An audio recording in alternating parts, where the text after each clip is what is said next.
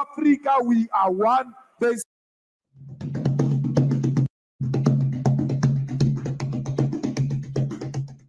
Africa, we are one. There's no one who must be allowed to divide Africa. Our struggle is to liberate the whole of Africa. We want the resources of Africa to benefit the people of Africa and not the West and not the East and not those who come outside Africa. Let us go and help Africans to get their land, to get their minerals and use their minerals for the survival of African continent. Any African, a Nigerian, a Ghanaian, all over,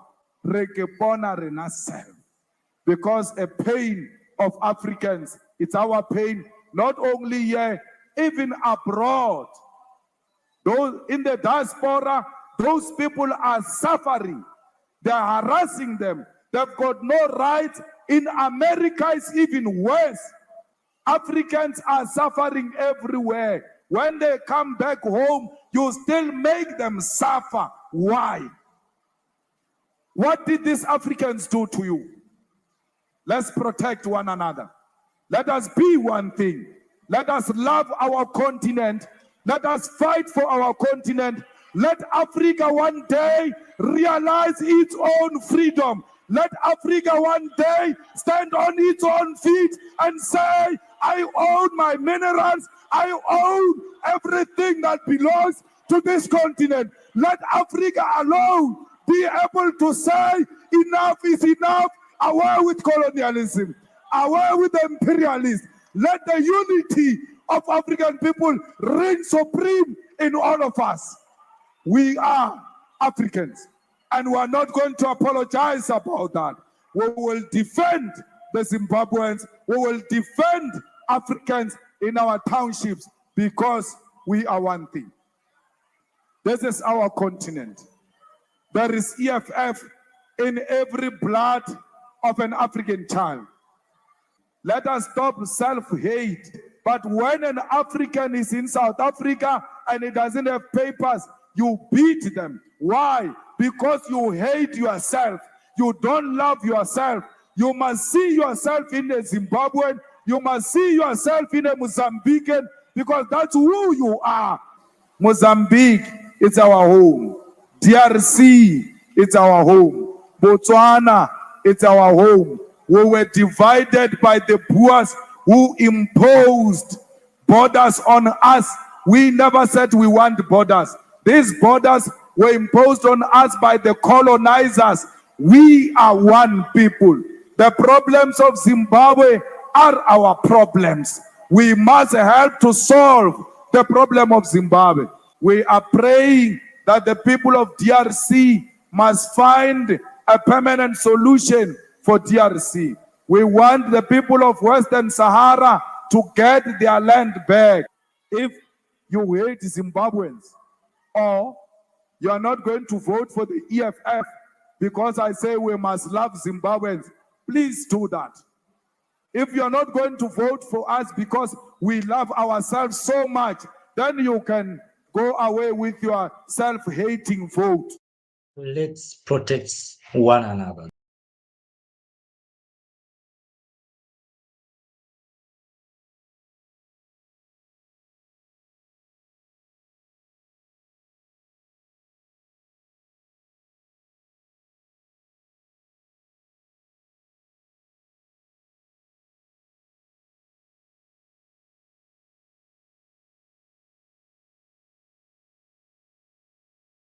Not only interested in extracting resources, we want to... And please do me a favor, share the video to reach to every African out there. Let them know this, that Europeans are ready to take over their continent and they should wake up. Watch the video. We're not only interested in extracting resources, we want to partner with you to create local value chains, to create good jobs here in Africa. We want to share European technology with you. We want to invest in skills for local workers. This is crucial for the young people, because the stronger you are as suppliers, the more Europe will diversify supply chains towards Africa, and the more we both will de-risk our economies. It's a clear win-win. The benefits of expanding Africa's clean energy sector would be massive. By speeding up the transition to solar and wind power, energy sector jobs in Africa could double in a few years. And Africa could produce enough clean energy not only to power up your continent, but also to export abroad. Climate action can be one of the main drivers of Africa's growth. That is the she is the Councillor of European Union, and they are ready to take over Africa. If Africans are not ready to take over Africa by themselves, Europeans are ready to take over Africa from you. What do they say? EU says, we are not only interested in extracting resources, we want to partner with Africa to create local value chains. Once, I will explain that part to you. The European Union Council should understand this, that we are not ready for any vanity peoples anymore. We are ready to conquer all the vanity peoples, the vanity Europeans, the vanity Americans, the vanity UK citizens. We are not ready to accept any or tolerate any rubbish from any EU Parliament member or any EU Council or any EU Prime Minister. That is the fact. For EU to say we are not only interested in extracting resources, the resources of Africa, they are not only interested in stealing your resources, Africa. Understand that. That is the fact. That is what they are hiding from you. And if you have seen, so many of your African leaders, the foolish African leaders, are sitting there listening to her. Do you know one thing? Before I will go into this topic, I will tell you about your African leaders. African leaders are sitting there. You see, when European Union want to take over Africa, they send a woman. They know African leaders are in need of a woman, a young white lady, or an old white lady, slim white lady. That's why they send the European Council as a woman to go and fake or fool the African leaders and see, gather them together. A lot of the African leaders are sitting there. They are not watching, or they are not listening to what the woman is saying. They are just watching the woman, thinking, how can I get this woman in my bed? I am telling you the fact. A lot of the African leaders there in African Union watching that woman speaking, uttering that rubbish from her mouth to African leaders, and they are still sitting listening to her. When she said, we are not only interested in extracting African resources, that means they are not only interested in stealing your African resources. We want to partner with Africa to create local value chains. No, they want to partner with Africa because Africa has something that they don't have. To create jobs here in Africa. No, to create something for Africans that will destroy the African youth generation. I am the one who is answering right now the European Union Council for the speeches she made in Africa to African leaders. Since African leaders couldn't reply her, then I will emphasize her words to you, the Africans. She said again, we want to share European technology with Africa. With Africa where? Since when the European Union is ready to share their technologies with Africa? Because right now they don't have Russia anymore to help them. Because right now they are broke, they don't have no gas. Because right now they are broke, life is difficult for them. So right now, since they know that they have no place, they have no hope in anywhere except Africa. So they are going there to fool you, the African leaders, that Europe is ready to share their technology with Africa. They are not ready to share any technology with Africa. Let's go to another words from the Council of European Union. She said again, we want to invest in skills for local workers. So it's right now, you know, all these things that you have to invest. We don't need your investments in Africa to invest in our local workers. We don't need it. We can invest by ourselves on our local workers. The only thing is we want European Union out of Africa and we don't want to see them anymore. But that is the only place that European Union is not understanding.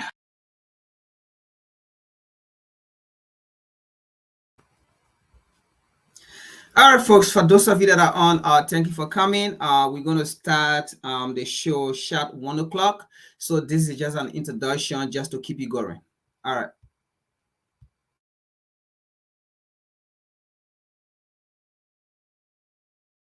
And European prime ministers are not understanding. We don't need no help from Europe. We don't need no help from Africa, America.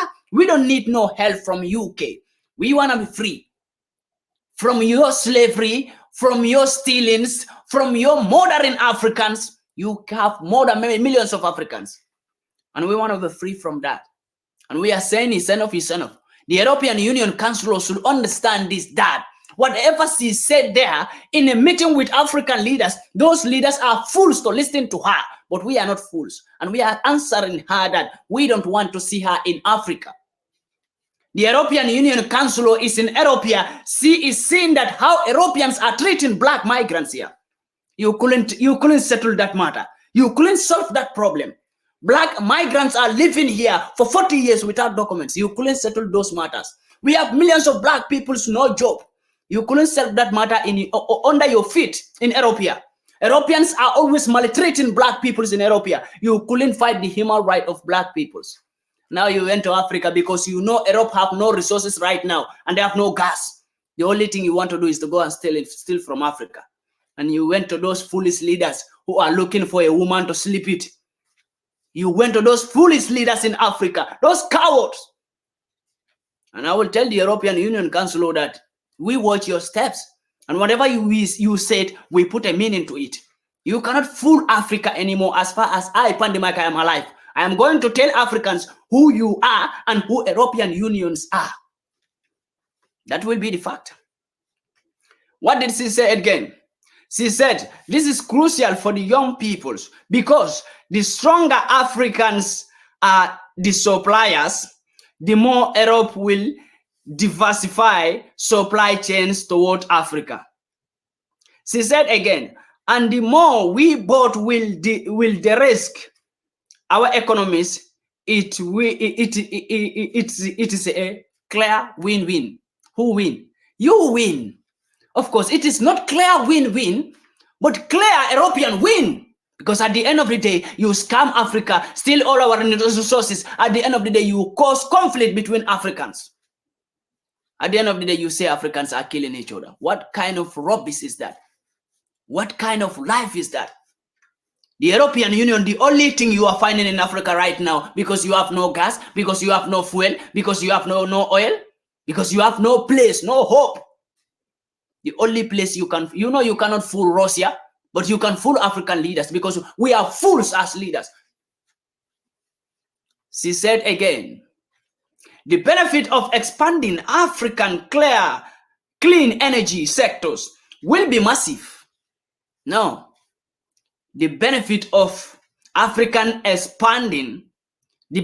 expanding African clean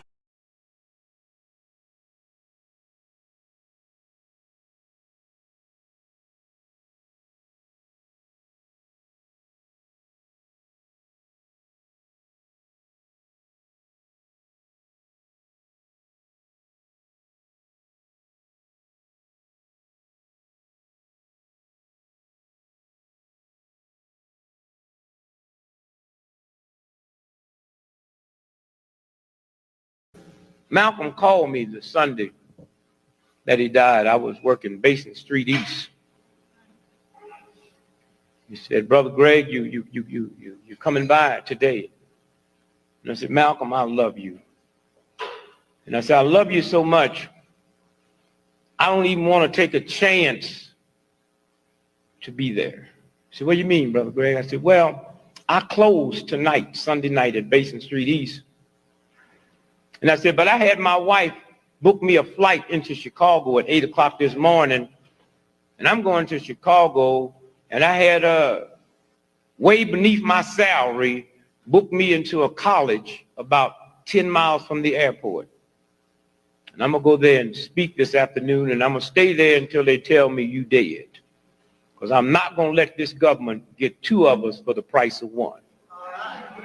And I'm going to call Adam Clayton Powell when I finish talking to you and beg him not to come there. Because today the United States government gonna get you. Okay. And I'm not gonna be there. I love you. I don't even want to take a chance of my heart changing. So I went to Chicago. And when they came and they told me Malcolm's been killed today, I got back on the plane and came back here. Malcolm was killed because of another brother named DePinto. A lot of people thought he was African, but he was East Indian. He was born in Nairobi.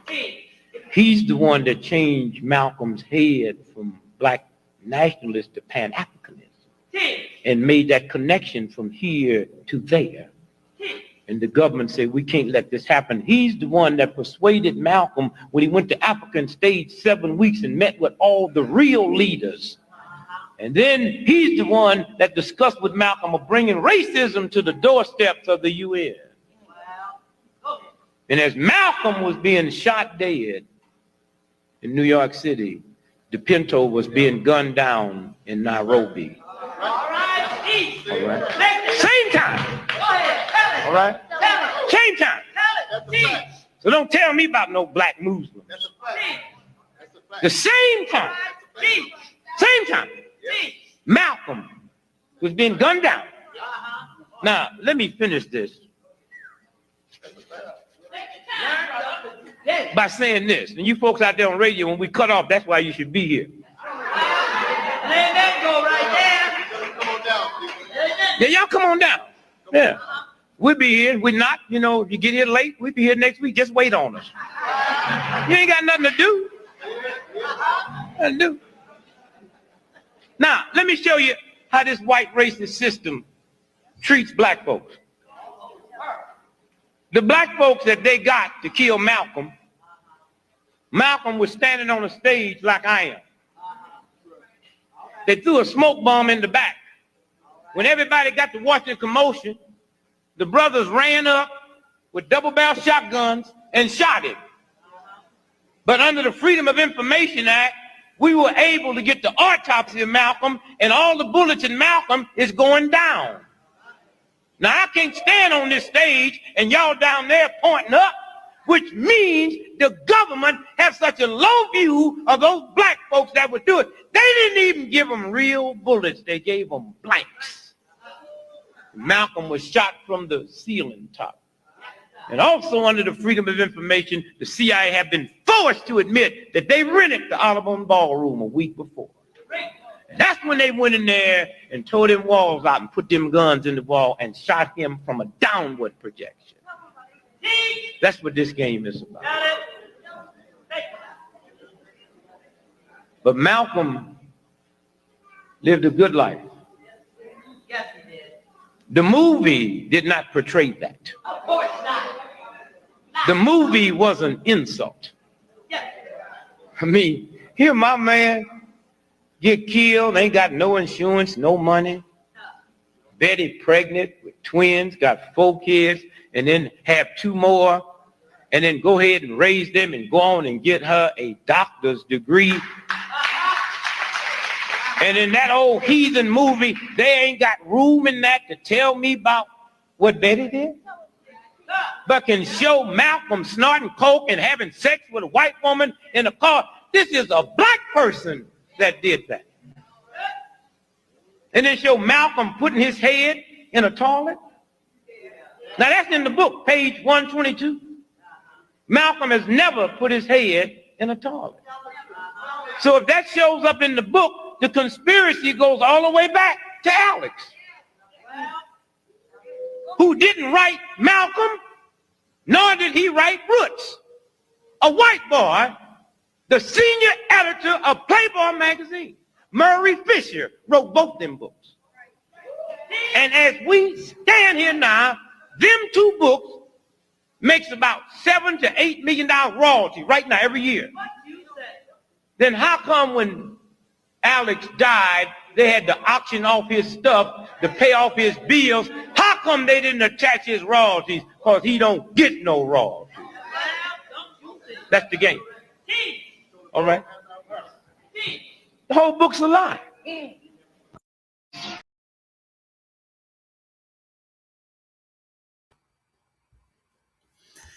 All right, folks, welcome back this morning. I'm saying this morning, I'm still thinking about Friday. All right, okay. So welcome back again today for today's broadcast.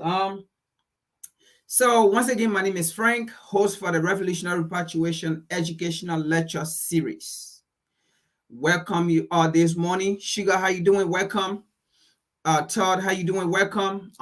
Everybody, welcome. Welcome. I hope you guys are doing good. So today's topic, it says reasons Africa need to redefine its relationship with the Western world.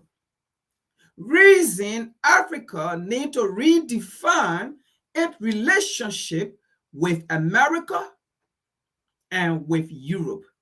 When we say the Western world, those are the people, those are the words we are talking about. All right? We are just saying the imperialist and the enslaver and the neo-colonialist. We are just saying the oppressor, Europe and America specifically. In addition, Asia. Those are the people we are talking about. Now, again, when we say Africa, there's a distinction right now. Not division, but distinction. When we say Africa, we are not talking about ECOWAS, and we are not talking about AU. Because those two entities do not represent Africa. So when we say Africa should redefine its relationship with America and Europe, we are not talking about the so-called ECOWAS and the so-called AU. We are talking about the masses of Africans. We are not talking about any African entity that does not recognize or represent the African interest. African entity that recognize Europe and America interest, we are not talking about them because they don't represent us. They represent America and Europe. So when we are saying Africa should redefine its relationship with the Western world or with America or Europe, we are also talking about Africa should redefine its relationship with ECOWAS and AU. That is, there should be in no way that the African masses should take their situation or their problem to ECOWAS. There should be no way, in any circumstances, Africans should take their problem to AU. Because ECOWAS and AU, they are neo-colonialists. They are infiltrators. They are there to infiltrate. They are there to get information to take it to their colonial master. Africa and AU does not represent Africans, but it represents Europe and America. They don't represent African interests. So we cannot take our situation to ECOWAS and to AU and thinking that our situation is going to be solved, or thinking that these two entities will come in any meetings or in any group to represent African people. Now, let's get into what we are here for. So we want to make that distinction before we go into what we are here for, because we don't want for our people who don't understand. We don't want for our people who don't understand liberation, who don't understand what we stand for, because many of our people out there don't understand what we stand for. So when we say Africans or Africa should redefine its relationship with the West or with America and Europe, they will be thinking we are talking about ECOWAS and AU. No. As a matter of fact, when we are discussing African situation, AU is not welcome and ECOWAS is not welcome, because we have seen it. Now, let's go to the G20. They said G20 welcome African Union as permanent member. You see how laughable it is? You see how laughable it is? G20 welcome African Union as permanent member. How laughable. After we have seen, after they have seen, after Africa have been a puppet to them, after they trust Africa, we don't trust Africa. They trust Africa, and that's the reason they made Africa as a permanent member, because they trust AU. They trust AU, that AU, anything they tell AU to do on their behalf, in their interest, it shall be done. But anything Africans tell AU to do in the interest of Africans, it shall not be done.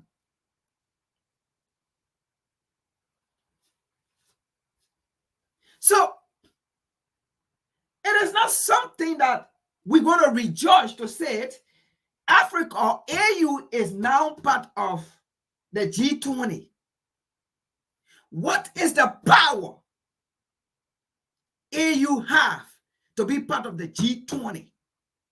Is it a power for African people, or it is a power to dehumanize African people? What is the power of AU into the G20? Is it a power to go against Africans or for Africans? If you ask me, I would say against Africans. Yes, we have seen it, because AU just put sanction on Niger, but AU did not put sanction on Gabon. Yes, we have seen it. AU hated Guinea. AU did not hate Gabon. AU hated Mali. AU did not hate Gabon. Why? Because the nation of the G20, some of the nation of the G20 told AU to hate Guinea, to hate Mali, to hate Niger, and to put sanction on Niger. It was nation of the G20 that told AU Niger should be turned over to military, to civilian government. But how come the same Western nation did not tell AU that Gabon should be turned over to civilian government? Why AU did not question Gabon when military government were reinstilled? Why AU did not question Gabon? So AU don't represent Africans. AU represent Europe and America. AU is a sellout. And henceforth, AU is no longer welcome on the African continent by Africans.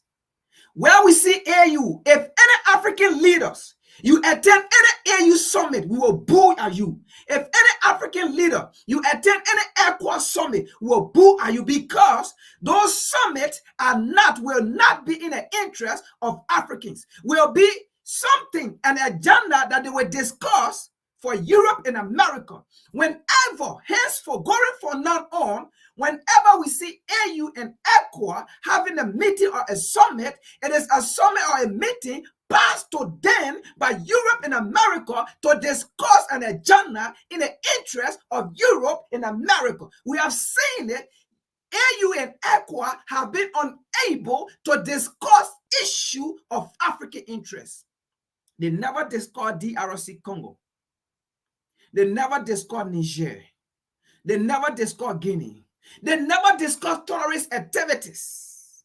The only time they discuss it when Europe and America summoned them. And that's how, a few weeks ago, they were in Spain, because they summoned them there. Because there is no building in Africa to host ECOWAS or AU. They only have buildings in Europe or in America. There is no space in Africa, but they got space in America and Europe for this, how do you call it, for these organizations to go discuss African problem in another land. Let's continue here. Let's see something here.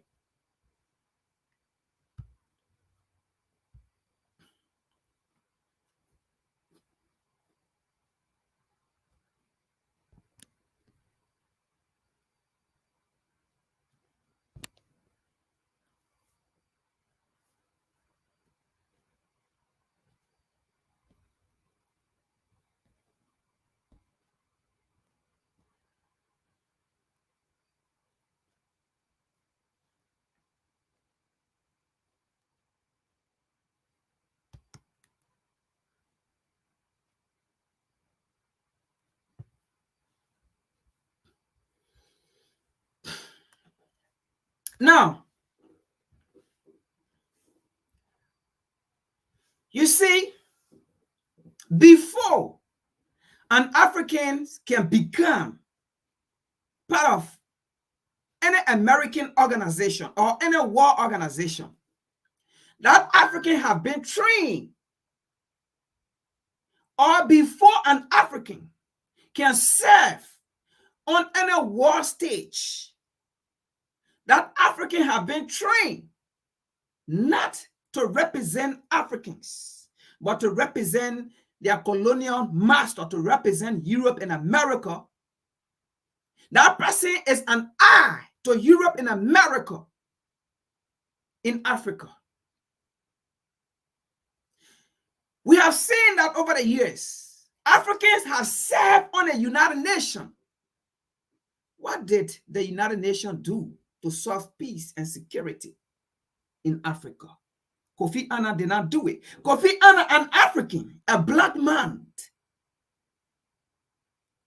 It did not happen. There was still war, there was still chaos, there was still conflict, there was still issues sponsored by the same colonialists. We have people like Leonard Thomas Greenfields, right? But they never speak for Africa.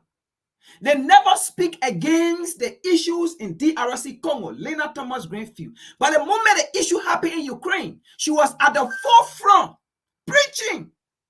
And even when African people began to question, how come the direction, how come analysis focus on Ukraine, but not on Africa? When they began to ask or question the United Nations, Leonard Thomas Greenfield got angry. And she said they are going to take steps against Africa for asking the United Nations, for asking too much question, for doing comparison with Ukraine and Africa. She was at the forefront of punishing Africa. So we cannot see a black person serving at the top and we rejoice. So we have to redefine our relationship with the Western world. Let's continue. Let's see something here that I want to bring up. So it says, G20 welcome African Union as permanent member. Now, let's see something here. We're not going to read the whole thing. The African Union become the second regional grouping to be admitted to the group of 20 leading industrialized and developing nations as a full permanent member. India Prime Minister Modi announced Saturday at the start of the two-day G20 Leader Summit in Delhi. The widely anticipated move underscores India's wide-ranging agenda to evaluate the global multilateral forum, focused on the global south in its presidency of the G20. This year, the 55 member bloc of African nations. The 55-member bloc of African nations joined the European Union. This is what I want to focus, right? Joined the European Union as UNE, the second regional organization to become a permanent member of the G20. Now, from what all we have seen recently, don't even go back in history, all right? Let's just take it from present day.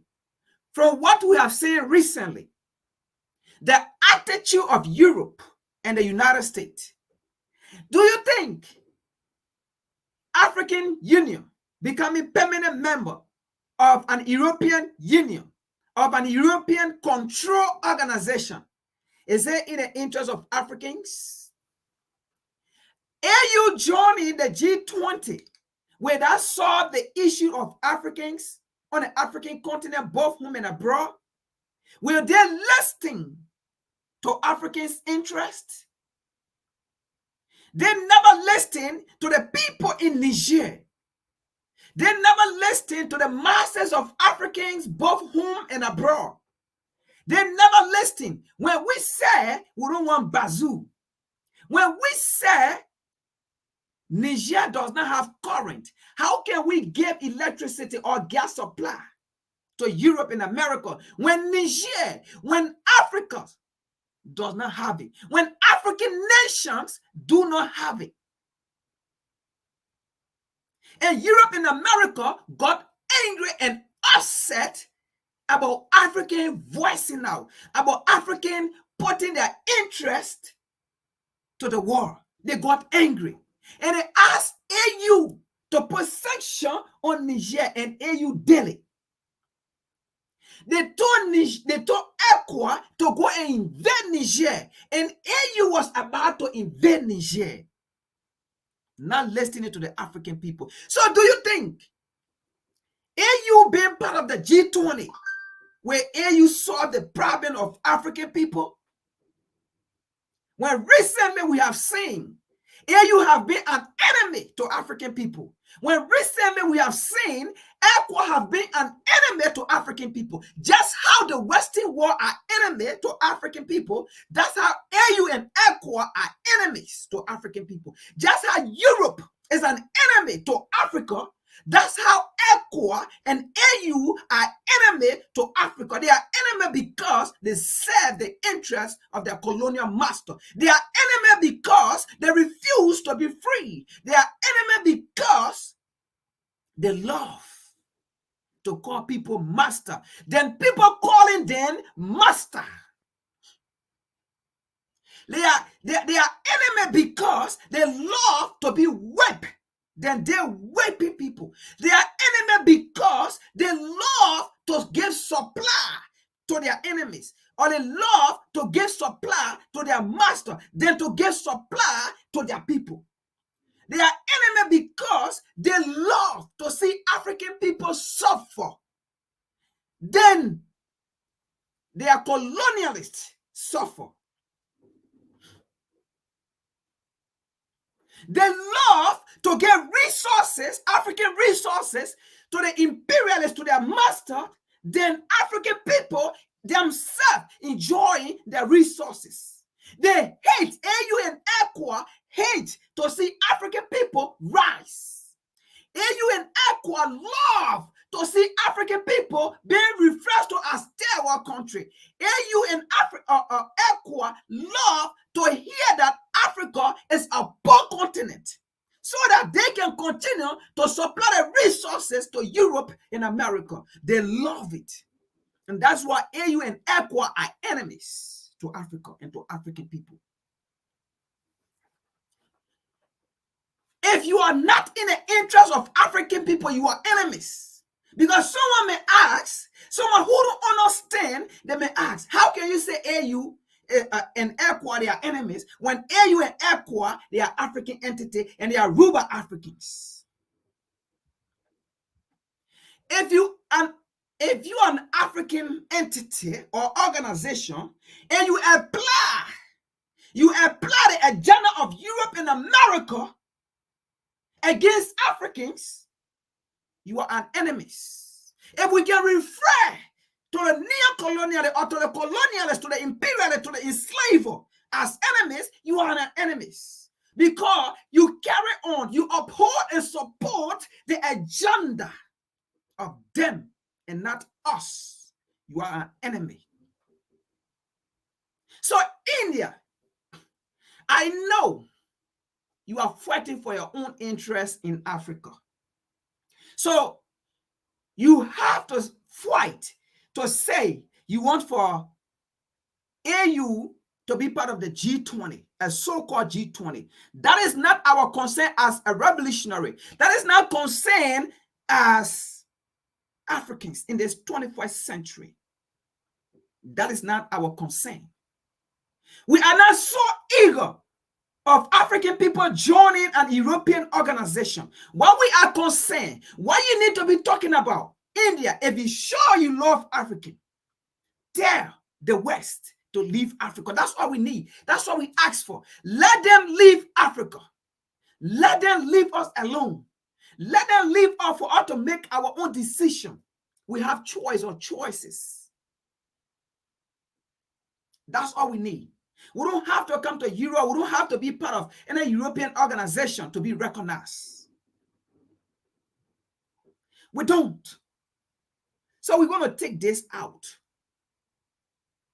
So we want to remind AU, you are not a representative of the African continent. You are not. We take that privilege from you.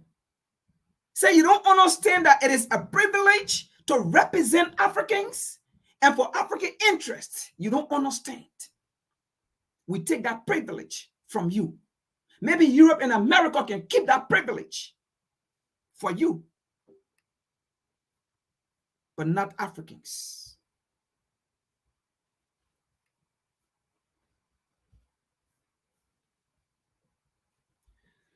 Let's look at the next one here. Now, let's look at the G20 again. Inside the G20, so let's dig a little bit deeper. This is a revolutionary repatriation educational lecture series. You know, we don't want to come here to just talk or to just speak. So we want to bring things out for our people to see. And that's how sometimes we go 2 hours, 3 hours, 4 hours. Because we really want for our people to understand. Because you see, Africans, the only time African can believe another Africans is you have to talk. You have to bring evidence. You have to bring this before they can even try to believe you a little bit. Before they get any 1%. But the colonizer will come to African without no evidence, without no article, no video, nothing. They will come and stand and talk for 1 or 2 minutes. And African people will believe everything that colonizer says. But when we come, we repeat the same thing. They will not believe us. When we come, we take 1 or 2 minutes. They say 1 minute that they gave to the colonizer, that they recognize the colonizer, right? And they accept the colonizer. We take the same 1 minute. In fact, that 1 minute will be too much for them. That's the thing. And that's how sometimes it takes us long time on this platform because we really want for people to understand. So let's go back to the G20. Now, they welcome Africa, right? Let's go back again to the G20. They say Africa is a permanent member. Now, and I just told you, Africa being a permanent member, or AU, not even Africa, but AU being a permanent member, because AU does not represent Africa. All right, period. So AU being a permanent member of the G20, I just told you it's not in Africa interest, right? It's in Europe and America interest, right? Now, I want to prove that again because let's see something here. Let's see something. From their own mouth, All right? From their own self. Let's see this. Who AU will represent, or who AU represent, okay, in our G20? Who AU going to represent? Watch this.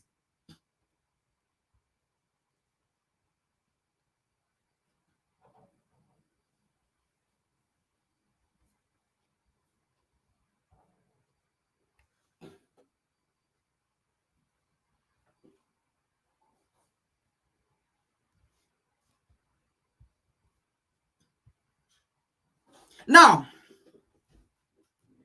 watch this, okay? Watch this. We stay on the same G20, right? Now it says, now we discussed the first part, right? Africa now part, right? Now watch this. Inside the G20, scramble to get concessions on the war in Ukraine. Now, I just told you, right, how things are being viewed and looked at different when it is in the interest of Europe and America, or when it's in the interest of the white man versus the black man. All right? Now, look at this. Look at something right here.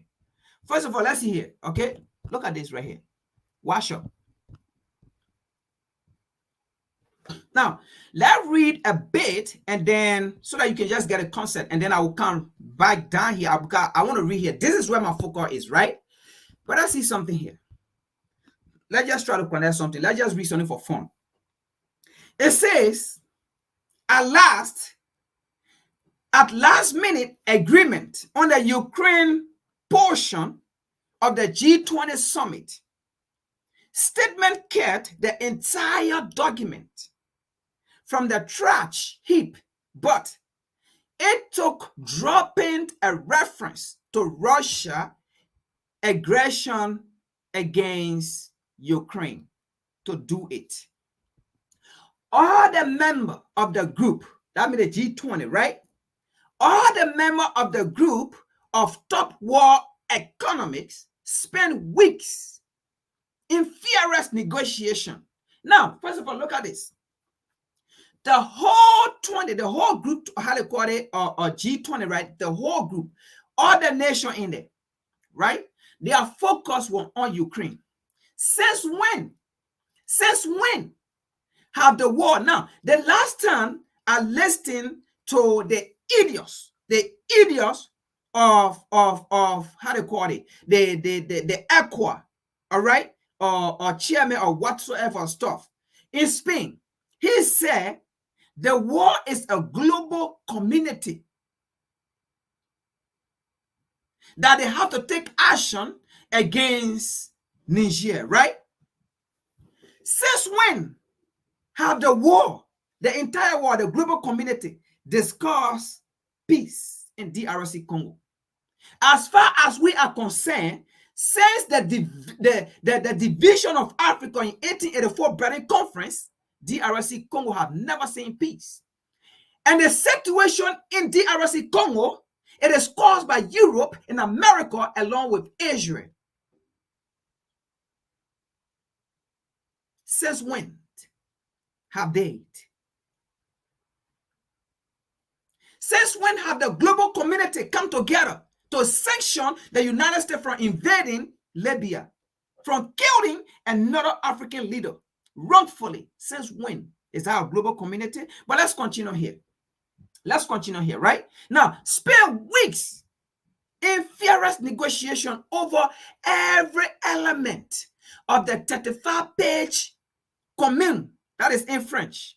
The greatest, listen to this, the greatest sticking point was that to say about the war raging in Eastern Europe.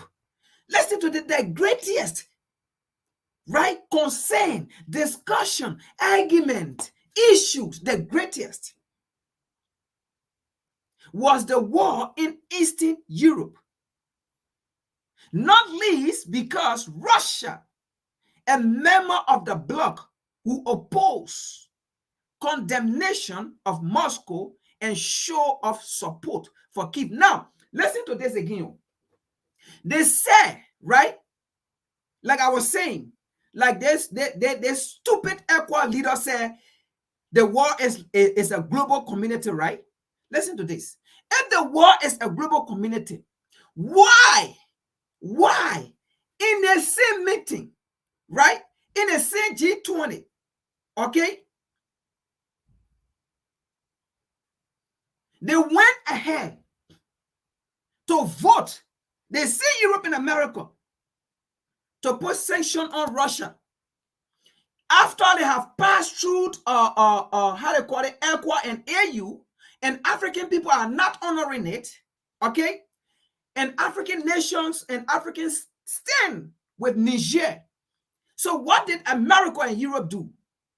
They went, they sat down in meeting along with the other world leader with UN to make it official, because if they make it official along with UN, that means nations that recognize with Niger, even the Guinea, the Mali, they all will fall back. Because if they go there to partner with Niger, that means they are going against UN, and UN will not have to get in. And that's how Europe and America, because they have tried with the Nigerian army, or they have tried with their so-called ECOWAS army, it did not work, and it's not working. So they know if ECOWAS go there, ECOWAS will not have the most power to sustain that war to win, because ECOWAS will be going against nations, not just Niger.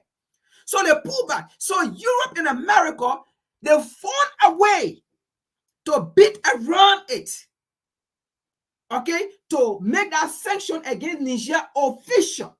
Because if they put sanction and they make it official, Algeria will not go in, because Algeria will not be violating the United Nations and United Nations Army. And when the United Nations Army coming, that means American Army coming, Europe, the whole NATO nation, they will come. So they will send their army acting as the United Nations Army to go and fight anybody.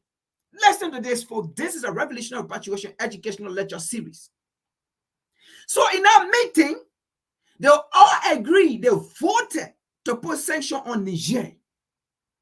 It was Russia who vetoed it. Russia vetoed it. And America got angry, Europe got angry that Russia have to veto it. Where are the African nations? Where is AU again? AU is not for Africa. ECOWAS is not for Africa. Russia vetoed it for sanction to go on Niger. And America and Europe, they got so pissed off. So let's see down here. Okay, there's a language. So what happened here? First of all, see this right here. All right. So let's read something here. Okay. So now they said that G20 remove its accusation against Russia. Now listen to this. Okay. The G20 removed its accusation against Russia in order to maintain unity on border concept of war and peace. So what it did here, right? They changed wordings around. Okay. Now, you see that saying that here, right? This is Joe Biden saying that in the corner here, right? So what it did, in order to get Africa or other war around, how to call it, along with them, right? They changed. So now they did not use invasion, because what happened here is Africa, to be specific, the Middle East, to be specific, and other areas of the world that America has wrongfully invaded, right? Or invaded, right?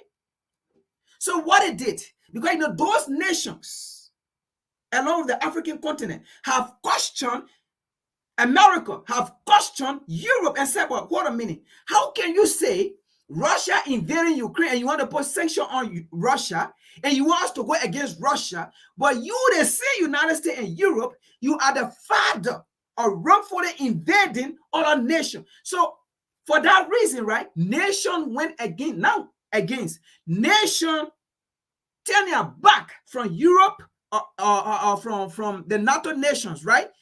And also the US, right?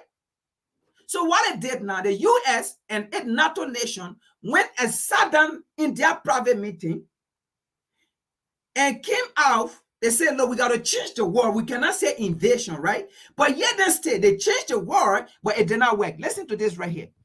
Now, this is where I want to come. All right. See what it says here. Now, they said Russia, which spent week offering alternative that wouldn't leave it isolated in a G20 club. G20 club. Now, first of all, you understand, G20 is a club. They said it, not me. It's a club for interest. It's like a society. It's like a court. It's like Illuminati. So AU being part of the G20, AU is just being part of the Illuminati. All right? You have to do what the group member want. Okay? And the G20, do they want anything good for Africa? No, they don't. No, these people do not want anything good for Africa, the G20. So AU being part of them is a disaster, even though AU is not an entity for Africa, right? But listen to this now. Related offer key developing countries presented the formulation, right? Now, this is where I want you to get. So now they changed invasion. Russia invading Ukraine. They changed the language, right? They said in our meeting, all countries should refrain.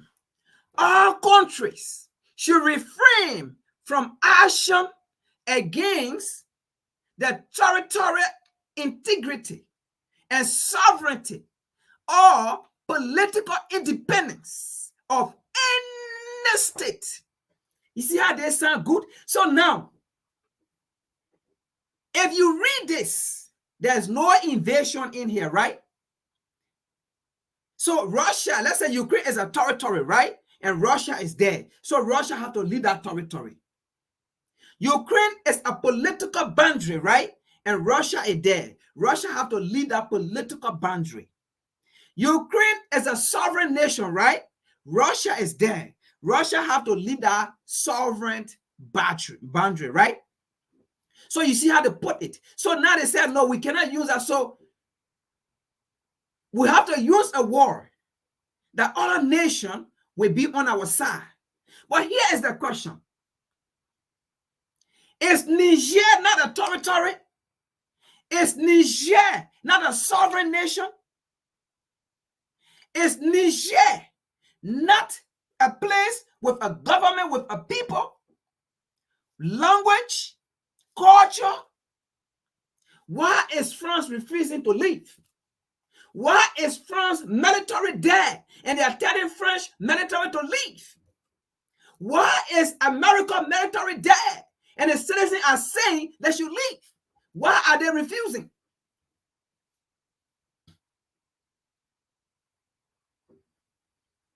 Why are they supporting terrorists on another nation, another sovereign nation against another sovereign nation? Why did America kill another sovereign leader, Gaddafi?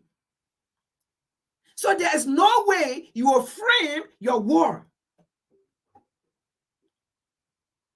All countries should reframe. Why is France not reframing from Niger? Why is America not reframing from Africa? Why is Africa not reframing from Africa? When we are telling you to leave, then why you get angry? Why is America and Europe fighting to put sanctions on Niger? You should reframe. Let the will of the people prevail. So refrain from any act of terrorism, to threatening the people, to put fear into the people, to create hardship for the people. Refrain from it.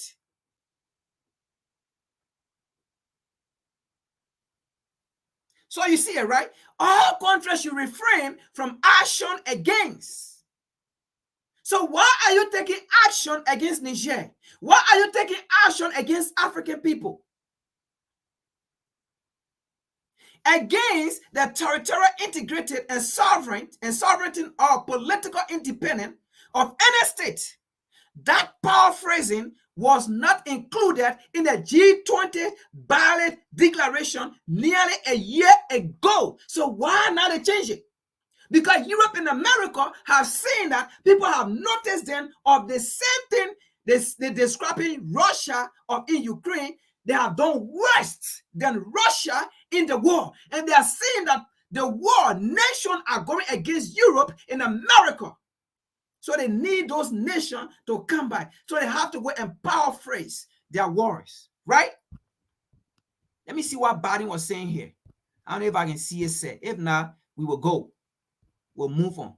But Biden made some kind of statement here, about the war they frame. Okay.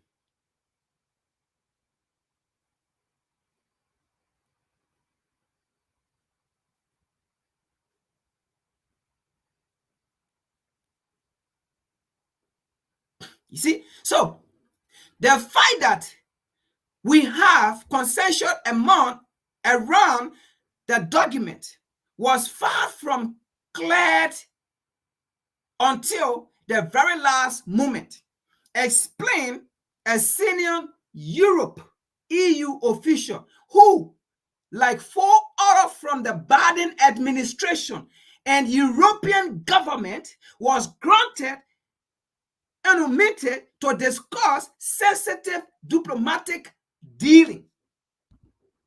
So we take this from here. Let me take this out.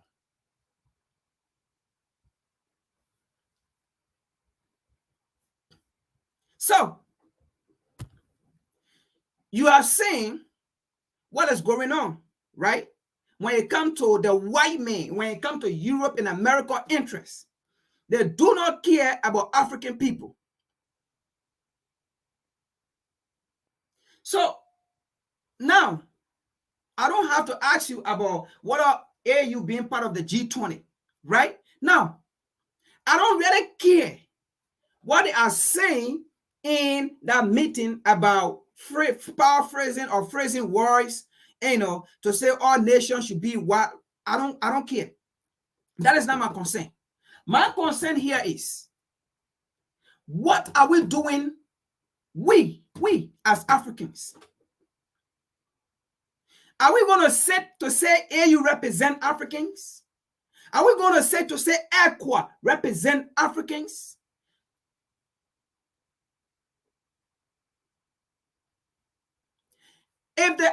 Look, an organization founded by African does not represent African. Do you think European organization will represent African? Do you think UN will represent Africans? Who control UN? Europe and America. If Europe and America control UN, who control ECWA and AU? Europe and America control ECWA and AU. Now the question becomes, is AU and ECWA in the interest of Africans? I will sit down here and knock my chest and say no. Now, an African organization, if it is not in the interest of Africans, and these organizations are controlled by Europe and America, and these organizations are not in the interest of Africans, but in the interest of serving Europe and America, do you think UN, controlled by Europe and America again, will serve the interest of Africans? If the answer is no, is it reasonable? Is it reasonable for African leaders to come to the UN? Now, do you understand what I say? Africans should redefine its relationship with the Western world. That is not only in business, but even in dialogue. We should redefine our interests. We should redefine our relationship. even with dialogue. And then before even coming to interest. Because Europe and America will never have African people interest. That may be a harsh war, right? But let history tell us. Let current event tell us. So when we say Europe and America cannot and will never be in the interest of African people, we are not saying it out of hate. We are saying it based on evidence, based on their behavior, their attitude. Even as we stay exposed them, they don't care. Even as we stay express our anger, they don't care. In fact, as we express our anger, that's the time they even go beyond to do even worse.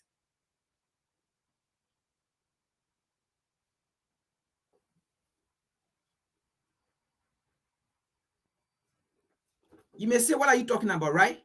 Let's see something here. Let's see the next page.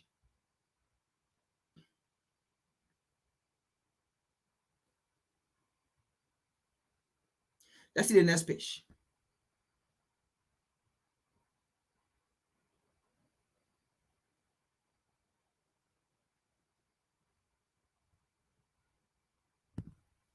Let's see the next page here.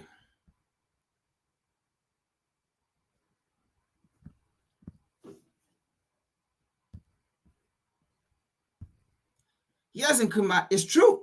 There's only deepen or deeper the exploitation of Africa. Exactly. Exactly. AU becoming part of the G20 or the G7. You know what? It is an easy access for Europe and America. It is an easy access for Europe and America to continue their exploitation, to continue the dehumanization of Africans and the African continent, to continue making Africa a deplorable continent.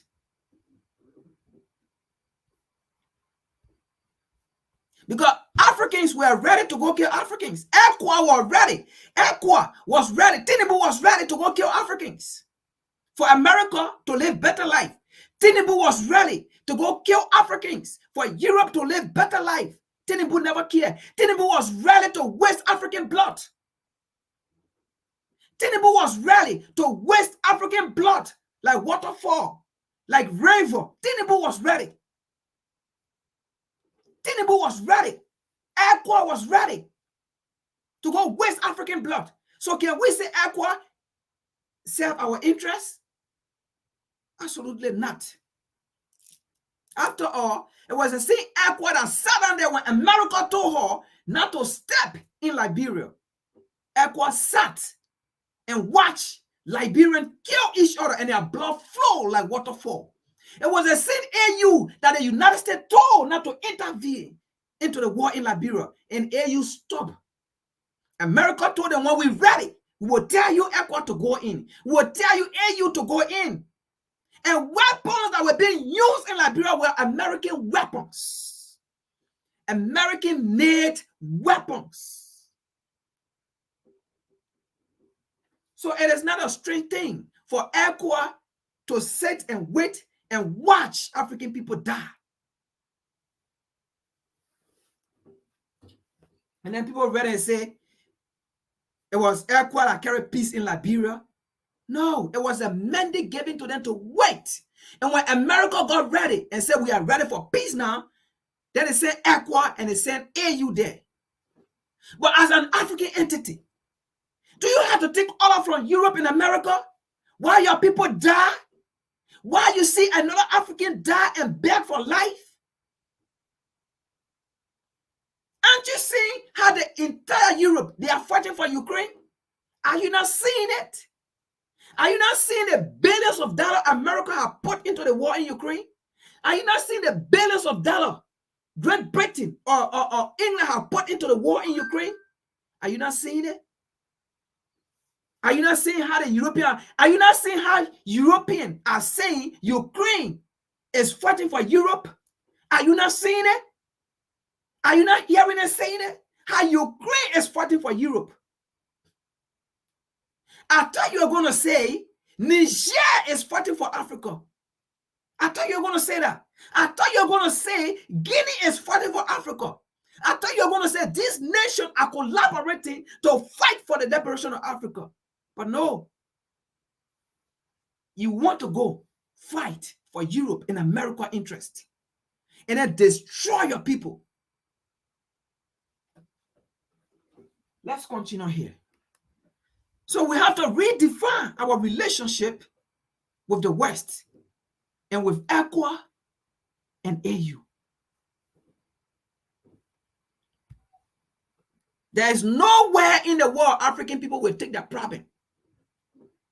Even UN will not solve your problem. Nowhere. Nobody.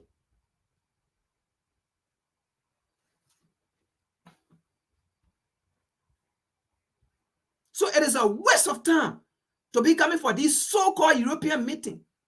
It is a waste of African resources.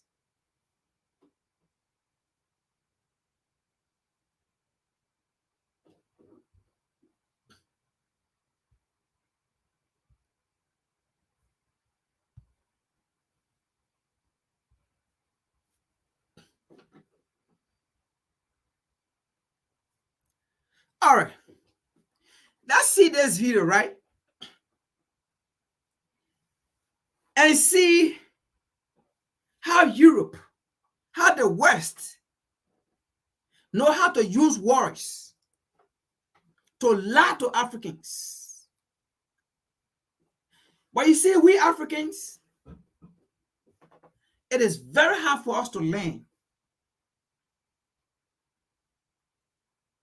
We keep going through captivity with Europe and America. We keep going through captivity. But after one captivity, they say Europe and America will come with another sweet wars. We have gone through so many captivities. I don't know if you want me to name some. We went through religious captivity. When they came on the African continent, they told us our way of life, our spirituality were inferiors. We're against the way of life. That was another captivity. And they said their religion, their way of life was the better one. They said our way of life will not take us to the so-called heaven. But their way of life, their belief will take us to the so-called heaven. That was another captivity. Because you know what? You lost your identity. Religion, spiritual, is a form of identity. It's a form of communication to the universe. We lost it. And now we have to find ourselves back, how to reconnect ourselves to the universe. We have to reconnect ourselves to the world. We went through that captivity. They lied to us. But what have their religion done to us? It dehumanized us. That was a form of captivity. Bondage. It put you in a bondage. Slavery, captivity. Colonization, captivity. Neo-colonialist, captivities. Democracy, Western democracy, another form of captivities. We believe in it. What have Western democracy done for any African nation? Name me one nation in the world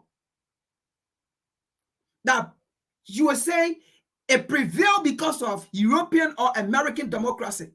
There is no nation in Africa that can boast of a democracy to say it is Europe and America that gave us democracy. Another bondage. Name me a nation in Africa that have constant election, that have peace. Name me a nation in Africa that have constant election, that have democracy. Because they told us constant election means democracy. But Pombia in Cameroon, they have constant election. Do they have democracy?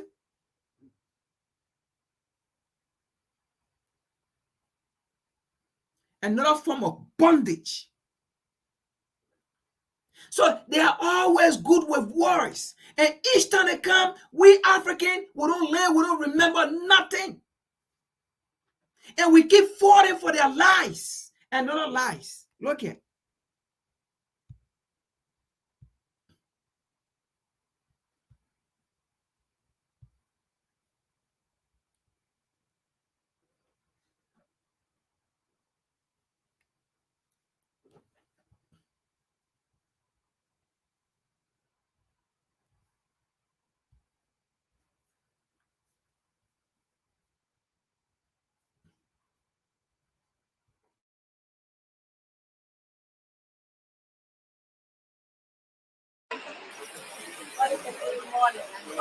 We're not only interested in extracting resources. We want to partner with you to create local value chains, to create good jobs here in Africa. Really? We want to share European technology with you.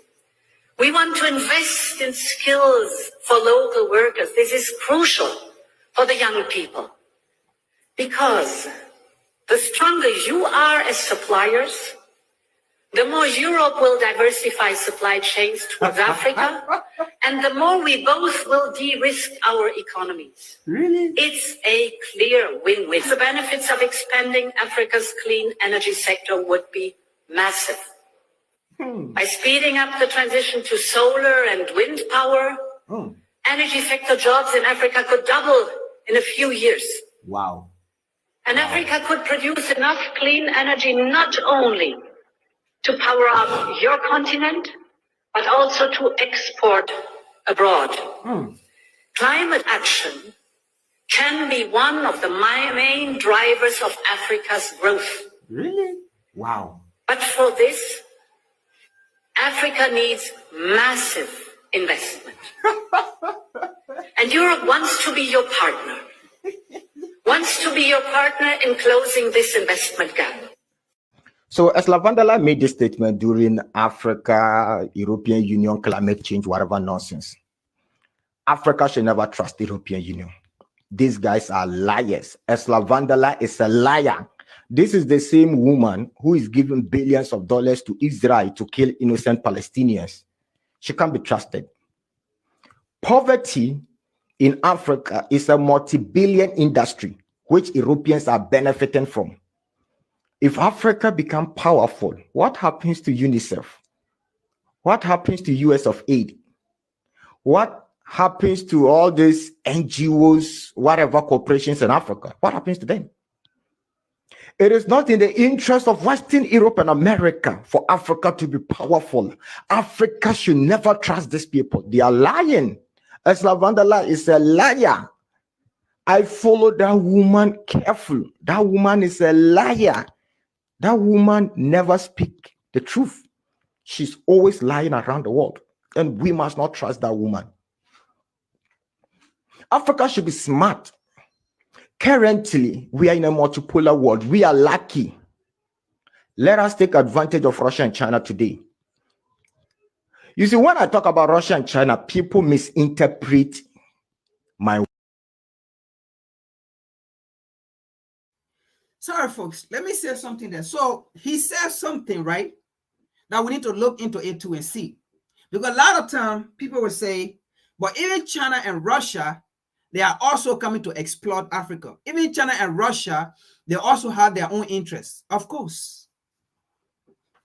Even Africa that have the resources, right? Africa still have interests when they are making business with Russia. Africa still have interest. Africa still have interest when they are making business with China. Africa still have interest. Absolutely. Absolutely.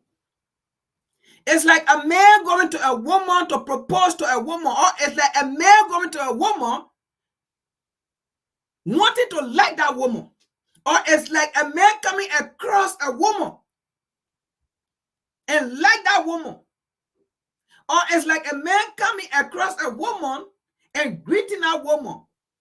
It's not just a greet. There's an interest. There's a reason you having a greet with that woman. If there's no interest, that woman will be ugly on your face. You will have, in fact, you'll be passing by that woman. You will not even want to greet. In fact, even if that woman tried to greet you, you will look at a woman like, excuse me, do I know you? And even the woman to do it. You will have no interest. In fact, you'll be telling that woman, I gotta go, I'm rushing somewhere, because you have no interest.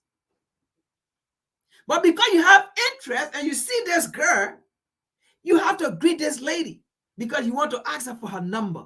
Now, by you asking this lady for a number, it's not just number you want. There's an interest beyond that number. So in every transaction, there's an interest. In every dialogue, there's an interest. In every meeting, there is an interest. Your interest of a woman is to have family, is to have relationship, is to have a woman in a home. Either you want to settle and you tired being playboy and you want to settle. There's an interest in everything. And a woman too into that relationship, there is an interest. If she does not have interest, she will never be with you. She will never find you attractive. So with the woman to have interest. She wants to live a better life. She needs a man that will protect her, that will represent her. She needs a man that will provide for her. There is interest. Even though she's coming to give you family, to give you children, she still have interest. Now, why am I using this scenario? Because again, like we said, a lot of time people will say, but Russia to have interest, China to have interest. They are no different from Europe and America. Let me say this first of all. If they have interest, that's fine. But what is African interest to China? And what is African interest to Russia? Let me make you one thing. Let me make this clear today. And this is a fact. If it was not because of Russia and China, I can tell you. But now, America and Europe have walked over Africa.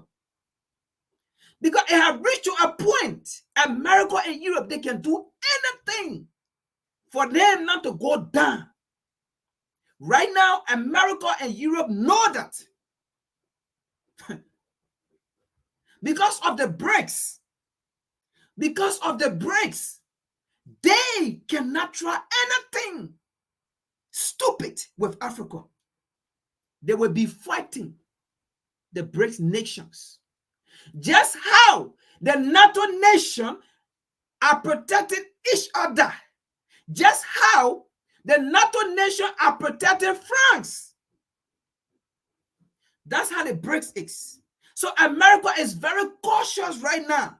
Europe, they are skeptical of doing anything.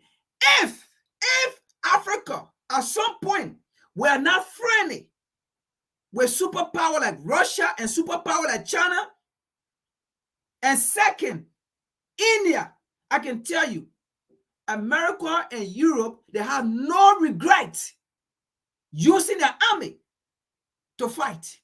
If they did it in the Middle East, who went there? Was American army? Was European army? Who went there? They would have done the same thing in Africa right now. So it is because of those superpower that America is skeptical. Europe, they are skeptical.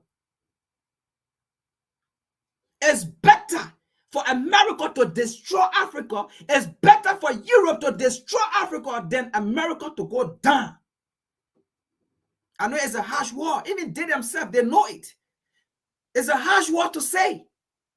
But it's better for Europe to destroy Africa, for Europe to go down. That's their plan. But their fear here is China interest is there. Russia interest is there. So if they try anything, they will not just be fighting African, they will be fighting China and Russia. And not only that, this nation also have their own supporter. South Korea will be coming in. Or let's say North Korea. And as far as we speak right now, North Korea is already with Niger. That is another superpower. So they are afraid. So when people are saying we should forgo China, we should forgo these people, no way, don't try it. You have to have a backup. It is these people that are backing us that I can tell you. America is so careful of taking decision. Why you think their military is in Africa? Do you think American military will be there stationed there? Do you think they're going to pay 110 million to build a drum and then just walk out? That's what they build a drum for. So that they will fight if Africa want to try anything. That's why we have to have superpower backing. Do you think if America and Europe really want to empower Africa, Africa have the manpower? Then by now, Africa should have got one of the strongest army in the world. But how will America make Africa to have a stronger army? They will not explore because if they try, we will fight them. So they are not coming to create a military or strong force for Africa. So they are angry that Russia is there to give a military support. They are angry that North Korea is there to give Africa a military support. They are angry that China is there to give Africa military support, technological support. They are angry. That is why we have to redefine our relationship with the West. Any nation that is happy of the demise of Africans, such nations should not be our friends in terms of business, in terms of partner. And that is Europe and America.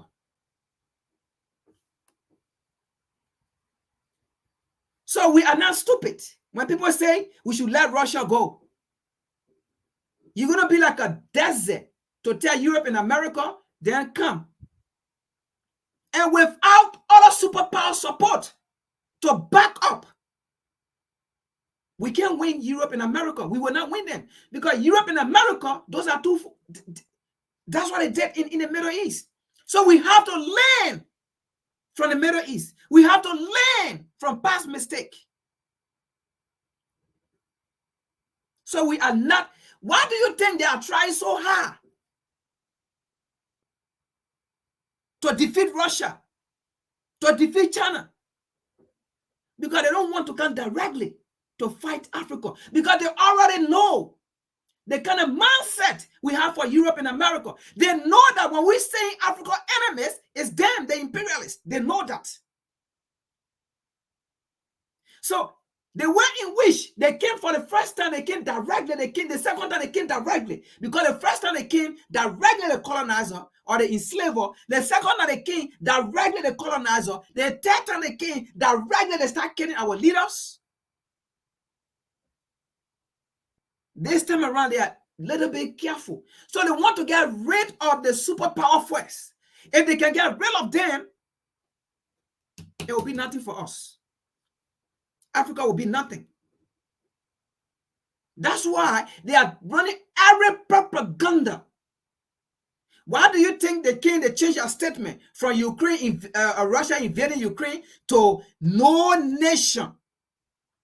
No nation should take any action against any territory, any political boundary, any independent state. But the entire Africa, they are independent. What is America and Europe doing in Africa, in an independent continent, in an independent nation? What are they doing there?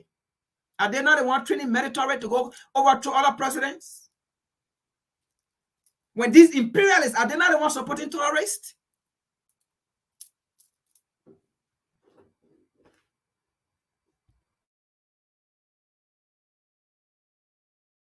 How can Europe come and sit down today and say they want to partner with Africa? Why did you not partner with Africa in the 1600, 1700, 1800, 1900, 20? 21, 22. Why did he not partner? Because 23, Africa have come to realize your games and then turning away from you. Now 23, because Africa is not telling the world that Africa is not a third world continent.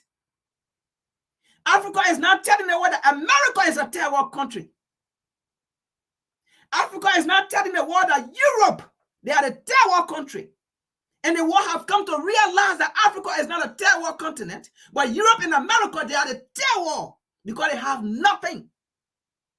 They feed off Africa. They are parasites. The world have come to realize that. So now you come here to say you want to partner with Africa, you want to create this. Why did you not create it? Over 500-600 years, why did you not create it?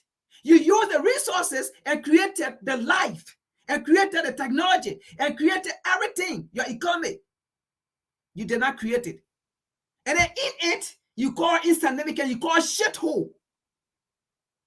So it is today that you think about the youth.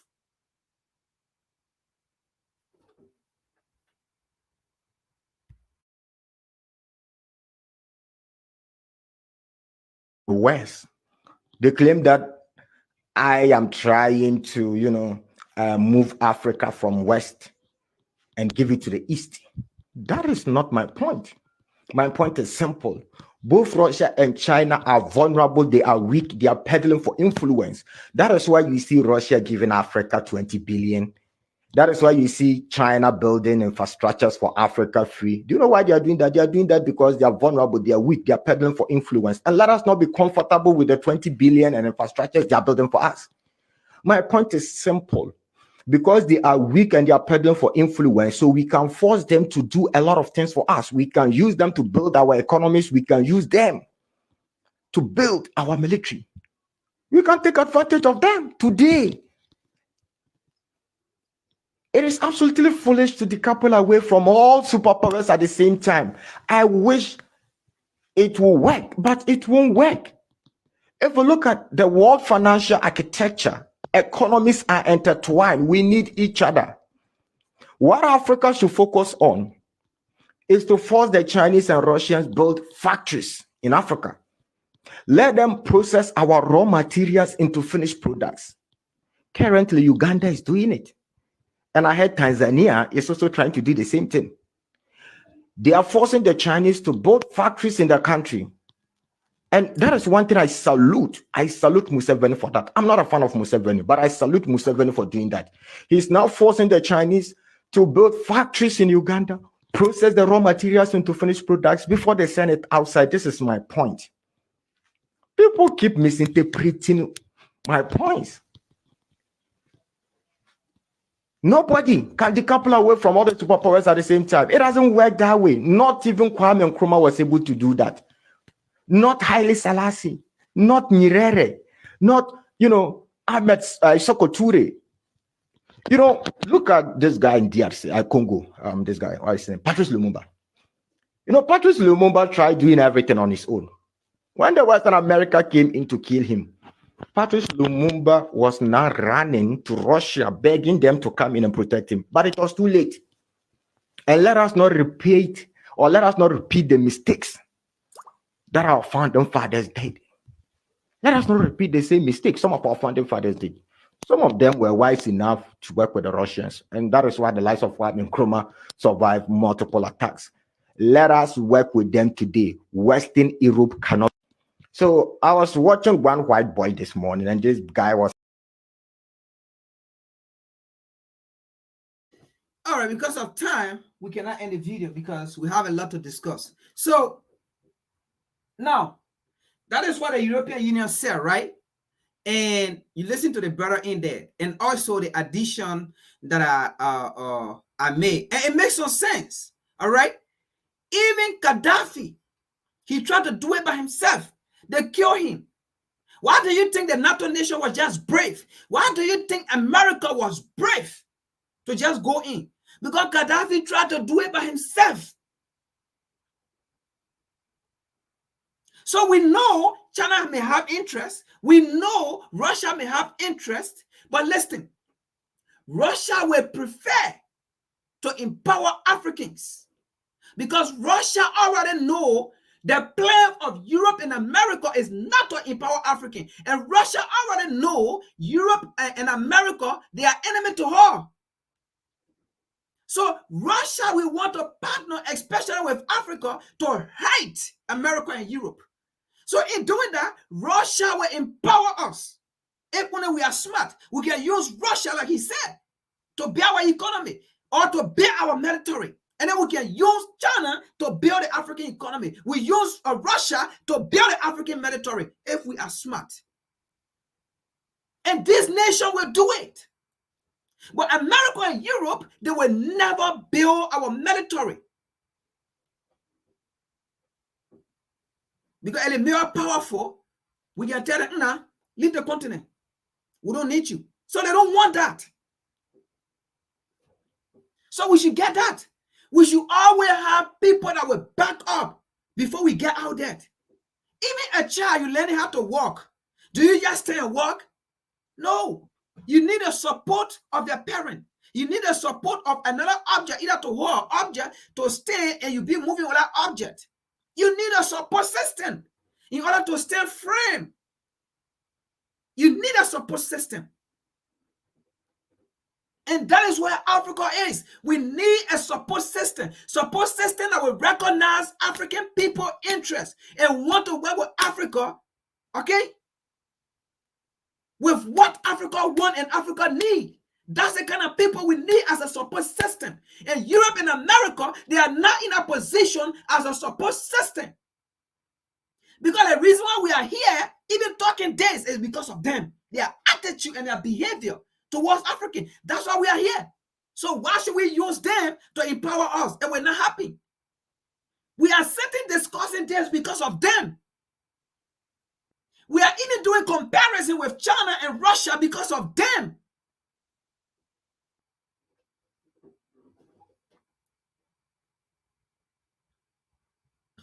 Let's see another one here.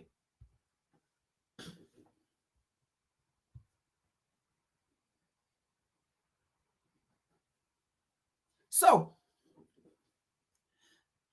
let's see another stuff here, okay? See something here quick. Let me put it out there before I even talk about it, what they are planning to do.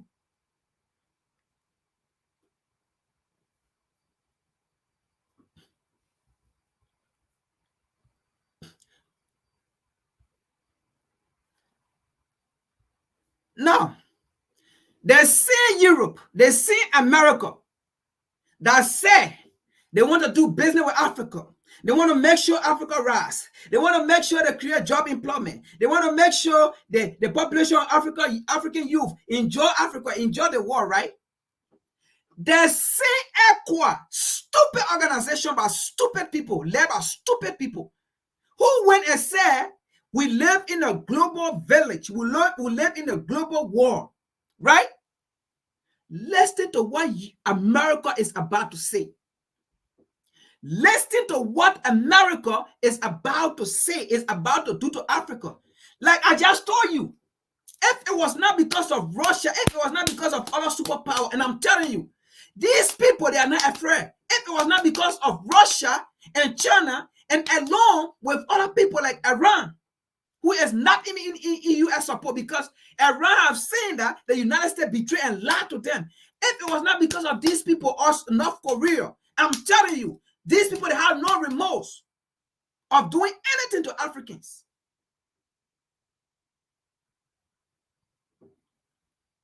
And it's because of those people that America and Europe have not yet taken action. Because if they take action, they will be fighting those people and they will not win it. Look at this right here.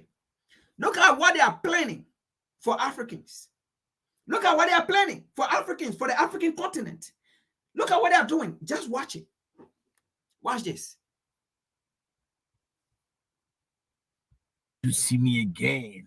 Yeah, I'm happy to see you. Thank you very much for stopping by. You very much appreciate it. We know you watch us from South Africa. Thank you. Thank you, Rwanda. I see you much from all over the world. I see you. Come on, just do it. You know, we already know.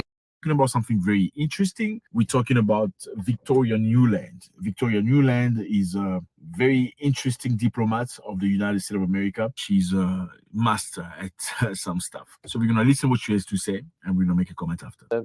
He's not, Russia is not crippled.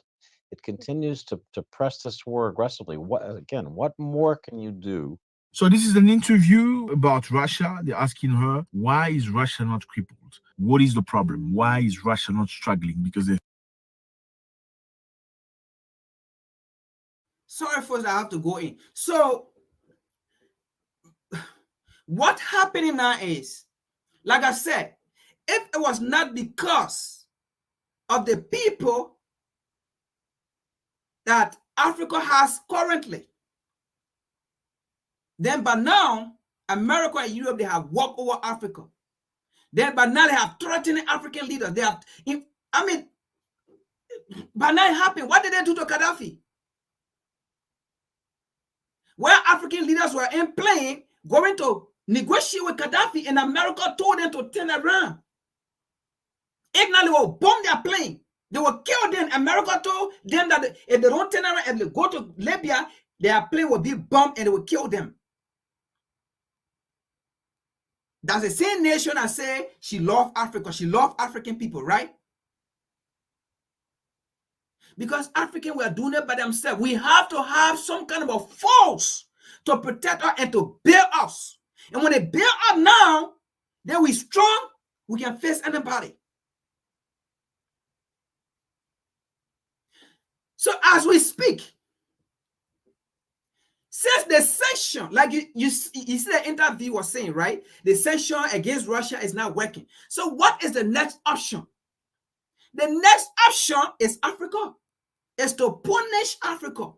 Because they feel that Africa is the problem. Africa is Africa is holding them down. And that's why Russia is not feeling it.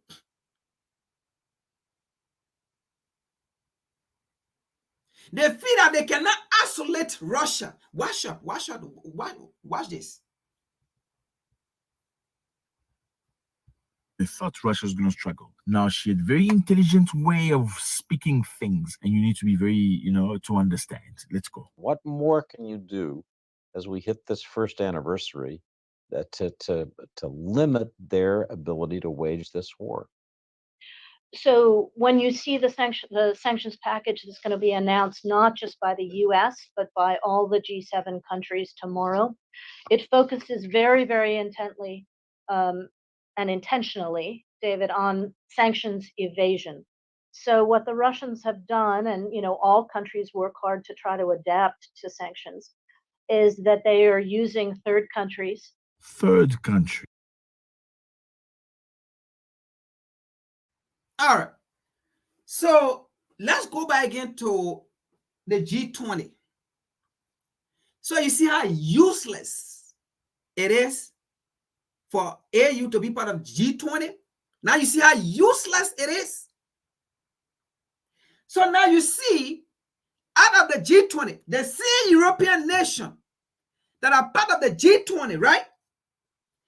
They also have the G7. So now you see the plan of the G7. And the G7, they are just all NATO nations. Now you see the plan of the G20, the G7. What did they say? So they are about to take sanction against African nation. And what she said tear war. How do you call it? Tear country, or tear country like that also, right? She did not say tear war, but she said tear country. You know what? You know what she said, tear country? If she used the word tear war, because that's how they have described Africans, tear war, like poor country, poverty country. So if she used the word tear war, we're going to get it. So she said tear nation. It is only African nations or the African continent they call tear nation. So now you see, the meeting of the G7 is to put sanction against African nations. So you see it. Because the sanction is not working on Russia. Russia is now collapsing. So now you understand what's going on here. The fight of US against Russia is not because it is in our interest, it is in African interest. The fight of US and Europe against Russia, it is against Africans. The fight of US and Europe against Russia is against Africans.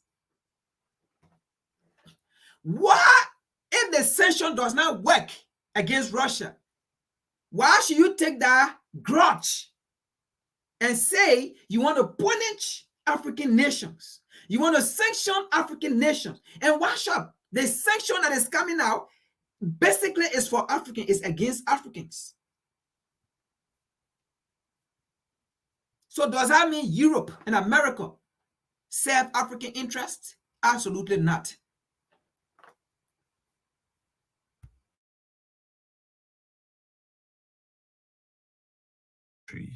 Interesting. Third country. To try to evade the sanctions we've put on. For example, they are importing. The homeless problem is getting worse. It's not getting better. Crime is getting worse. 1,000% more laptops, iPhones, dishwashers from third countries, not because they need to, work at home on their laptops, but so they can cannibalize this machinery to get the advanced chips that we have denied them so that they can make more rockets, etc. So this is. All right. So the chip, where do we get a chip from? The chip you use in your phone, the chip you use in your computer, where do you get it from? Africa. Where do you get the resources from?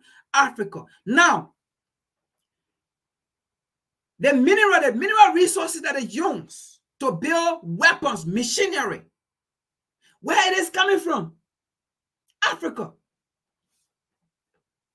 The mineral resources that is used to build nuclear weapon, where it is coming from?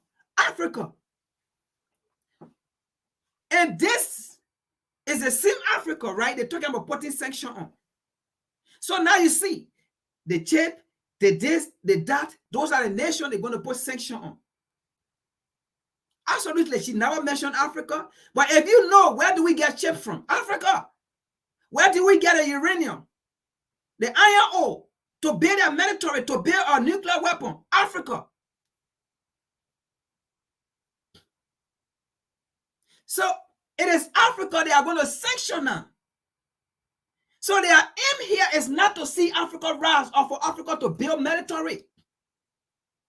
Because with Russia having a military technology and Africa having the resources, and Russia being in Africa or partnership with Africa, what is going to happen? With the military technology that Russia have, Africa going to build her army, her military in less than no time. Because we don't have to go explore any country for resources. We don't have to go beg any country for resources. We already have it. And when it comes to learning, Africans are so fast and smart in learning.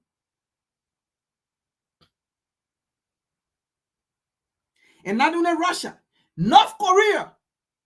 When you talk about weapons or nuclear, we don't need North Korea. We don't need North Korea nuclear weapon. Or no, we only need North Korea technology, military technology. That's all we need, and we build our weapons.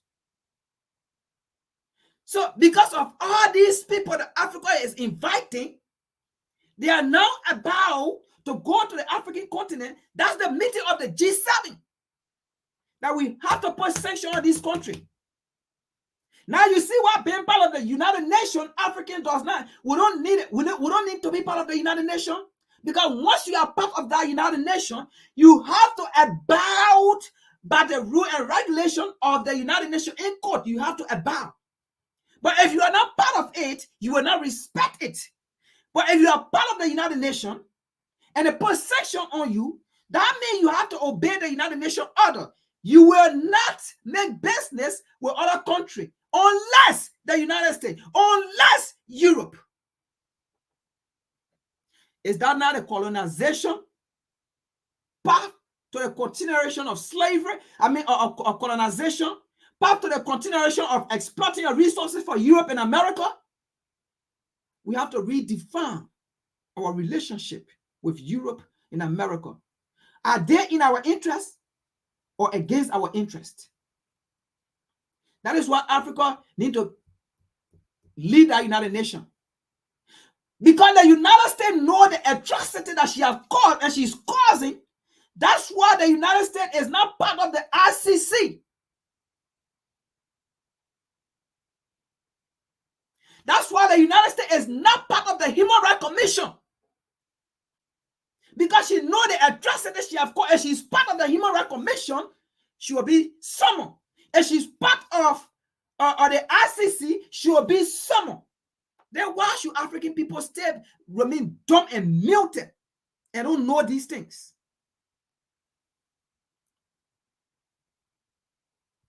So now you see it, right? They are about to put sanction on Africa. And even apart from the sanction, if it was not because you have this superpower with this nuclear weapon, with this military force, I can tell you. But now, they already walked over Africa. Just how they did to Gaddafi. They went to bomb Libya. They was going to bomb Kenya. They were going to bomb Ghana. They were going to bomb Nigeria. They were going to bomb Liberia. They were going to bomb Sierra Leone. America and Europe, they are not afraid to bomb any nation. They are not afraid to kill people, to kill human beings. They are not afraid. America and Europe have committed the worst atrocity in human history. They have killed other people in human history. They are the most killer in human history. They have no regards for people in human history. It is a hard truth. They will not like me for that, but it is the hard truth. Why should you sit down and have this kind of a plan? Why? Why should you sit down and have this kind of a plan? Just because somebody said we don't want to do business with America. Just because somebody said we want to do business with these people. Just because somebody said doing business with America, it will never benefit us. Just because somebody said we have come to realize that America is not a good partner. Look at the kind of plan. Instead of them coming out to say, you know what, let's have a dialogue. Instead of them coming out to say, you know what, Africa, we have wronged you. We apologize, we are sorry. Instead of them coming to say, you know what, let us live as human beings. What do you want us to do? We need your resources, and likewise you need us too. Instead of them doing it, see the kind of plan they are having. And then ECOWAS, AU sat down there and put sanction on Niger.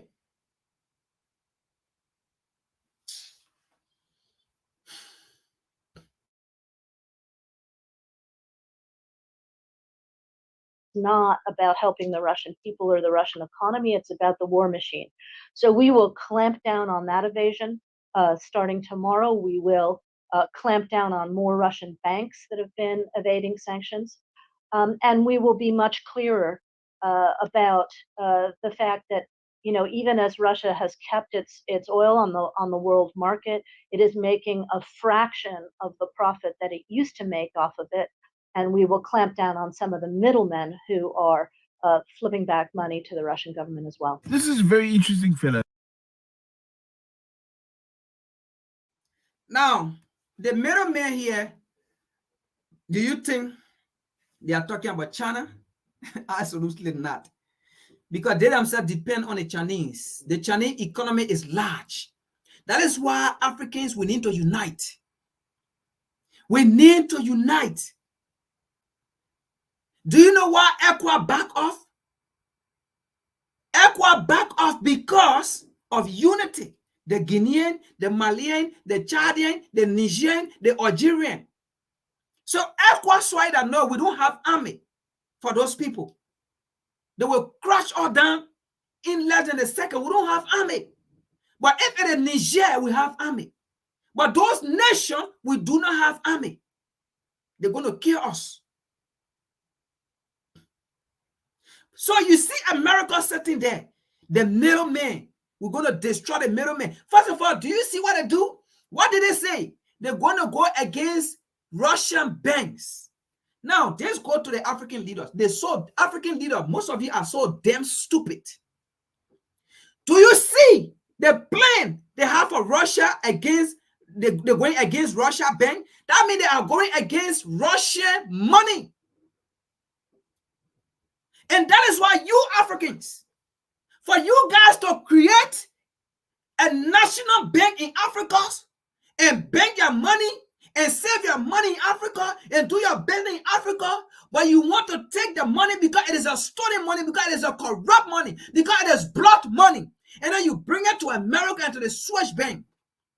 And the moment you want to stand to take action against anything in Africa for African people, they see America come and say, you know what? You got your money in our banks. We will take action against you. Now you see it. I mean, it's not something they are hiding. That's how they do to Africans. And the moment, that's why Africans don't take stand. That's why Africans don't take anything in favor of Africans. Because America will tell them, Tinubu, don't forget, your banks, your money is in the West Fargo Bank. Your money is in American, the Bank of America. Your money is in Barclays Bank. Your money is in the Swiss Bank. Don't forget, we will hold it, we will freeze it, and we'll use it and send it to our schools for our children to have free scholarship. And that's why in America, they got scholarship. In Europe, they got scholarship. You think what they did to Gaddafi? Even though Gaddafi, he was doing great things, but he still had money saved in the Austrian war. They took those money. They have many African leaders, their money have been frozen in America, in Europe, and their money have been used to build Europe, to send their children to school. American children, European children, give them scholarship. So you see the threat they are putting on Russia bank. That is what they do to Africans. They scare them. You got property in America here, right? You got property in Europe. You know you got all of your saving in Europe and America. We're going to freeze it. That's what they do to Africa. Are these the kind of people for African people to do business with? If you want to take decision for your people that they threaten you, are these the kind of people? They are enemies to Africa. We should say how white it is, and we should say how black it is. Europe and America, they are enemies to Africa. We should say how black and white it is. They are enemies. They are not our friends. Because if they were our friends since the 1600s, Africa should have been built. Since the 1600s, there is no way the richest continent on planet Earth to be the poorest. And they are so proud on their media to say Africa is the poorest continent. But they are never proud on their media to say Africa is the richest continent. They are never proud to say we strong African leaders, but they are proud to say African leaders are corrupt. They are not proud to say we corrupt African leaders and we put fear in them. They are not proud to say that, but they are proud to say African leaders are corrupt. African leaders don't know how to lead. African leaders don't have IQ. They are proud to say that. They are the enemies.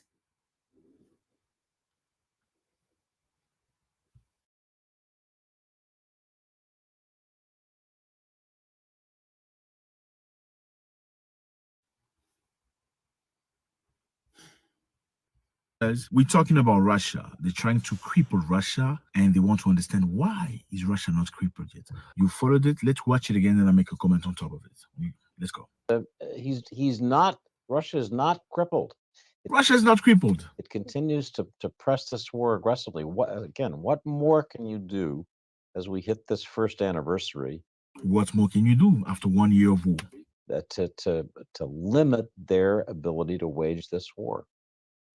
So when you see the sanctions package that's going to be announced not just by the US, but by all the G7 countries tomorrow, it focuses very, very intently and intentionally, David, on sanctions evasion. Sanction evasion. They're trying to deter and destroy all sanction evasion. So what the Russians have done, and all countries work hard to try to adapt to sanctions, is that they are using third countries to try to evade the sanctions. Russia's using third countries. Now, fellas, by saying third country, she doesn't just mean third country. We're gonna transgender. It's made very, very cool through the media.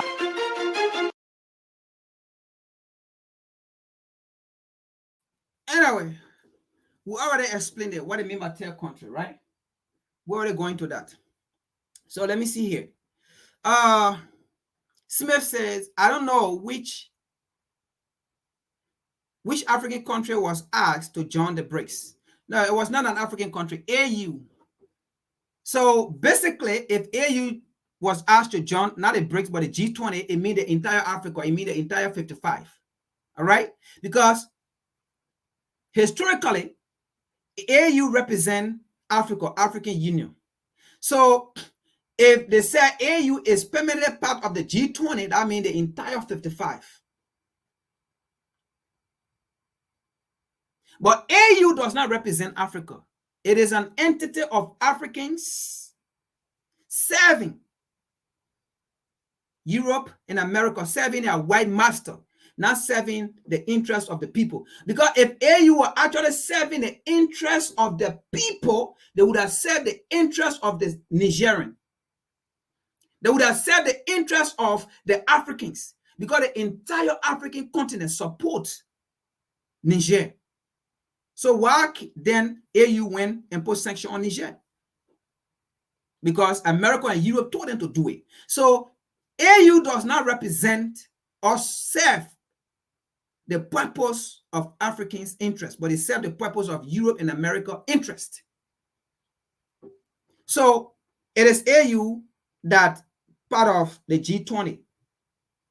So I think the next thing here is to find a nation in America or a nation in Europe that AU will go and serve as the president.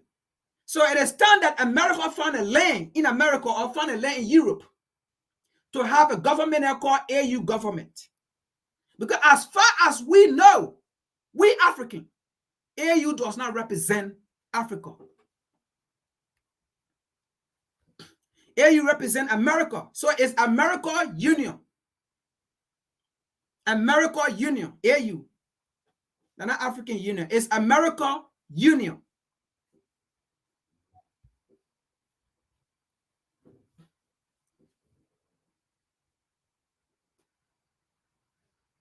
So now,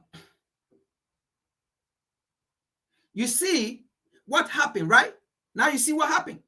So you see the plan of America and their G7 and the NATO nation is not about friendship. They don't care about friendship. They don't care about partnering.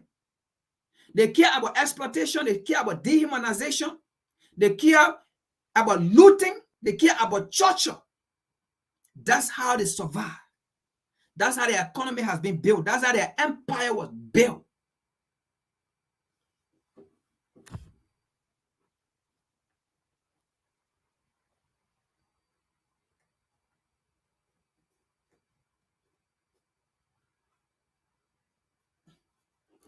Let's see another thing here.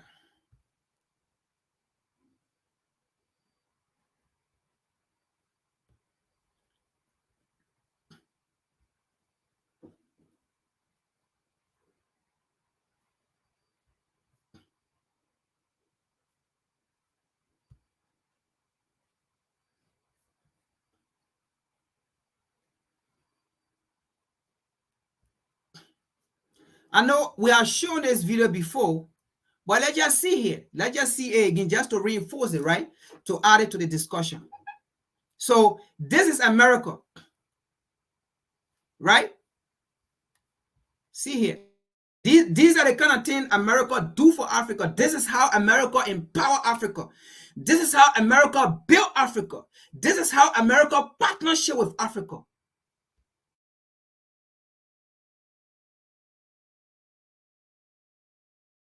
Now, it's gentleman from Florida, Mr. Gates, for 5 minutes. General Langley, I have constituents that have been scattered across Africa on train and equip missions. So just ballpark, in the last decade, how many Africans has the United States military trained and equipped? Congressman, I don't have that figure. I can get that figure for you. Ballpark, just, how many? Congressman, it would be a wild guess, right? Seems like something we should know, right? Over the years, we have trained a substantial number, especially in the Gulf of Guinea states, but including Like more than 10,000? It is more than 10,000. More than 50,000? I'd say we're reaching around 50,000 at least. And what percentage of the people we've trained end up participating in insurrections or coups against their own government? Very small number, Congressman. Very small number. So what percentage do you think?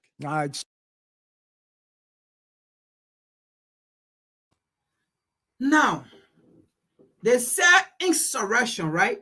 Listen to this. Let's break this down. Maybe the first time we did not break it down. But they said two things, insurrection and coup. Now, he said they have trained over 50,000, right? Listen to this. Insurrection. Are they the one that are training the terrorists to carry on insurrection in those countries? No, I mean, look at this. Are they the one training the terrorists?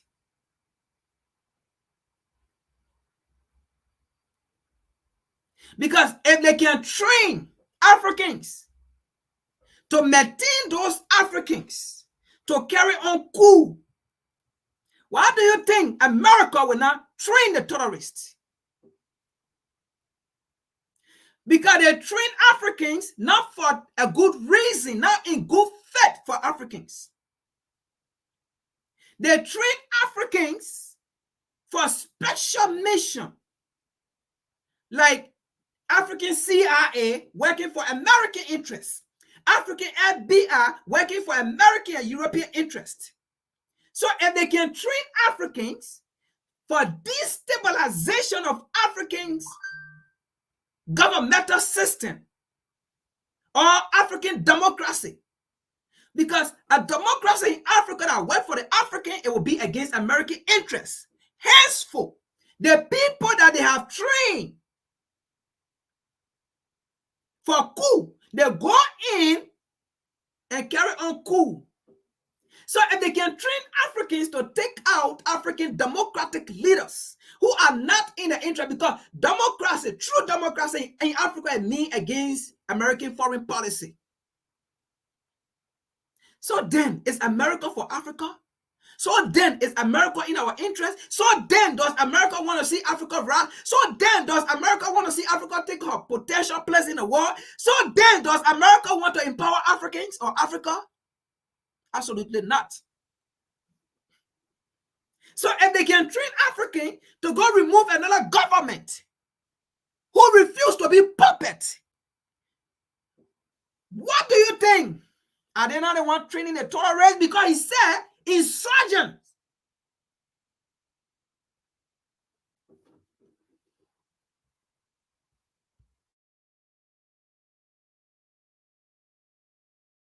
Say probably less than 1%. But it does happen. The IMET program is in force, and we've pushed a number, a significant number through. So the 1% are the people who are trained specially to remove government. Those are the 1%. And then the 50,000s are the insurgency group. That is why he said insurgency. So they may ask him, How many insurgents? He said about 50,000. So now they said, how many people? So now the insurgents about 50,000. How many people you are trained for coup? And he said about 1%.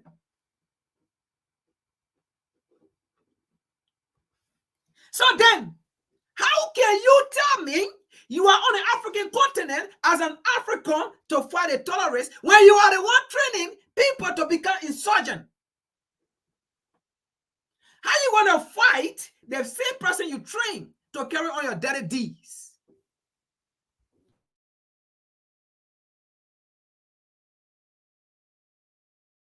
Our schools across the Yeah, and what military data infrastructure. sets do you track to arrive at the conclusion that less than 1% of the roughly 50,000 that we've trained have participated in coups? Because it'd be like about 500, about 1% of 50,000. Congressman, you may have that information. I don't at this time, but I know. Well, I know there are some, right? Like in, go ahead and throw up that image. This is Colonel Mamade Doumbouya, and this is a photo of him. Did we train and equip him? In Guinea? By name, I cannot identify that. Well, that guy in the middle with the big red hat, Colonel Mamade Doumbouya, that's him with a bunch of U.S. service members outside of our embassy. And just months after this photo was taken in 2021, he led a coup in Guinea and threw out the leader. Does that concern you? Congressman, core values is what we start off with in IMA programs. Do we share stick to core that. values with Colonel? So, core values. What is our core values? To become puppets. The core value is not to dialogue. The core value is not 50-50. The core value is not mutual benefit. The core value is to be a slave, to be a puppet, to be an obedient slave to America. That's the core value. The core value here is to serve American interests. That's the core value. And you see the worst part about it, they always use the black man. They always use the black man, they always use the black woman.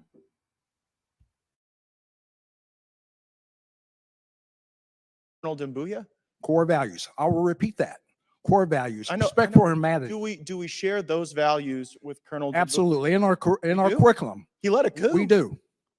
Okay, well, that's a very telling answer. In Burkina Faso, did we share core values with the leader that we trained there who led a coup?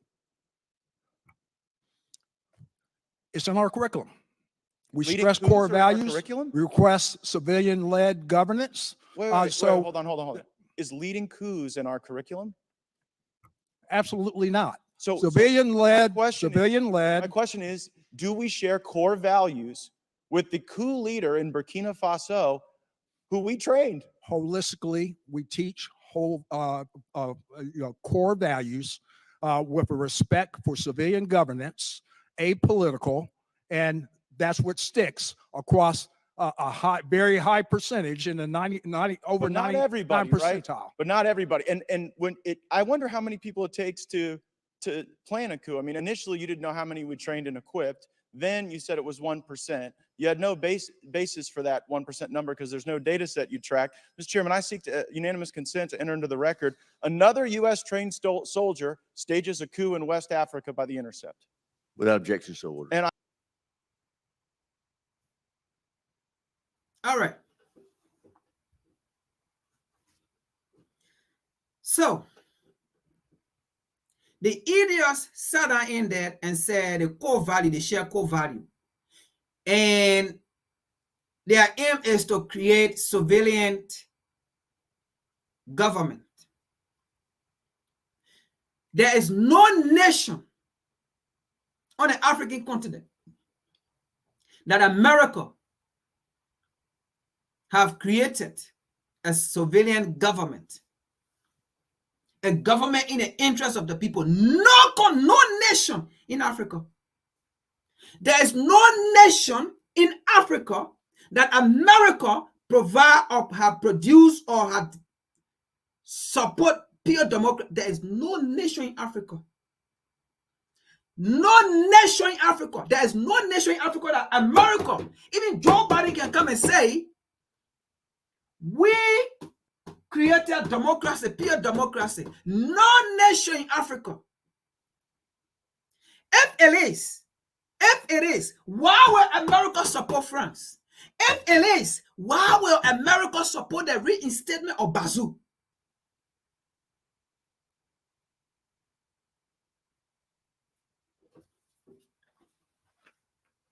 So we know who is our friend and we know who is our enemy.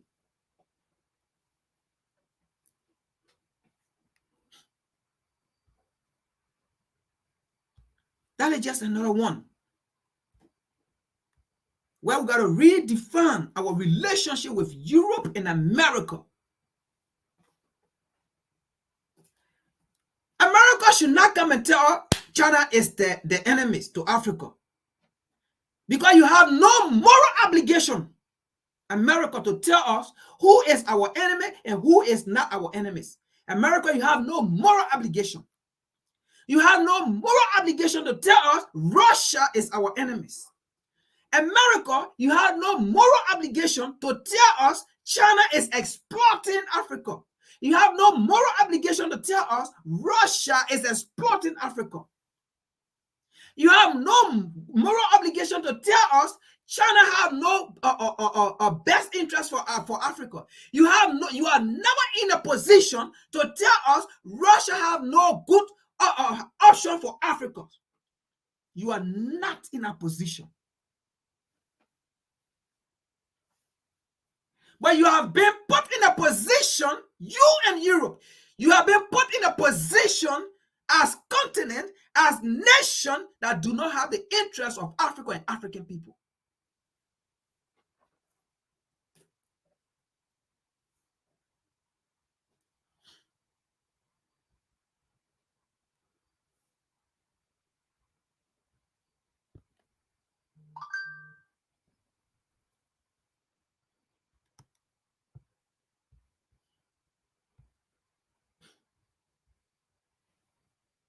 So what we are saying, that you don't have our interest, we're not saying it because we want to say it. This is another reason why you don't have our interest.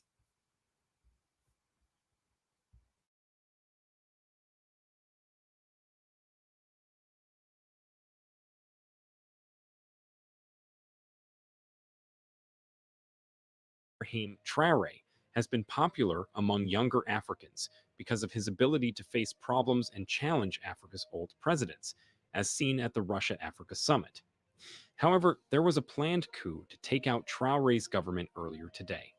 This is not the first time they have attempted a coup against his government. In December 2022, shortly after Traore's takeover, some soldiers tried to kick him out. Those behind it, they said, were civilians and a lieutenant colonel named Emmanuel Zamgrana. Yesterday, it was reported that some soldiers and former soldiers working in intelligence were scouting homes of key figures of the transition government, including the locations of strongman Ibrahim Traore.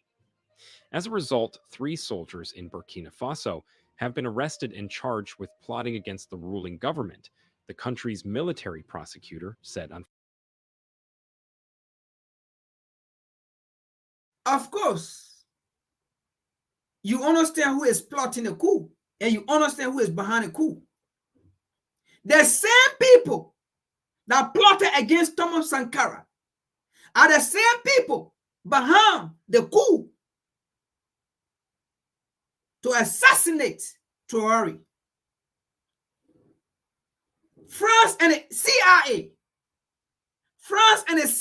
that killed Thomas Sankara because they did not want to see Burkina Faso being liberated, are the same France and the CIA behind the coup attempt to assassinate this leader, because they don't want to see it. You will not tell me it's China. No. You will not tell me it's Russia. No. Because these are nations fighting alongside with Africa. It is nations who want to see this man be assassinated, who are fighting against him. And that is France and the CIA.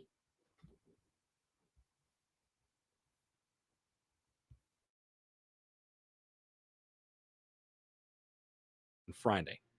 The arrested soldiers said that their goal was to destabilize the transition. The military prosecutor, Major Alphonse Sorma, said that the soldiers have been detained and charged with involvement in a military plot, breach of military orders, plotting against state security, criminal association, and endangerment. The three officers were Warrant Officer Windin Malegde Cabaret, Sergeant Breeze Ismail Ramde, and former Corporal Sami Da, who was convicted in a plot against the state back in 2015, as French media outlet France 24 reported. You can take your own guess, but one would think that there are foreign powers behind the attempted coup against Ibrahim Traoré, because he has proven to go against the interests of the US and France since he took power. We all know what the US and France are doing to take out African governments that are not in their favor and install puppet leaders. Remember that Traoré has succeeded in chasing neo-colonialist France out of Burkina Faso and has been making many economic reforms that is in the favor of Burkina Faso and not France. He has urged the young people and the wealthy in Burkina Faso to commit to job creation for the younger people so that they don't struggle to go to Europe through the deserts and seas. He has even announced that Burkina Faso will henceforth take full control of its gold mining and production to maximize the benefits of its natural resources. It appears the French are learning a bitter lesson in Africa for their arrogance and neo-colonialist policies there. We have seen it happen too in Mali, Guinea, and Niger. We wouldn't mention the coup in Gabon for obvious reasons. The coup in Gabon seems to have been hijacked, as we have detailed in the video in the description below. Make sure you watch it too. Traoré has gone further to say that Burkina Faso is not an enemy of France, but all other countries must trade equally and fairly with Burkina Faso if they want relations to continue. He took power on September 30, 2022, at the age of just 34, making him the world's youngest leader outside of royalty. Thomas. All right, folks, sorry that I have to come back. Last week, we spoke about this, right? I think last week or last 2 weeks, about Gabon. We said it was not a coup. The coup was fake, right? This is WCC. We don't play here. We told you it was not a revolutionary coup. It was a coup that was staged. And I explained the reason why that coup was staged. Now you see it. Another person just said it, right? They can't compare it for obvious reason because the coup was hijacked. Our forefathers speak to us and they direct us. We see things when they happen. And when we speak, we speak.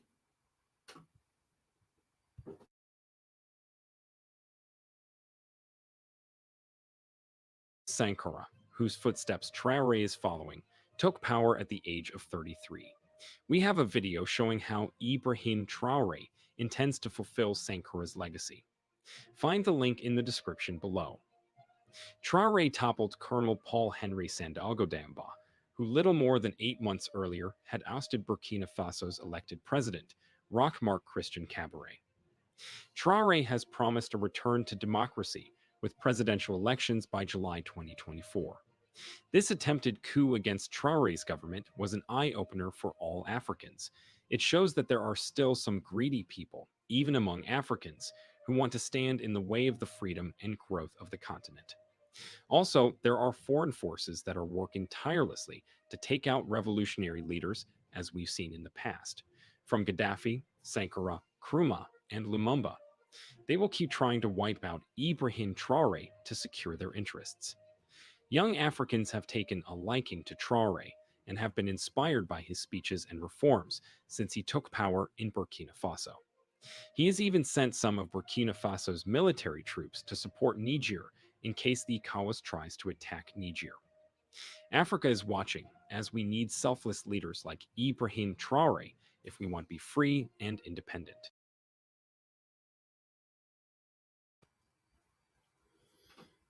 Okay. So you see it, right? So obviously, we already know who is plotting the coup. From past history, we can say France and the CIA are behind this coup attempt based on past history and based on who we are fighting and who we have been fighting against. France and the CIA, based on past history, based on current event, France and the CIA are behind this. Let's continue here. That is why we have to re-examine our relationship with Europe and America. To be frank, to be real.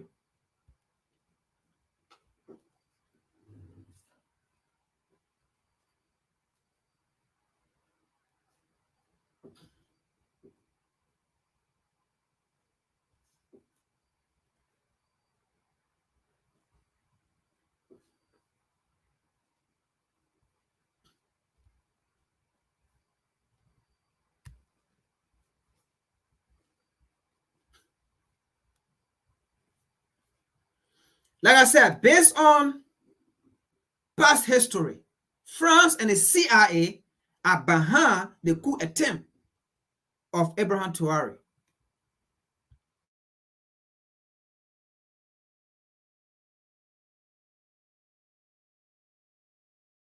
Name was Captain Thomas Sankara. You may have not heard of him before, but you'll definitely remember him after you hear his story. A revolutionary symbol of Pan-Africanism and anti-imperialism, Sankara was a soldier, military leader, prime minister, and president of his country that he himself renamed Burkina Faso. He's probably the world's only leader to ever compose his country's national anthem. And in just 4 years of power, from 1983 to 1987, he led programs that vaccinated 2.5 million children, increased literacy by 60%, and planted 10 million trees. He's the first African leader to appoint women to high governmental positions, outlawing female genital mutilation, forced marriage, and polygamy. He banned luxury from his government, replacing Mercedes, chauffeurs, and first-class airplane tickets with cheap Renaults, small public salaries, and a mandatory dress code of natively produced clothes. He opposed foreign aid and backed it by making his country self-sufficient, challenging the authority of former colonial powers such as France.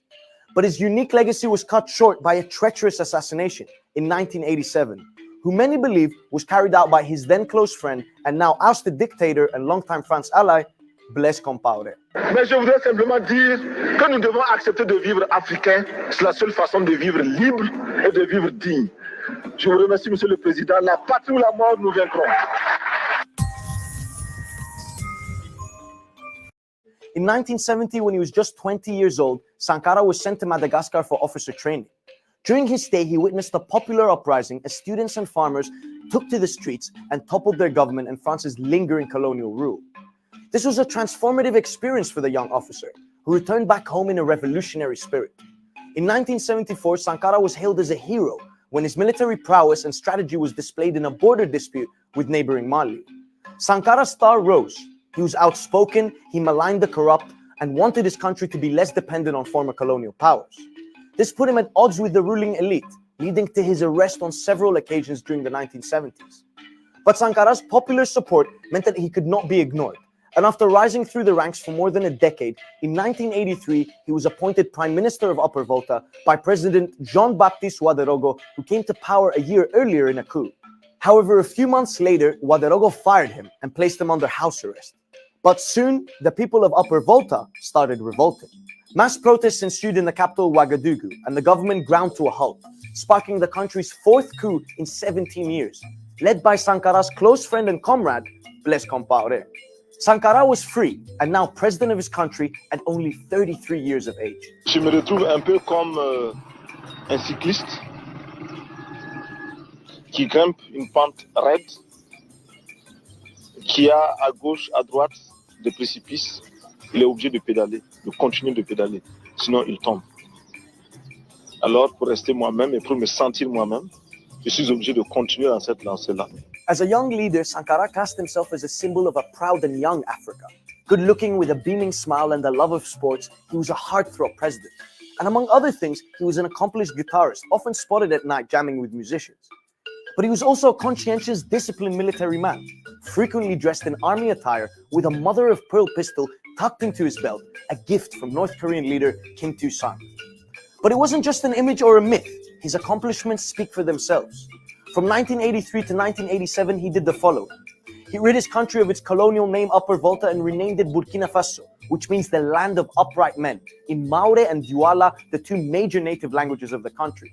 He even composed the national anthem of his country, probably the only leader in the world who ever did that. On the ground, he vaccinated 2.5 million children against meningitis, yellow fever, and measles in a matter of weeks. He initiated a nationwide literacy campaign, increasing the literacy rate from 13% in 1983 to 73% in 1987. He also stopped foreign aid to his country.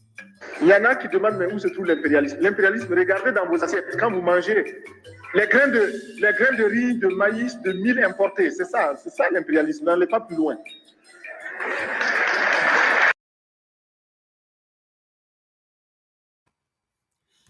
And this is why France and the CIA planned his killing, and they used Blanc Caperi, his own man, and they kill him. Because you know they always use a black man or a black woman to do their dirty deed.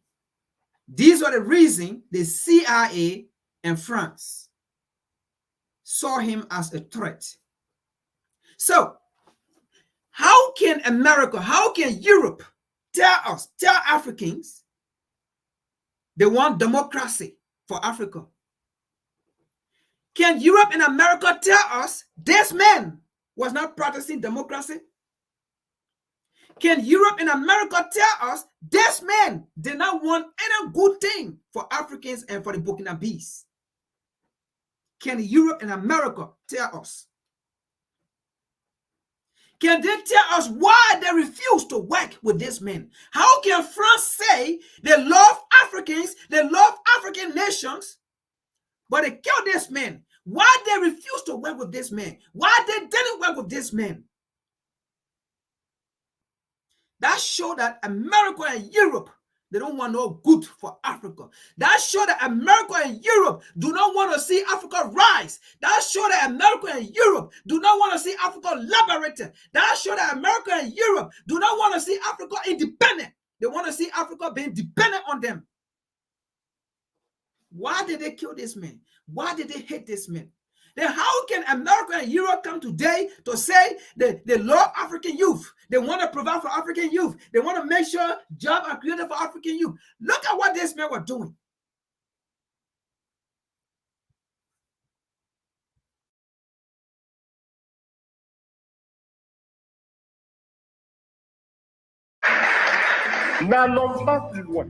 But had a plan to back it up. He redistributed land from the feudal landlords and gave it directly to the peasants, and increased wheat production in 3 years from 1,700 kilograms per hectare to 3,800 kilograms per hectare, giving the country food self-sufficiency. He also managed to build a road and a railway to tie the nation together without foreign aid. Nous devons mettre de côté ces aides par notre grande production. Il faut réussir à produire plus. Produire plus. Produire plus parce que il est normal que celui qui vous donne à manger vous dicte également. Ahead of his time, Sankara recognized the effects of climate change and planted over 10 million trees to prevent desertification. He clamped down on government corruption hard, selling off the government fleet of Mercedes cars and making the cheapest car at the time, the Renault 5. So, this means America and Europe, they love African government to be corrupt. Without a government being corrupt, America and Europe cannot penetrate that system. America and Europe, their foreign policy will not operate, and their foreign policy will be against Africans. So America and Europe, America love corrupt African government. The only way with corrupt African government, that's why they say Bazou was the best president for Niger. Because they love corrupt government. That's why they say Farouk of Togo is the best president for Togo. That's why they say, America said Bombia is the best president for Cameroon. Because they love corrupt government. That's why the government in Gabon is the same people, because they love corrupt system. Without corrupt system, America cannot function. So don't think the American democracy is perfect. They are the number one corrupt people in the world. That's why they love corrupt system.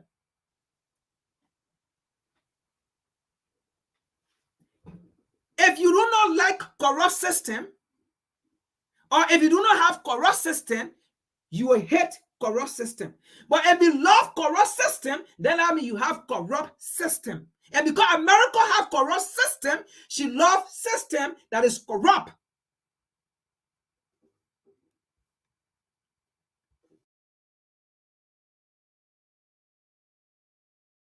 The official service car of the ministers.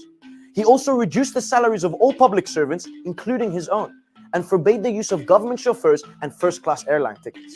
He even forced civil servants to pay 1 month's salary. Burkina Faso, plusieurs Burkina Faso pour habiller les Burkinabés. Ma délégation et moi-même, nous sommes habillés par nos tisserands, nos paysans.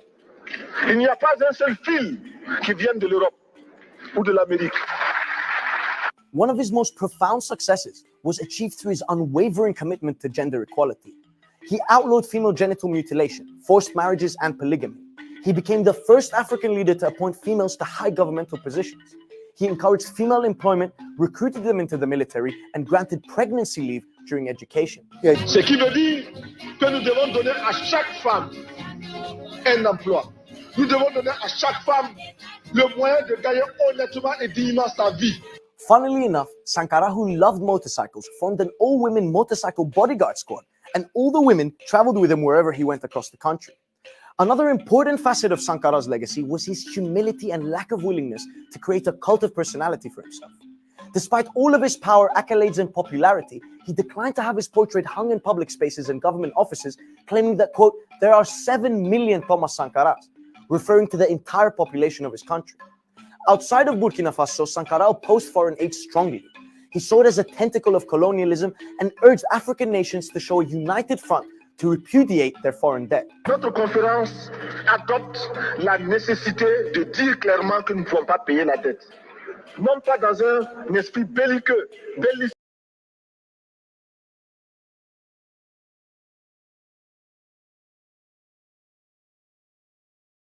All right, sorry, folks. Because of time, we got to go.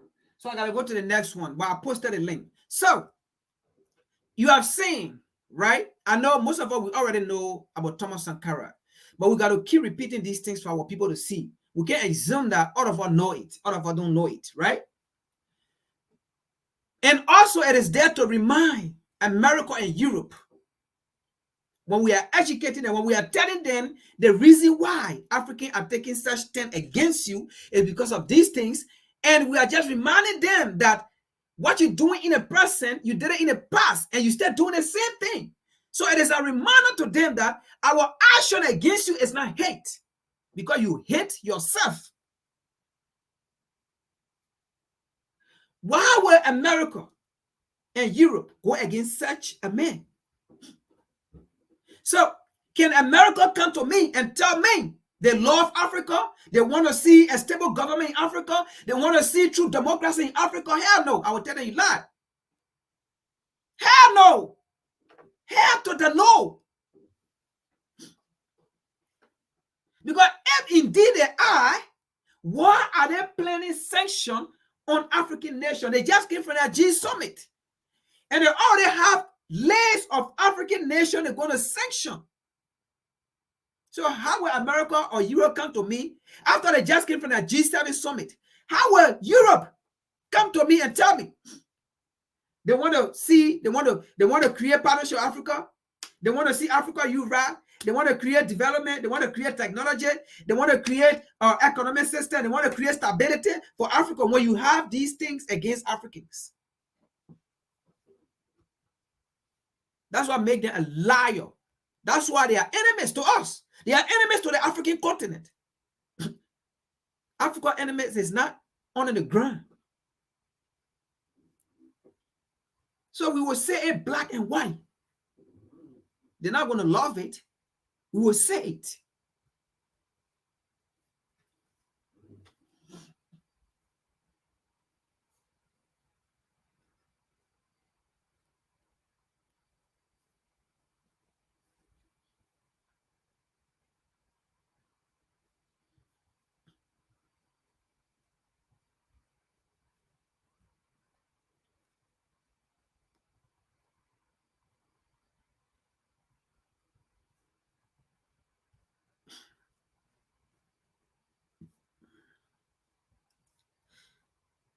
And what I'm about to show here again, right? We're not going to play the entire video. I'm going to post the link. I'm going to just play maybe 5 minutes of it and then get to the next one because we run out of time. Okay? Now, I couldn't play all video, but I chose one. And this one is France. And it's not just about France, but it represents America and the entire Europe. It represents all the imperialist and the colonialist nation. It represents all of them.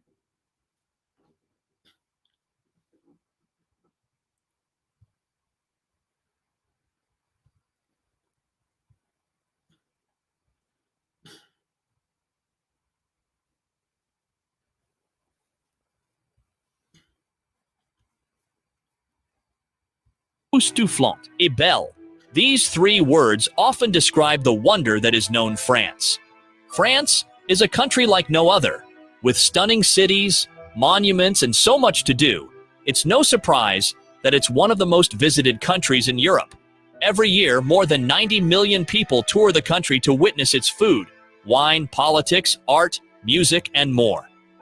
From the romantic allure of Paris, dubbed the City of Love, to the enchanting landscapes that have inspired countless masterpieces, the allure of France's cultural contributions is undeniable.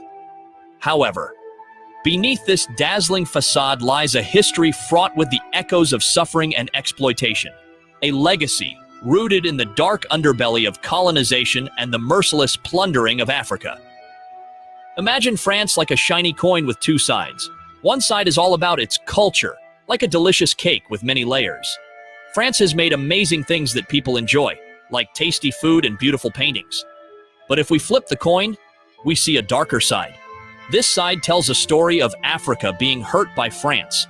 The same nation that birthed revolutionary ideas and artistic brilliance was also a key player in the transatlantic slave trade, reaping immense profits from the forced labor and suffering of countless African souls. As France thrived on the fruits of colonization, it siphoned the lifeblood of entire nations, leaving scars that continue to reverberate through the present day. This video is like a journey. We're going to look at both sides of the coin, the good and the ugly. By learning about France's past, we can understand why it's important to see the whole picture. Just like we need to know all the ingredients in a recipe to make a delicious dish. The French exploitation of Africa began with the slave trade. This inhuman event saw African being treated like property to be bought and sold. After Portugal and Great Britain, France was the third most active power involved in the transatlantic slave trade. Using DeepScribe has turned me into the doctor that I always. Between 1551 and 1875, over 1,300,000 African people were transported by force to the New World on ships flying the French flag, according to the Slave Voyages database. With these 4,118 crossings, France was responsible for 11% of the transatlantic slave trade, which in total affected more than 12.5 million men, women, and children from the beginning of the 16th century to the end of the 19th century. 2/3 of those enslaved were men, and perhaps 27% were children.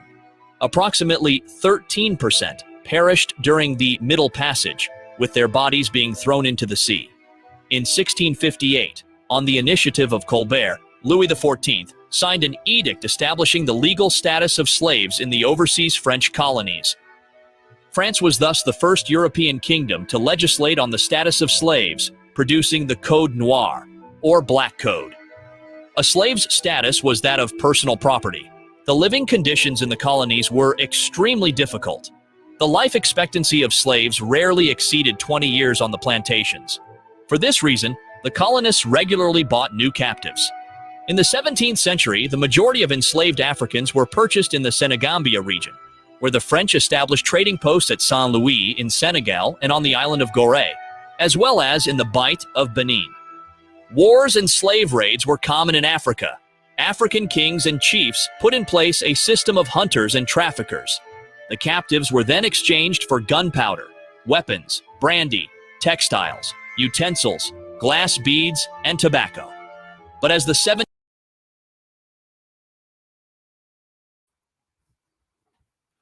Now, let me come a little bit here about other Africans. Even in current time today, we still have Africans who still see their brothers and sisters go through torture, who are still part of the demise of Africans. And during the time period here that he did not mention, we all know what they call chattel slavery. So these kings, all they thought European was going to do chattel slavery. Because chattel slavery, during that time, kingdoms and kingdoms were fighting. Because at that time, kingdom was a nation by itself in Africa. There was no bolos. Like, this is Ghana, this, that, no. So, and each of these kingdoms, they were traps. So, they were also conflict. They were also fighting to win power. So, the powerful nation or kingdom will go against the weaker kingdom. And then if they go against the weaker kingdom and win the weaker one, then that weaker kingdom will become part of the powerful kingdom. Now, when you become part of the powerful kingdom, people that were captured in the other kingdom, they will become part of that kingdom and get full right. But it had to take either, let's just say, a month or 2 months or 3 months or 4 months, because they have to train you to reinstill you into that kingdom. Because you have to be part of that kingdom, you have to speak the language, you have to respect the rule of that society, of that kingdom. So being there, you will not gain full right until you are actually trained to be member or citizen of that kingdom. At that time, you are a chattel slave, because your work will be more than the people in that kingdom. And after you are being reinstilled into that kingdom and learn everything, then before you get a full right, and then you will not become a slave. But during that time, in between that time, some of these people that were captured, they were given to the white man, not knowing the white man in the white man home, their own slave were different. That is not to say the white men were not kidnapping. They were also kidnapping. But this was other means. This was other form. He did not explain it, but I'm going to explain it. This was another form where the white men were also able to get African people to act on the people they were kidnapping. So kingdom, weaker kingdom that form part of the powerful kingdom, they also gain full right to that kingdom. And they also gain full kingship to that kingdom. And some of them even became king in that kingdom. So that was the difference.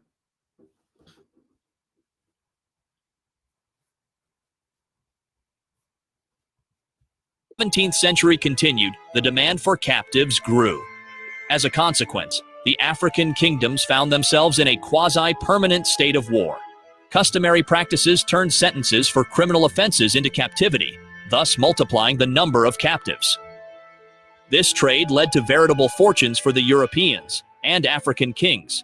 By providing firearms amongst the trade goods, Europeans increased warfare and political instability in West Africa. Some states, such as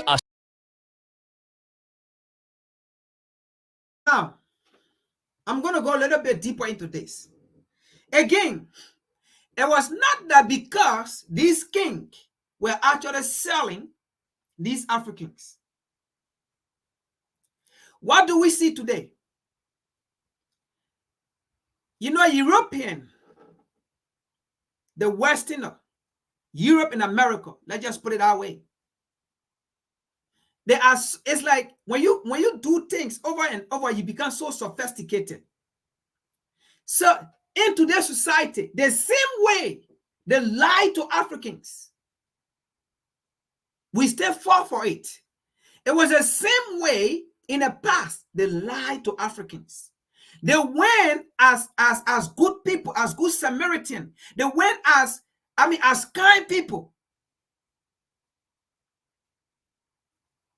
They went as people who will provide, who have another lesson, who will provide good living condition for these people. And that's how some of these people were given to them.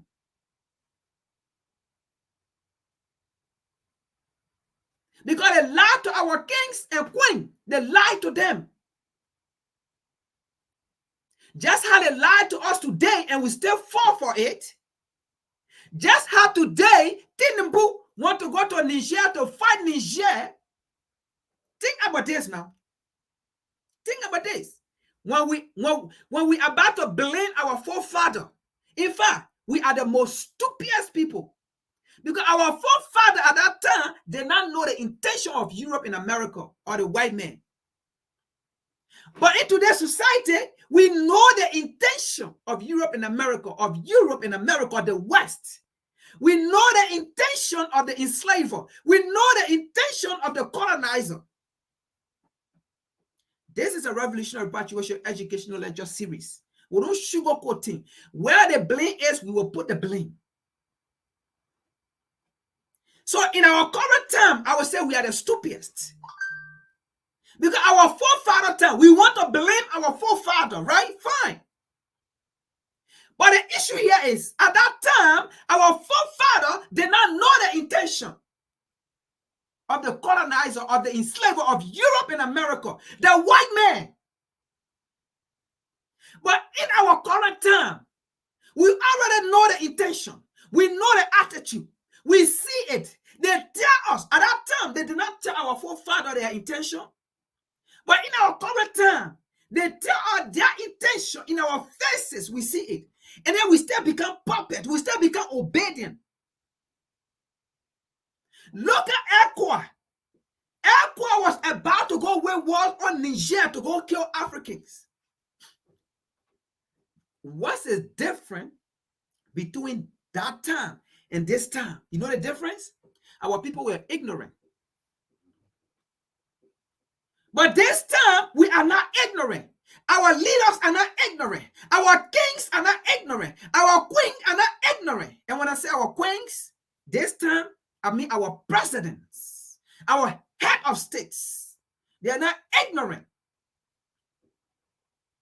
But they still sit there and agree to Europe and America to go kill Africans. And it was about to go West African blood. Our leaders said that our statesmen sit there and take order from Europe and America to put sanction on African nation. And then we want to blame our forefather who did not know the intention of Europe and America, who did not know the intention of the white man against Africans. Now we know, but our statesmen, our kings, that we call our president, our leader, our statesmen, they know it. But yet they stay, they continue to apply it. Now, this is what even our forefathers are angry. Because the time we said to say our forefather did this, our forefather that, our forefather get angry at us. They are telling us we did not know. How can you blame us for something we did not know? But now you know and you are still doing it. What's the difference between you that know and me that did not know? I was ignorant. I was innocent. But you are not innocent. You are not educated. You can hold a pen and paper. But you are still repeating what we did not know.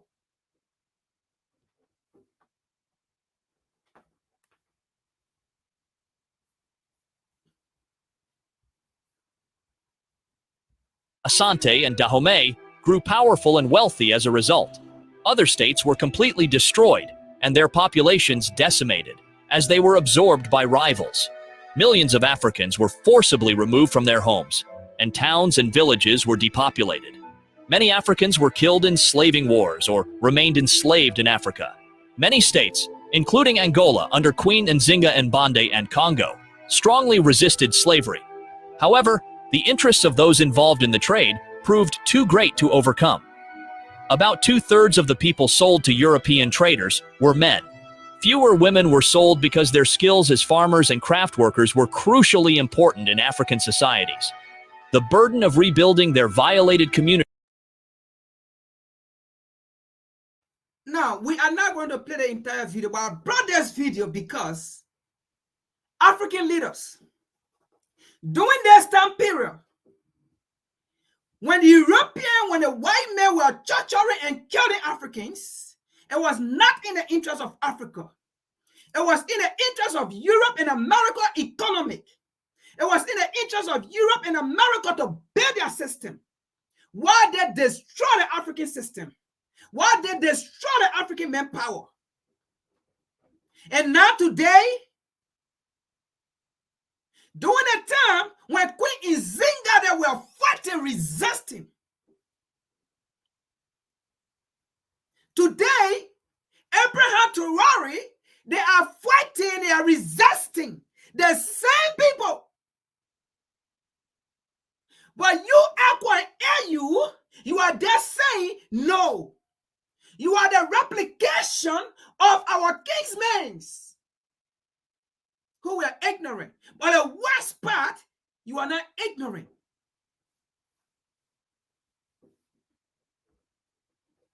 Queen Nzinga is in her grave.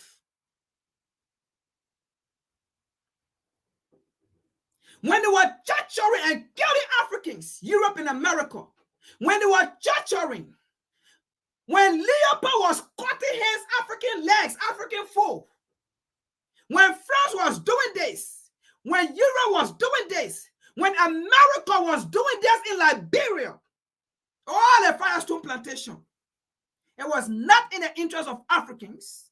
It was in the interest of them. And today, the same Africans are resisting.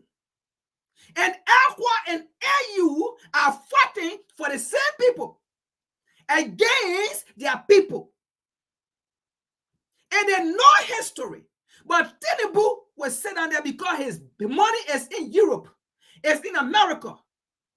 Their government officials' money, the corrupt money, the blood money are in Europe and America.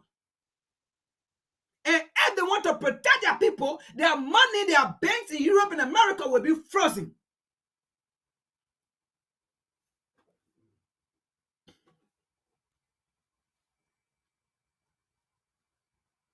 This is how Europe was built. Through the sweat and blood and exploitation of Africans. This is how America was built. Through the blood exploitation of Africans, the labor of Africans, the torture of Africans, the humiliation of Africans. And today, they are saying they want to rebuild America, rebuild Europe through the sea exploitation. And Aqua and AU that represent the Africans, they are saying they support Europe and America for them to demonize Africa and exploit our resources and for Africa to die. Because before America was built, African died. Before Europe was built, African died. Before France was built, African died. Before Belgium were built, African died. Before Germany were built, African died. Before Great Britain was became Great Britain, African died. Before there became first war, when Africa began third war, African died. And it's because of their first war, and because of African becoming third war, made their first war, and African died. And now they are losing that privilege. They are asking African entity again for African to die in the same manner so that Europe and America can become third war, so that there will be first war, so that they will maintain their status, so that African will die again.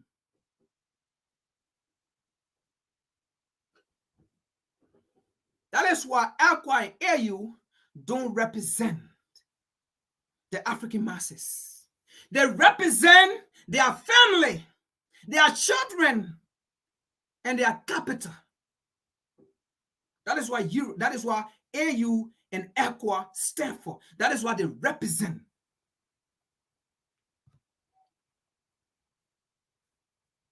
Let's continue. I will take this out. That is why we have to redefine our relationship with Europe and America. So we are letting Europe and America know when we speak with evidence.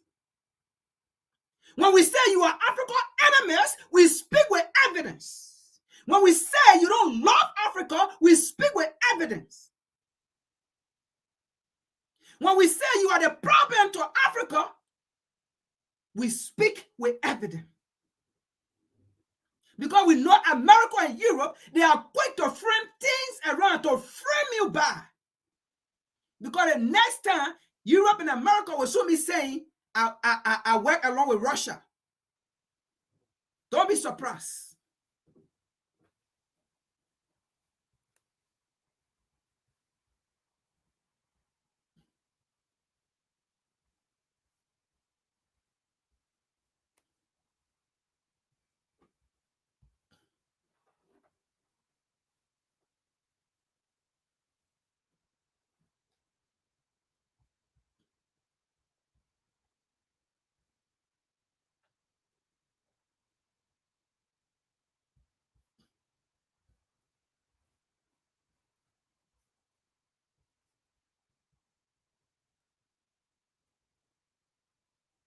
Now,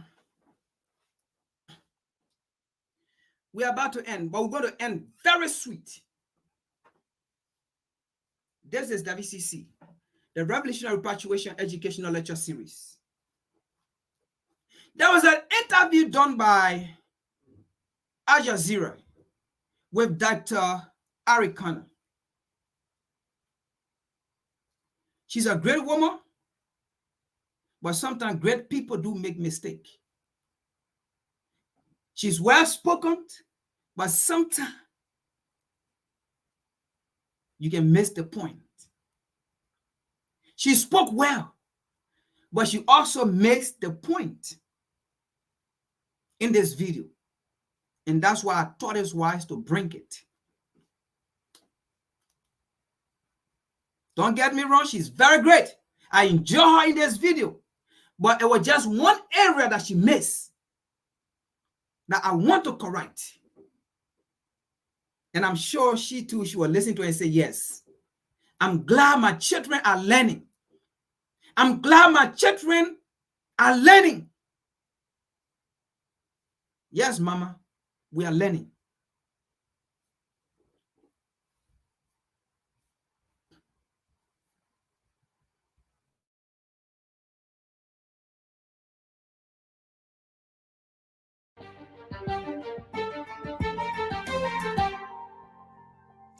Seven.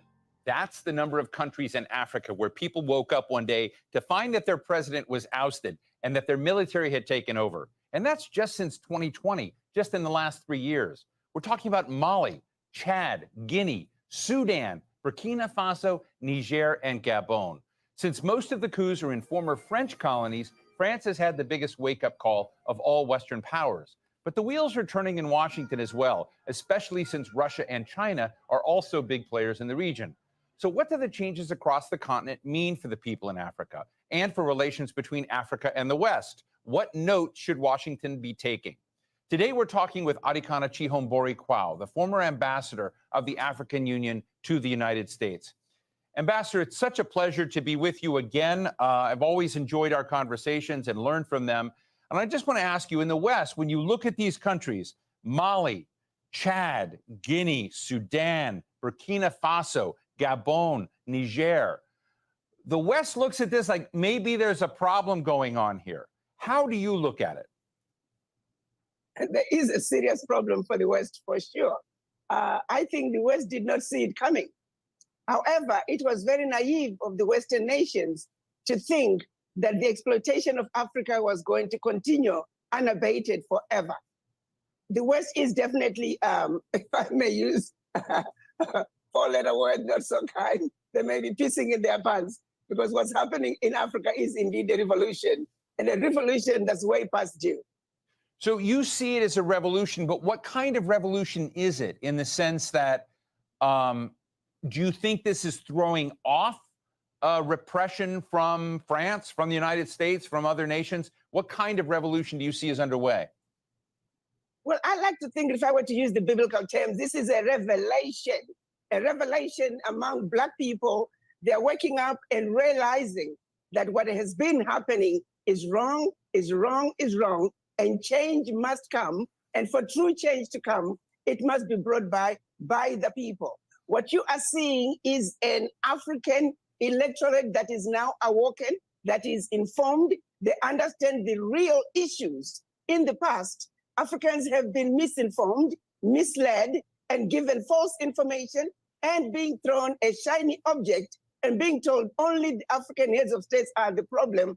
But now they understand the invisible hand and the role that the invisible hand is playing to make sure that Africa remains where they want Africa to be.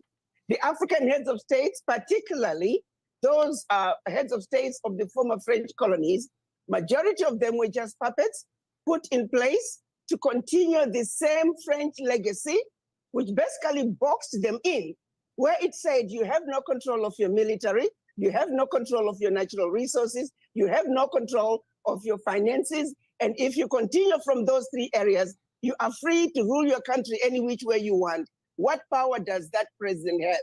And in the past, any president that has tried to back the system and do something about taking control of the financial resources, and I'm talking about African countries depositing their bank reserves with France. I'm talking about African countries giving up their natural resources, no value addition, France having first right of refusal for all the natural resources discovered yet to be discovered, France companies having first right of refusal for all contracts, large, small, private, public, France having military presence in those countries, and France having the ability to invade them in the event that they feel their interests are being violated.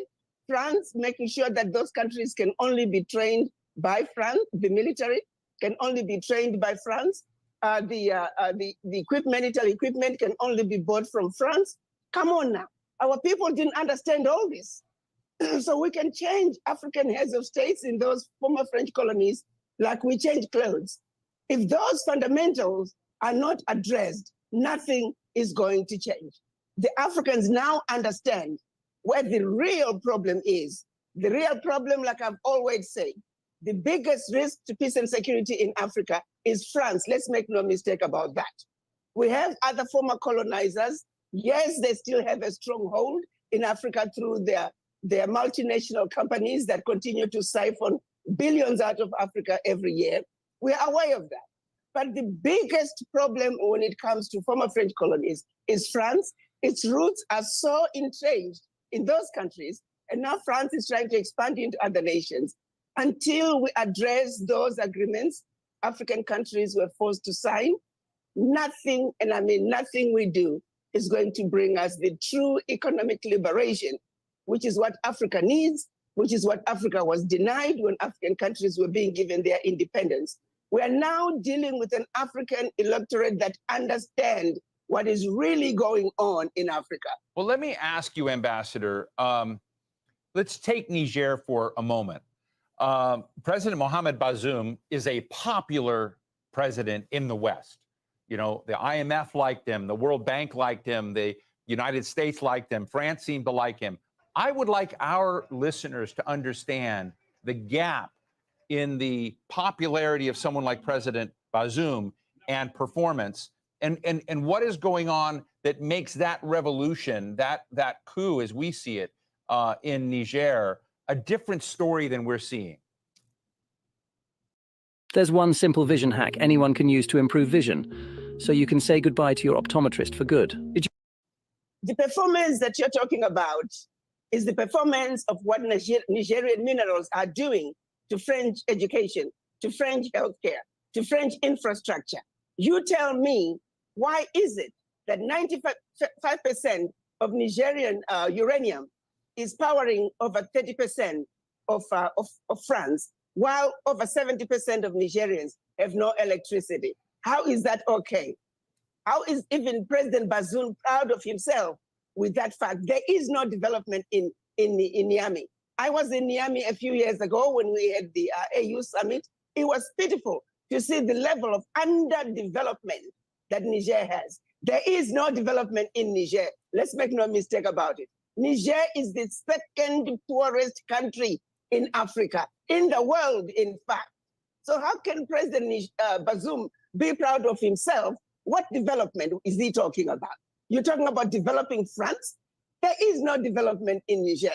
One of the poorest countries on earth. And of course, IMF would love them. World Bank would love them. France would love him because he is allowing the pilferage, the exploitation to continue.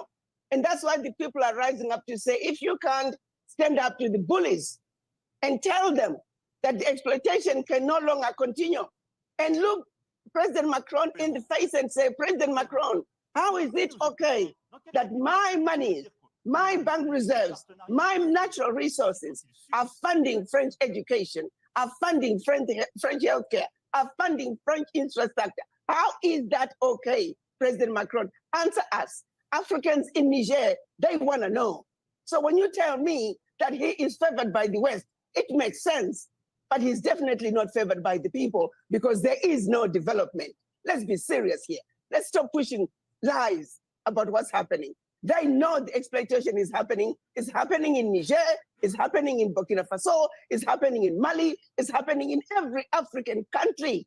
Let's make no mistake about this. We're sick and tired of giving up our lunch to Western nations. African children, they need to eat too. African children need to go to school. African children need good healthcare systems. Behind all that abuse, we need to let the Western world know that there are millions of African children who are going hungry, millions of African children who are dying, millions of women, African women who are dying giving birth to another life, millions of African youth who are unemployed, all because the Western world is continuing with the agenda of exploitation, exploitation, and exploitation of the African continent. That era is over. Well, and we're coming together as Africans and saying, enough is enough. This has got to stop. From a practical viewpoint, and I just want to challenge you for a minute. I think a lot of people in France who might say, hey, we've got to do something, we have an obligation to do something, see their resources as necessary. How do you get it right? Because if you go to no resources coming into these countries, is that okay? Or what would you advise those in the international development field to begin using as their North Star in how to get this equation right so that Africa can grow on its own terms, but that it's not necessarily cut off from the rest of the world? I think that's a very important question you're asking, Steve. We're not asking that the Western countries we should just cut them off. No. We're saying the parasitic relationship that these Western countries have with African countries has got to come to an end. We are simply saying we do not need aid, we need trade. They must come to Africa, treat us with respect, treat us as equals. You take, for example, Niger is selling its uranium to France for 80 cents a kilo, when the rest of the Western countries are buying the same uranium at $200, 200 euros per kilo. It is amazing. Over 99% of the value of their uranium is going to France and other Western nations. Value that should be coming to Niger. That is wrong. It is thievery of the highest order. We're simply saying, come to Africa and treat Africans fairly. Trade with the Africans fairly, just like you trade with other nations. And yes, sir, we need foreign direct investment. We need our Western allies, but our Western allies must understand Africans are humans too. Their needs are just as important as the needs of those citizens of the Western nations. Ambassador, we're talking a lot about... Now, this is one area I don't fully agree with her. Our Western partner will not understand. America will not understand. Europe will not understand. If they will understand, why are they talking about sanctions against African nations? If they will understand why Why did they tell AU to put sanction on Niger? In fact, they should be the one to be angry, to tell AU, why are you putting sanction on Niger? They should be the one to tell AU, the Nigerian has spoken. The entire nation said they do not want Bazoo. The entire African continent said they do not want Bazoo. Because America portray herself as the police of the war, as the only nation in a war that know how to practice democracy. So as she believe in democracy, and she know that democracy is by the people, for the people, of the people, voice of the people, if the people come out to say, we do not want Bazoo, why didn't America agree to the voices of the people? But rather, it was America that first came out to say they should reinstill Bazoo. When the people resisted and said no, people filled a stadium and said no.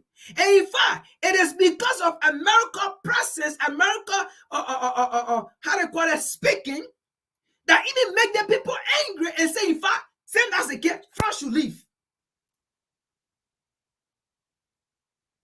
Because the people said we don't want Bazoo, and America said Bazoo should be reinstilled by force, by fire.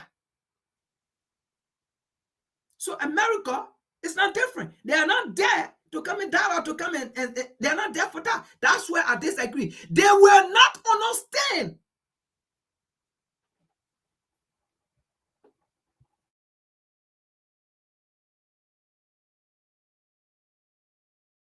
France, in part because these coups and the changes in government are happening in all the countries that were part of the French colonial history in Africa and that whole story. But, you know, some of the other big players in the world may be complicit in some of this as well. And I'm interested in your thoughts on the United States and how it gets it right, on Russia, on China, all of which are major players chasing these same minerals and same assets in Africa. Are you worried that some of the patterns and habits of the past are going to just be reinvented and that exploitation continue with China, Russia, the United States? Or do you see any of them doing it better than the others? I think now that they realize that they can no longer continue to exploit the African, I would advise all of them that this is again time, like I used in my last interview with you, that it's time for all of them to call for timeout if this was a basketball game. Now, I'm going to start with the United States. The United States is actually in a very interesting position when it comes to their relationship with France.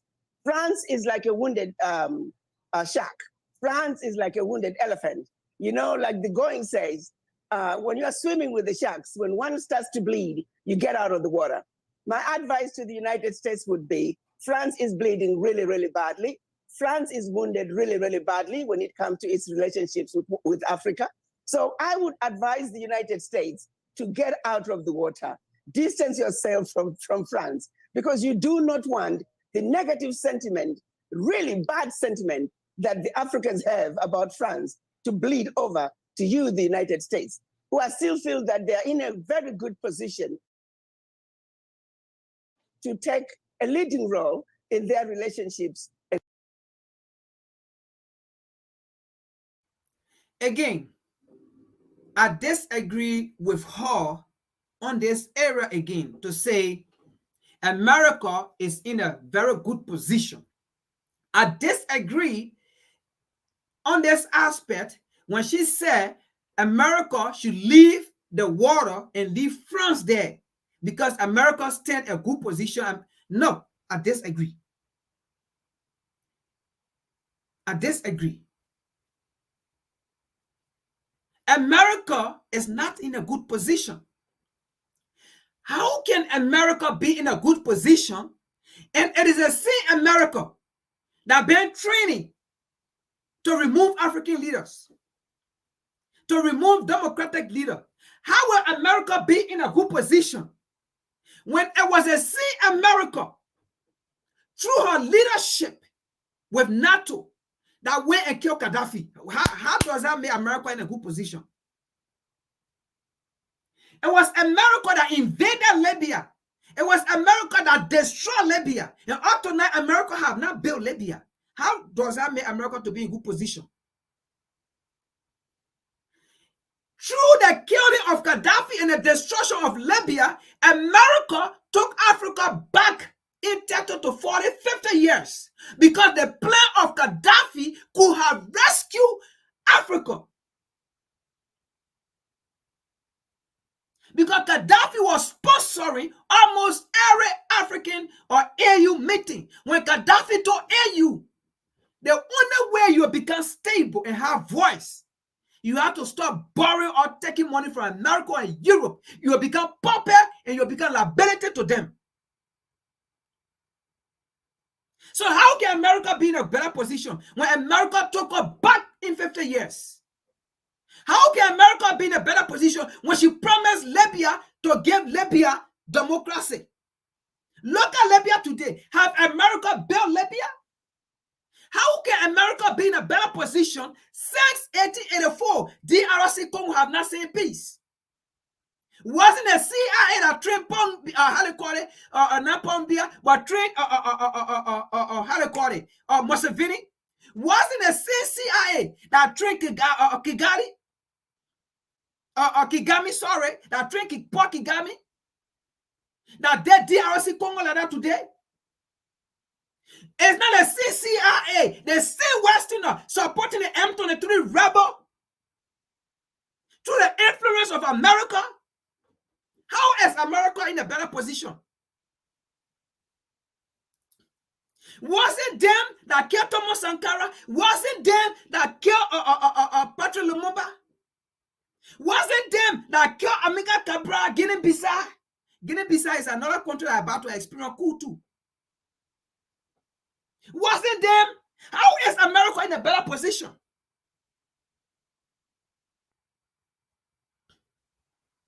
America training people, insurgency. We show the video here. They are the one training insurgency group. Then how can she be in a better position? America is as wicked when it comes to the African continent as France. But America just knows how to play her game. America is a big brother to France. America is she knows how to mastermind the game.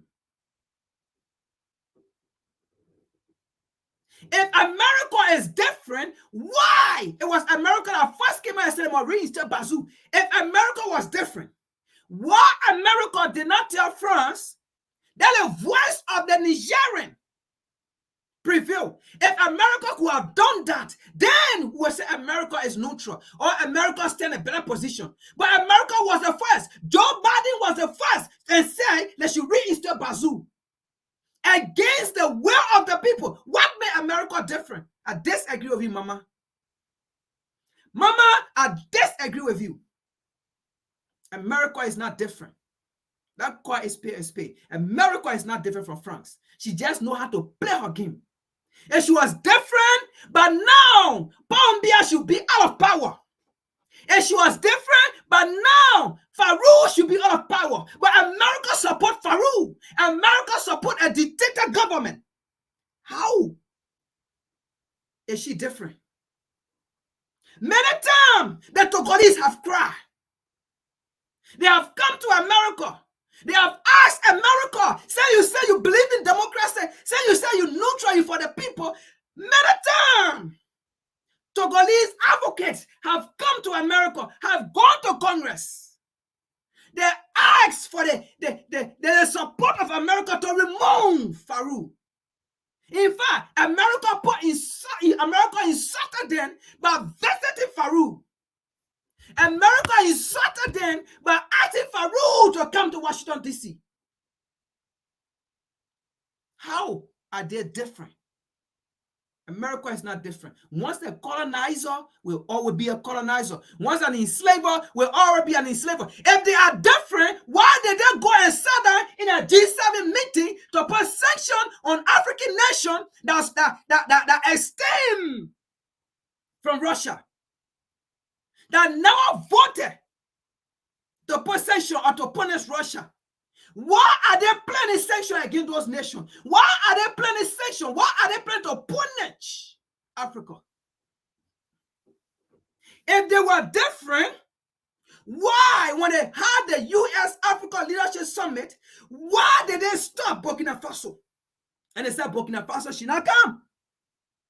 When Burkina Faso said, we are going to take our mine, our mineral, our resources and make it state-owned for benefit of people, why Joe Biden stopped it? In fact, Joe Biden said no more aid to Burkina Faso.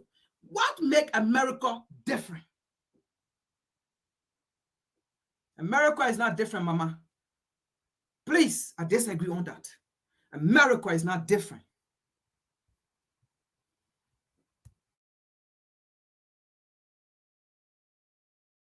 And trade relationships with Africa. So to the United States, I say, France is bleeding, get out of the water. To the rest of the other nations, they've already picked up and realized on it.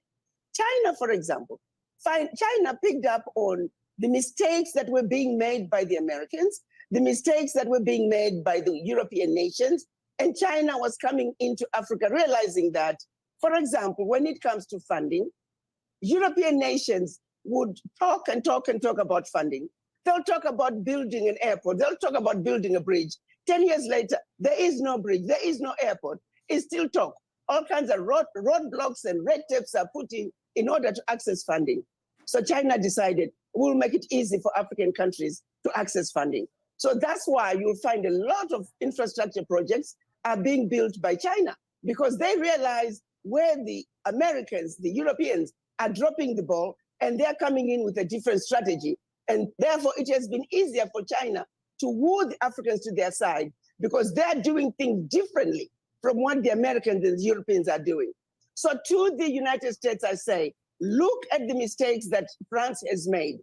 Do something different. Revisit your American policy when it comes to Africa.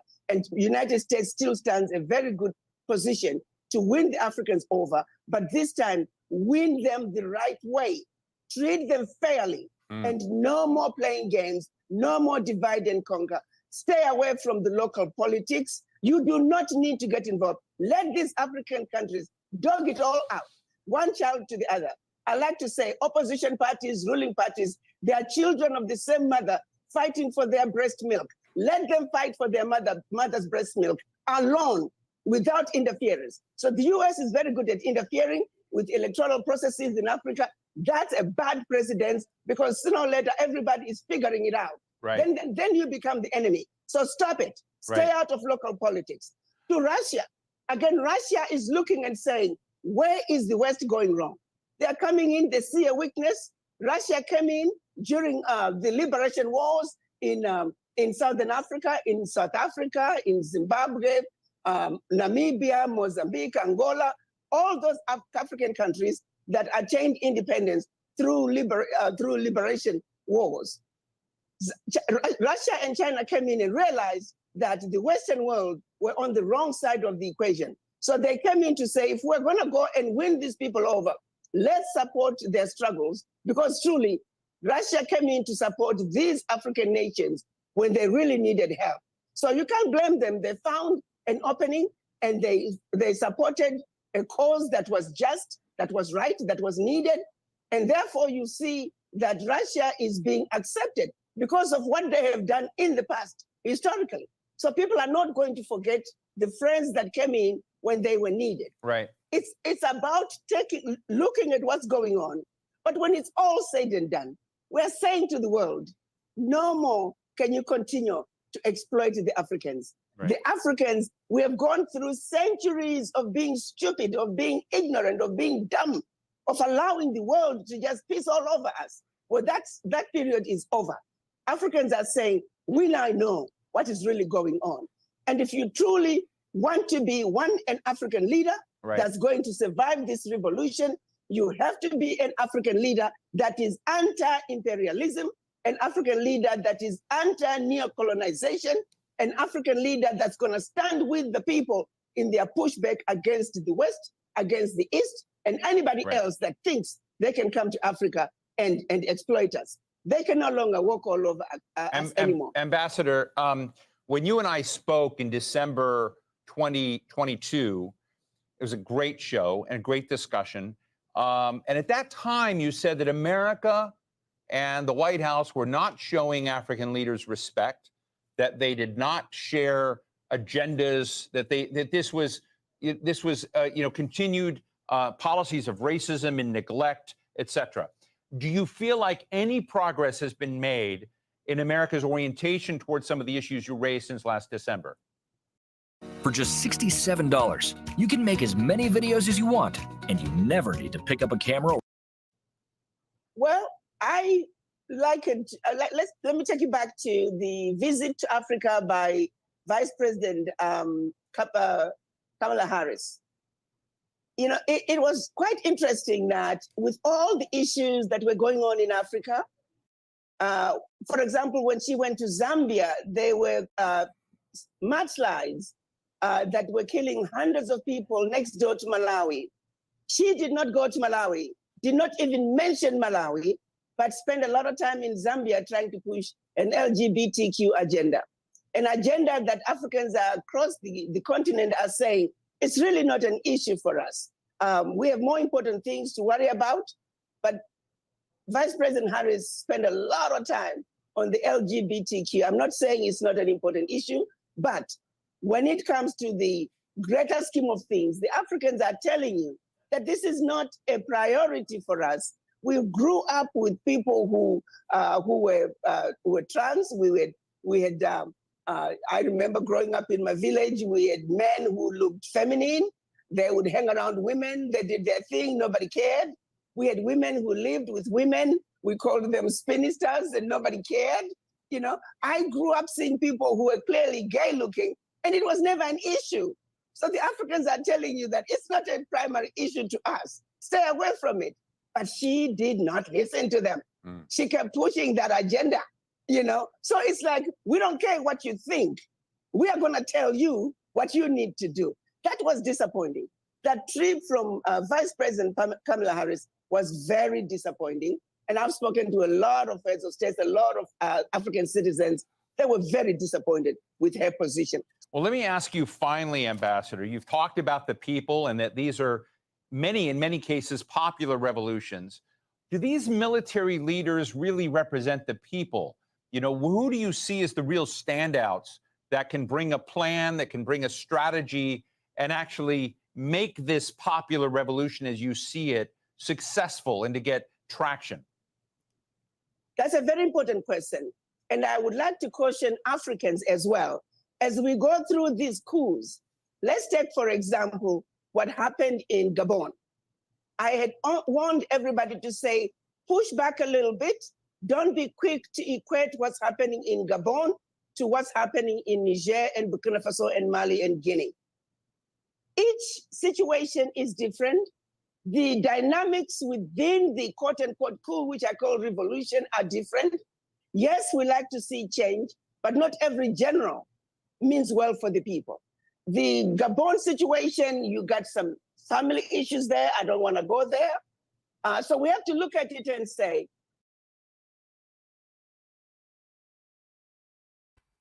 sorry, folks. Now, again, I know we already talked about it. I already told you about the Gabon issue, right? It was not a revolution for the people.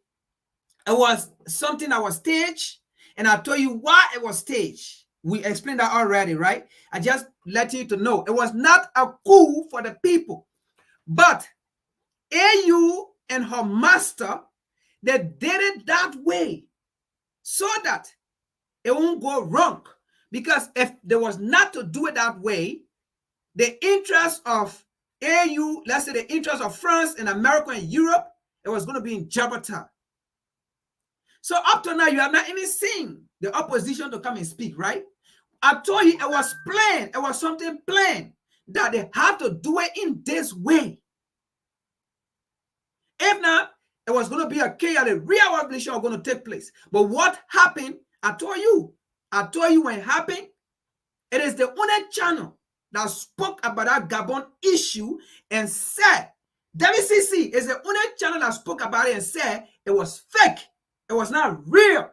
In time, it's not like we sat down, we listened to, no. As it happened, we came out, we told you it was not a coup for the people. It was planned.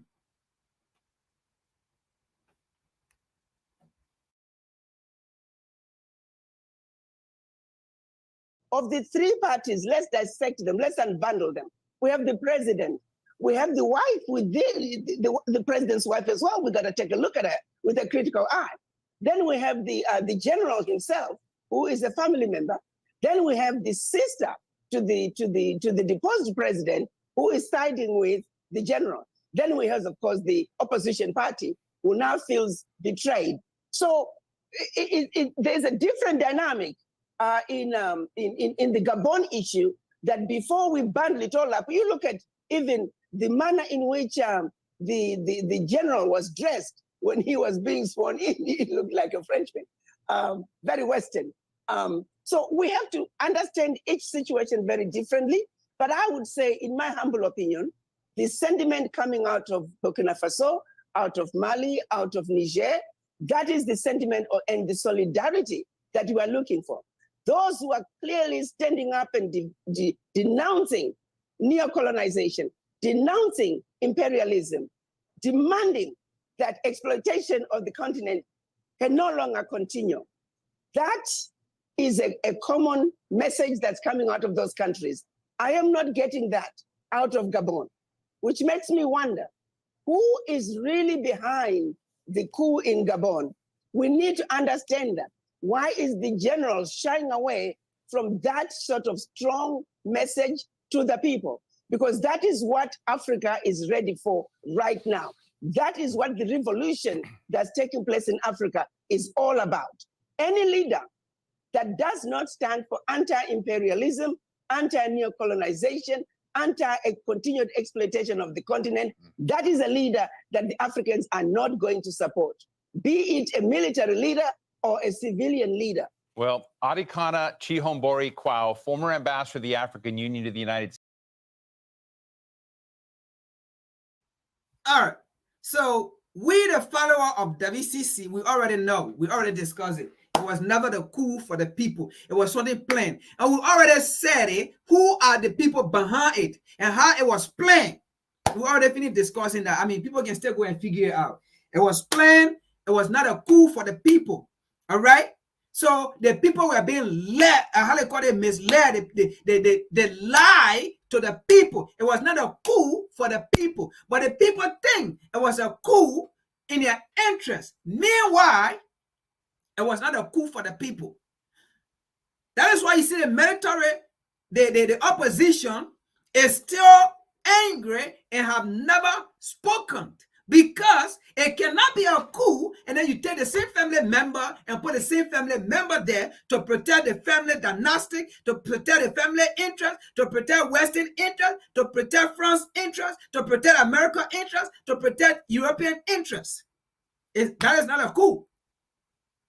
But the ignorance of the people made them to perish, because in their mind, it was a military that staged the coup. In their mind, this man left. How can there be a revolutionary? The man that got removed, his father led the country and he died. The son took power. And the son took power, the current guy, Alio Bongo, and then he even got parallel in power. So there was a fight for the son, Alio Bongo's son, to take power again. Just how the father turned power over to him, he was about to turn power over to the son, which the mother was planning. But it was going to be a real revolution. Now, this is where the real revolution was going to take place. This is where the real revolution was going to take place. So Europe looked at it and said no. France looked at it and said no. America looked at it and said no. Because we are looking at the Niger situation. So if we don't do something, if we keep silent and don't act, if they make some come in place and they put a son there, the real revolution will take place and we will lose. So what we're going to do here is to work with the military, okay, the commander, who's still relative to Alio Bongo, who's still a cousin. We can manage and put him there. He will still protect the family dynastic. He will still protect, and we will still negotiate with the wife and tell the wife, listen, This is what will work. Because if you put your son, you're going to lose everything. The country is going to go against you. And then the military side will go. So this is what we're going to do. Your son will not get in power. We're going to put your cousin, the cousin to your husband will go there. And this person, he's still a family. He will protect your dynasty, your interest, your heritage. In fact, your money, your finances in Europe and America will be protected. Because this your cousin also have millions of dollar houses in America. So let us do this to save your interest and save Europe and America interest. That's what went on. Did you see AU? Now, it is the same military that got instilled that took power, right? And it made the same military the government. Why AU did not say they need civilian government? Why America did not say they need civilian government? Why AU did not put sanction on Gabon? Because the same military government are there. We talked about this already, so I don't even want to go into it further, right? We talk about this. So we already know on WCC, when it came out, we reported strictly, no wasting time. We said it was not a coup for the people. Maybe I can explain that further. Let's see here. We talked about that already. So maybe I can just bring a video about the family, right? Let me just do something there. We discussed that already quick. We didn't that was discussed quick, right?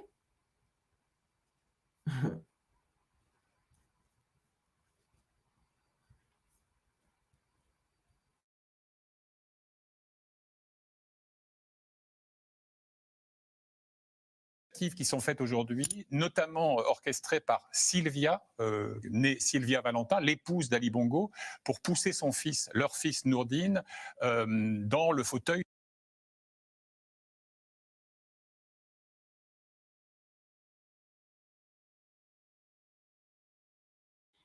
Now you see a confession of a French man.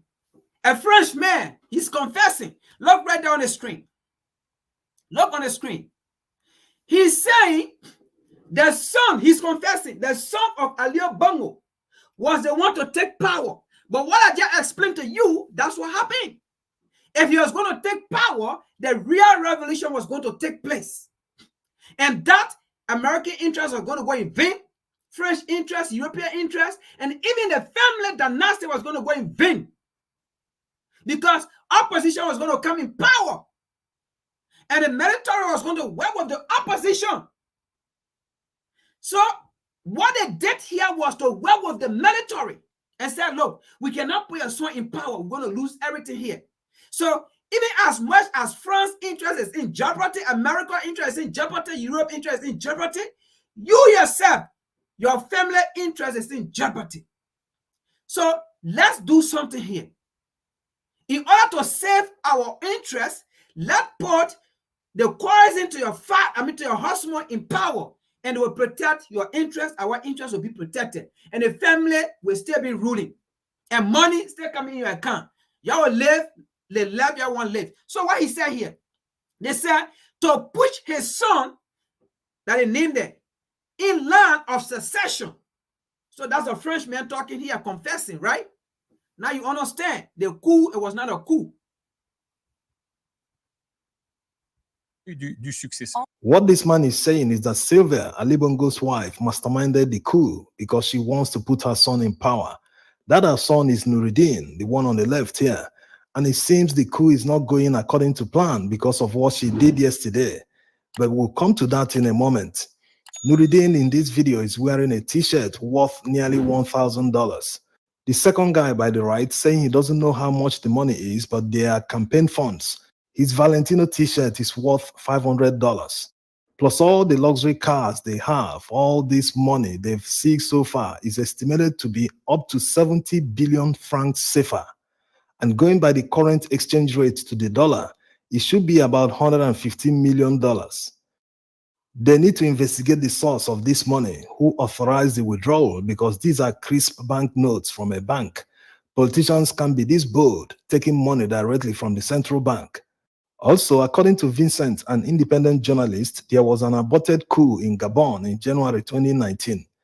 The soldiers involved talked about the state of health of Ali Bongo, who of course had a stroke in 2018, and they succeeded in taking control of Radio Gabon before the coup flopped.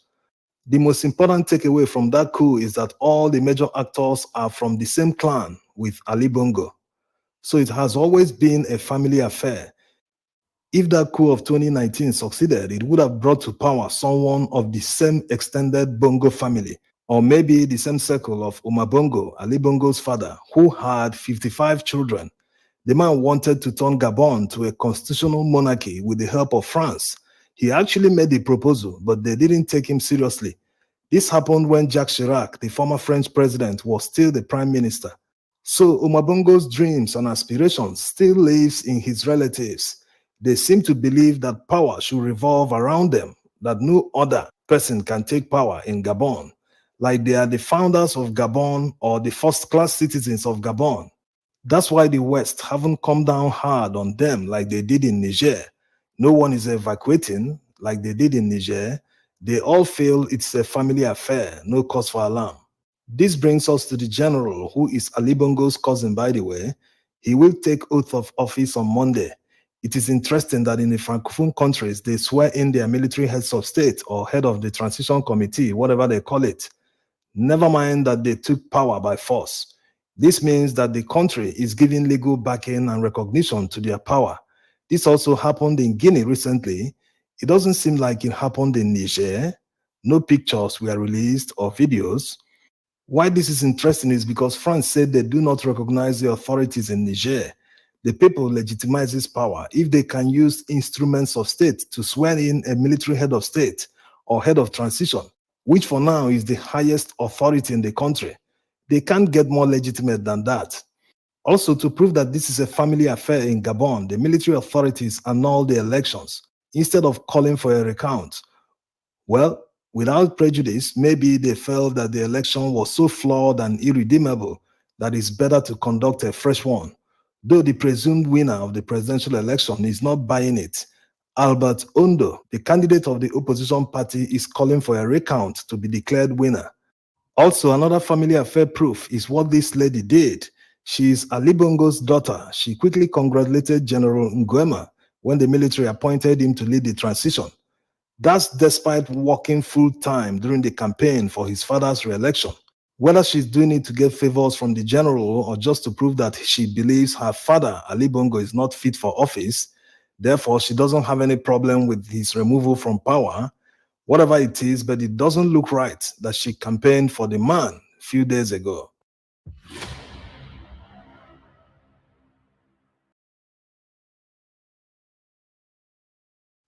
All right, just to show some parts so that you can see, and further evidence. But I told you already for the first time that what I'm about to say here, maybe later on, 2 days, 3 days, 4 days, a year or 2 or 3, you're going to see the story start coming out. And now you can see the story, is actually coming out what happened in Gabon. All right. So the people of Gabon, it's just another it's just another fiasco. You have gone back to being oppressed and suppressed. I'm very sorry. That was not a coup in your interest. We saw it long time and we spoke about it. All right. So we are sorry. Now, let's go back to proof. We'll soon leave. That will be the last video actually. Let's go back to prove that America, like Dr. Arukena said, she's in a good position. She need to come from out of the water. No, she's not in a good position. She's in a worse position, just like France. A colonizer is a colonizer, all right? An enslaver is an enslaver. An imperialist is an imperialist. But America is just good at doing what she does, all right? But let's see another video here that shows that America is not neutral. That is why we need to redefine our relationship.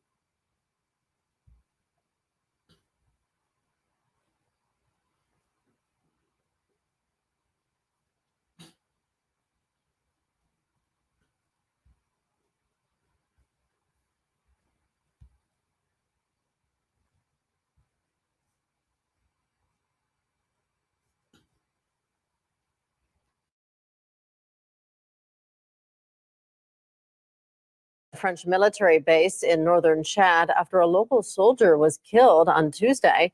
The incident occurred at the French Faya-Largeau military compound, where troops have been deployed to fight jihadists in West Africa's Sahel region. By the way, it's France who is now acting as the insurgent, who is now acting as the terrorist. So France army is now killing, shooting people. All right. Where is the mainstream media? Where is America to condemn France? France is now acting as the insurgent.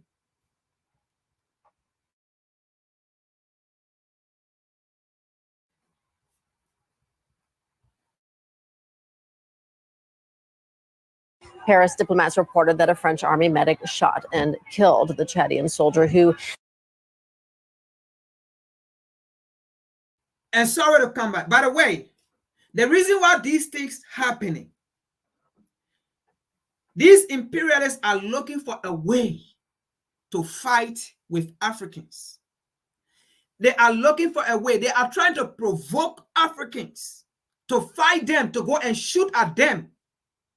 That's what they are looking for. And then the United Nations, the so-called United Nations, will back them off.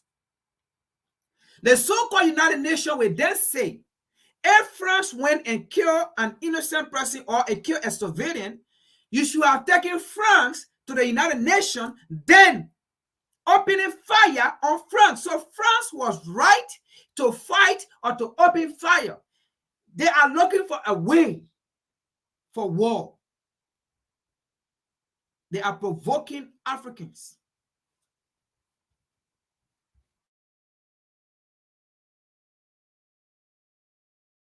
Had attacked him, which then triggered local protests.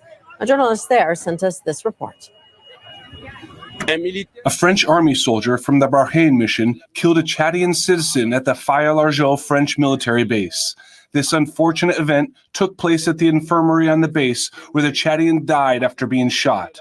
The locals went there and started protesting immediately, with attempts to penetrate the base. Locals say they no longer want the French presence in Chad. The French need to leave. All the time they've been here, they are robbing us. They kill us.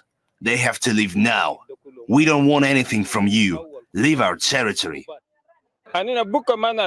The young man was shot deliberately. We are against it. The French took everything from us. We can't even provide for our needs because the French have taken our property. And on top of that, they kill us. Let them go home. We're sick of them and their colonization. We don't agree anymore. One of our own gets killed. We don't want that anymore. We don't want friends anymore. All right, let's get more on this now from Cameroonian Swiss activist Natalie Yam, who is here with me in the studio. Natalie, Gabon, Niger, Mali, Burkina Faso, clearly Africa is entering a new era away from Western influence. How does this change all look for the African continent? I think it's changing everything. The different coups that we are observing are actually showing that Africans want to get it to another level. And we've had past 60 years since independence where things were stuck. It was like a post-colonial time. We never really escaped colonization, the mechanism of colonization, which were threefold. It was the economical colonization, it was the political colonization with the political influence, and it was the military colonization. We are starting to get rid of the political colonization, but the military coups in Africa are now leading towards the emancipation of the military hand of France on those countries. And it's very promising. I want to ask you about this Russian foreign intelligence report that says the U.S. is considering eliminating Niger's new coup-imposed leadership. How does this type of interference represent these so-called democratic Western values that we hear so much about? Well, we've been used to that, been there, done that, I would say. I mean, the West has been eliminating leaders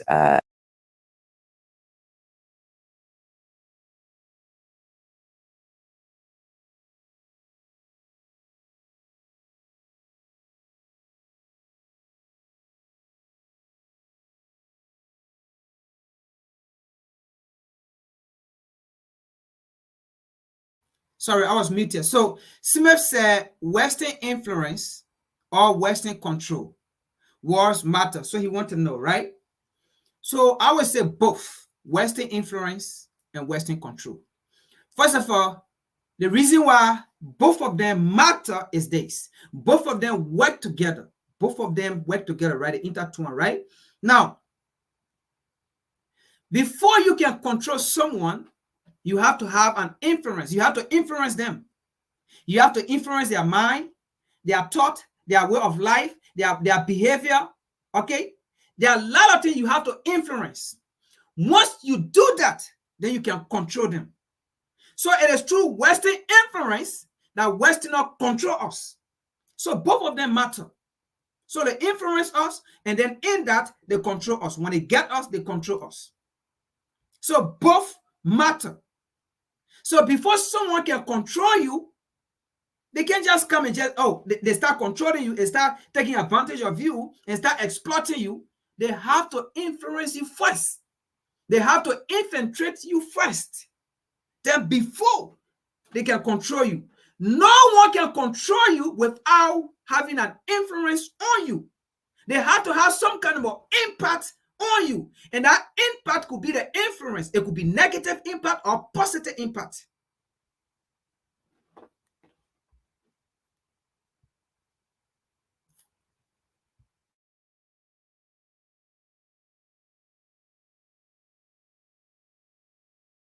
On our continent since independence and even before. So it's nothing new. The only new thing might be the reaction of the African people.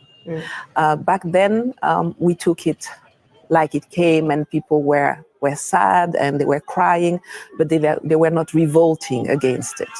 2023, I think if the United States is really envisioning doing so, they should make sure that they get rid of any American citizen in Africa, not only in Niger, because there will be repercussion on Western citizen if another one of our leaders is eliminated nowadays.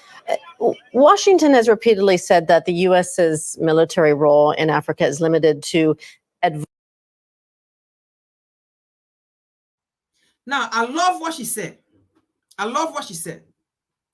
If America dare try it and eliminate any of our African leaders, America should know that her citizens are in Africa. So if they should dare try it, before they try any African leader, they should remove. We're not talking about the puppet African leader. Of course, we know they are not going against puppet African leader. It is a revolutionary leader. And I love what she said. Before America go and kill. So this is why America is not neutral. So this is why I disagree with Mama Dr. Arukina that America is neutral. You know, Mama, we salute you. We learn from you.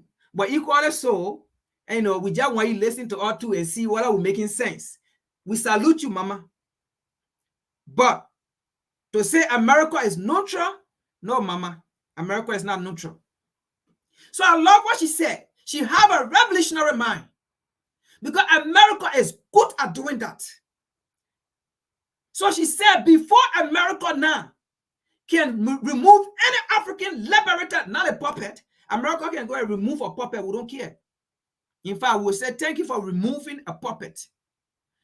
But if America dare try and remove any revolutionary leader or kill or assassinate any revolutionary leader, and we get to know that apart from America, we get to know that it was Western influence or it was influenced by any Westerner.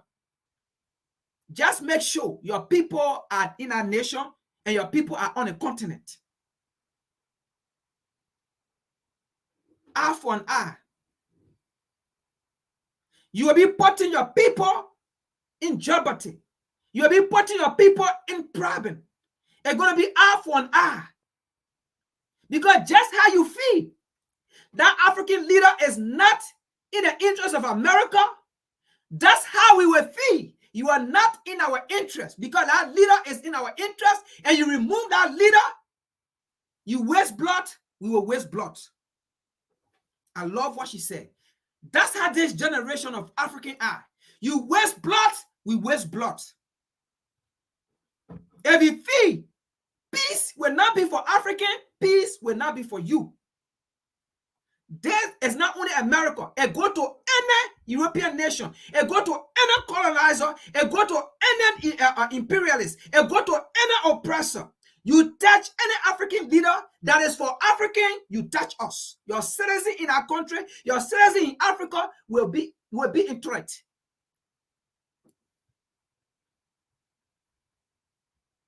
That is not a threat. That is not against anybody. But you can't continue to kill us. You can't continue to remove our revolutionary leader. You can't continue to kill people who stand for us. People who want to see betterment for Africa. You can't continue to kill them. You have no better way of negotiating with Africans but to destroy Africans, to destroy Africa. That's the only way you got. No, now, it's not going to work. You kill, we kill. You shoot, we shoot.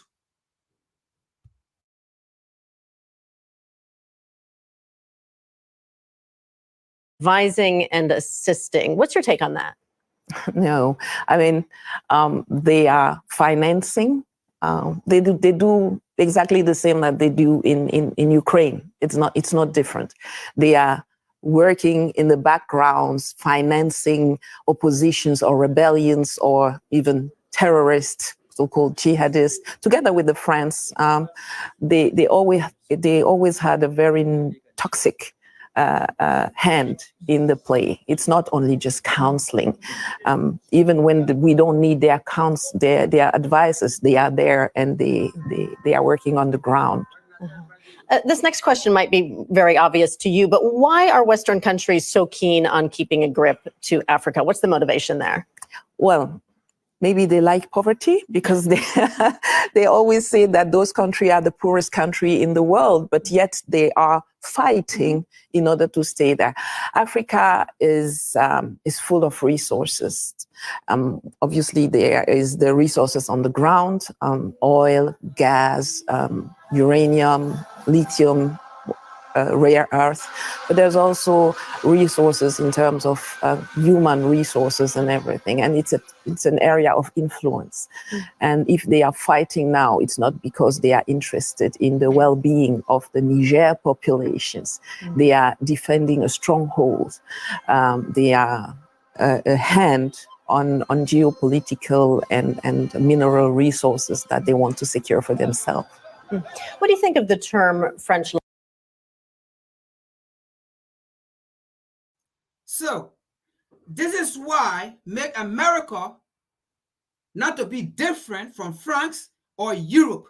Because just like France or Europe in Africa, protecting their interests for resources to explore Africans, America is there with the same notion to exploit Africans. Because if not, America could have stood against the reinstatement of Bazoo. But in fact, it was America that came out first to push it. It was Joe Biden, along with some of his congressmen and women, that came out to condemn the military. But they did not condemn Gabon. They condemned Traoré. They condemned Niger. They did not condemn Gabon.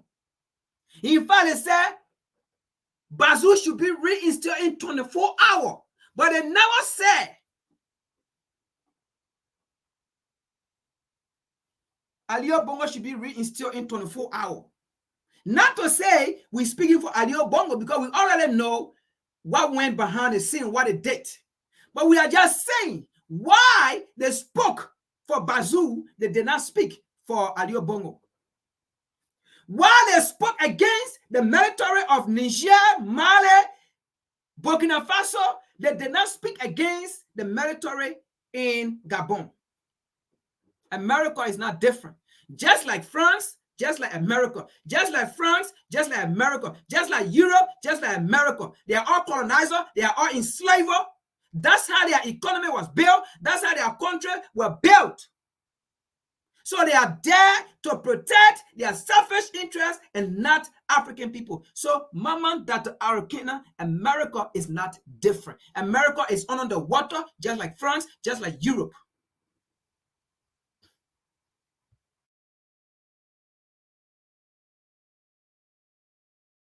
legacy. What does that mean to you, and how has that affected the continent? Because we hear this phrase often when we talk about Africa and France and talk about the French legacy. What does that mean? Well, for me, it's not really a legacy. It's a day-to-day reality. Legacy would mean that something has died and then we are inheriting something, but we never changed. We never came out of the French colonization. So it's our day-to-day, and it's the reason why we are very fierce about getting rid of it now. Several times the people talk about the French, anti-French sentiment, the French bashing, as if it was just an emotion, but it's not an emotion. It is actually a well-thought actions where we say we want to cut ties with our colonizers and we want to divorce and we want to have some distance between us, and maybe in 10, 15 years, then we would be able, as divorcees sometimes do, be able to talk again with each other in a civil manner. But as of now, it's like you have a couple it's not working with the couple, and one insist on staying with the other ones.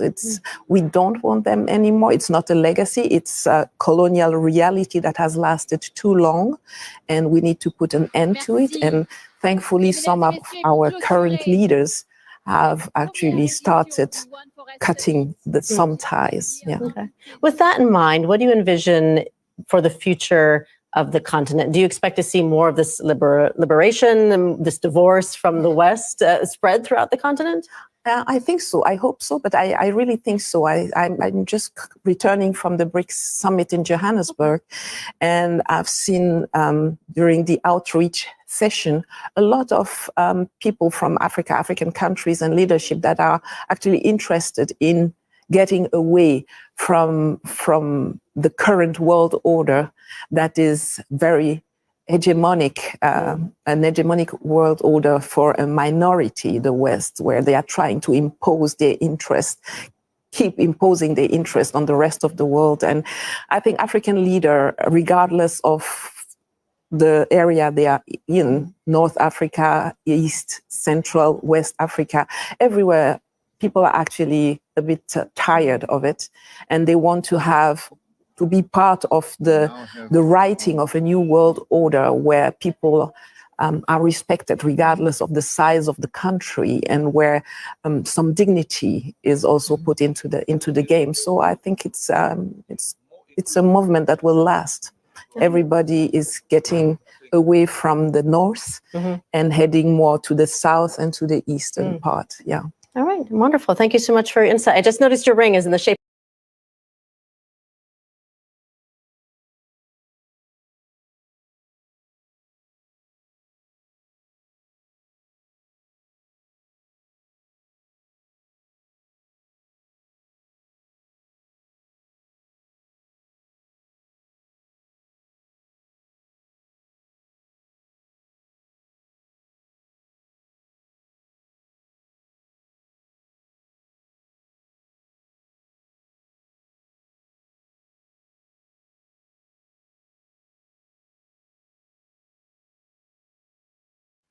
There's another video, right? But I'm just going to play 1 minute aspect of it, just 1 minute, and then because we got to go. Now, I know somebody may say I'm really going harsh on America, right? I'm not going harsh on America. We want for America to learn. Now, Dr. Arukina said America is neutral. She's not neutral. Here is America again. In this, there are, I don't know, G7 meeting, in that G7 meeting or G20 meeting, right? Here is America voting against Africans. Here is America voting to put sanction on Africans. America is not saying, you know what? Let's forget about the whole sanction thing. Up to now, America still has sanction on Zimbabwe. They said Robert Mugabe was the problem. Robert Mugabe was, dead long ago, what, 2011 or so, if I'm right? But sanction is still on Zimbabwe, and they said it was because of Robert Mugabe. But today, United States, UK, Europe, their sanction is still on Zimbabwe. While Robert Mugabe is dead, I mean, I think his boom or might be gone, if not mistaken. But sanction is still on Zimbabwe. So how can America be neutral? Look at this here again. America got angry with Russia that Russia vetoed a sanction that should be put on an African nation. America got angry at Russia. Then when we say Russia love Africa, then you get angry. Then when African people say, you know what, we love Russia because Russia show love, then you get angry. Look at this.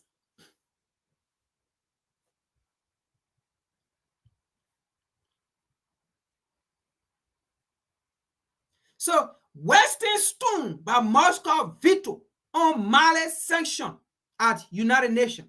Look at this. Look at this. They are angry.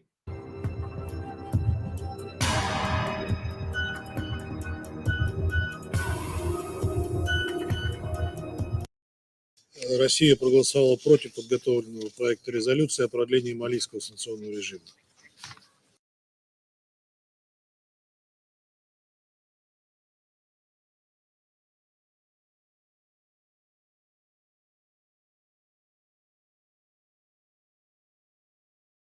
К сожалению, несмотря на то, что мы неоднократно призывали проявить конструктивный подход и прийти к разумному компромиссу, представленный текст абсолютно не учитывает озабоченности малийской стороны и So that's the Russian representative that's speaking, if you can see right here. So he vetoed the sanction against an African nation. He vetoed it. Did you see that? So when we say, when African people are showing their solidarity to Russia, when African nations are showing their solidarity to Russia, why should someone get angry?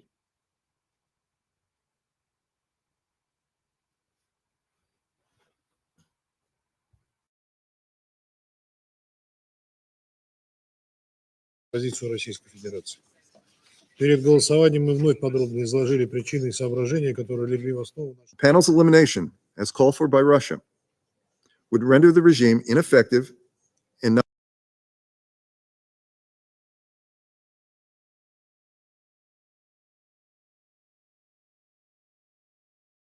So that's the U.S. envoy there. That's the U.S. representative there.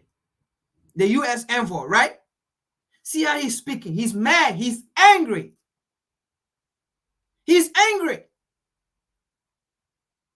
that another nation veto sanction against an African nation. He's angry. So how can they tell us they are there to collaborate, to make business? Dr. Arokena, we're sorry. We beg you, Mama. America is not neutral here. America voted for sanction on an African nation. France voted for sanction on an African nation. Great Britain, Europe voted for sanction on an African nation. It was Russia that vetoed it. China extended herself. She did not partake. China stayed neutral. So then how can you say African people love Russia over the United States? It's the United States that hate herself. It's the United States that don't like herself. You show love, we show love. But you can't show hate, and then you want us to show love. When you think we stay going by that Bible mentality? That Bible mentality is not with African again. Love your enemies. God said don't hate. So when the enemies was doing the evil thing, the enemy did not read the Bible. But the people to which the enemy have done the wicked thing. And when the people, when the oppressed people began to wake up, then that's the time the enemy will come and say, oh, no. God said you should love your enemy. Don't hate your enemy. Do business with your enemies. But when you are doing the evil act, there was no Bible that God said do not do evil. When you are doing an evil act, there was no Bible that God said, love your friends. Do not create enemyship. We don't have time for that Bible again. That's nonsense way of preaching. That's nonsense preaching. We don't have time for that nonsense preaching.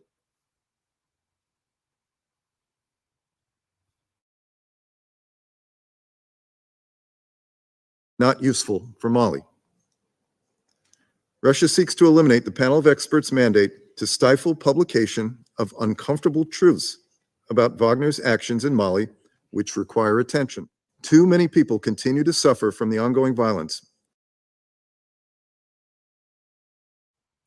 Do you see here? Do you see what they are saying?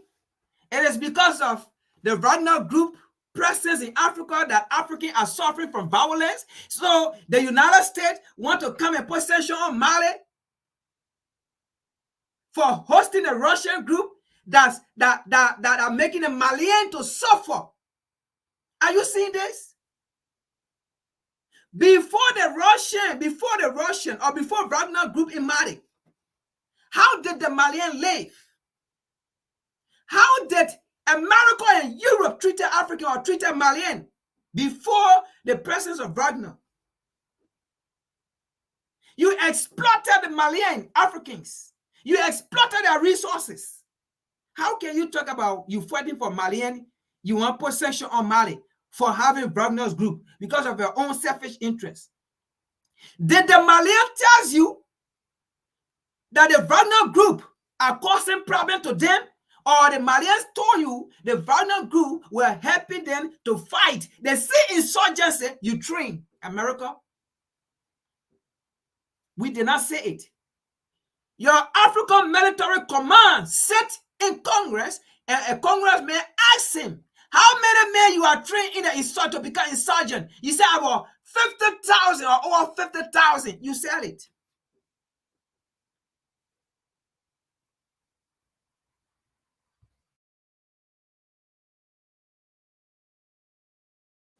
And due to Russia's actions, this council has failed to renew some of the most important international initiatives for addressing this crisis.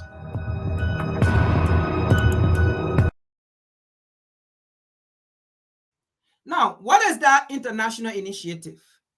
Since when have the United States actually taken international initiative in the interest of the African people? Initiated in the interest of the African continent. Since when have America or UN or Europe ever take initiative in the interest of African or the African continent? We know your secret. America, Europe, imperialist, colonizer, oppressor. You damn liars.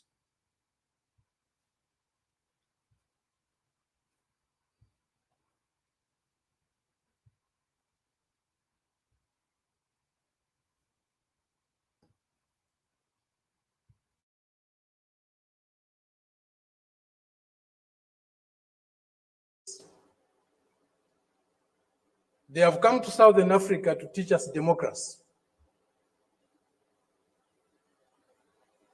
A country that was opposed to our liberation, a country that supported colonial regimes,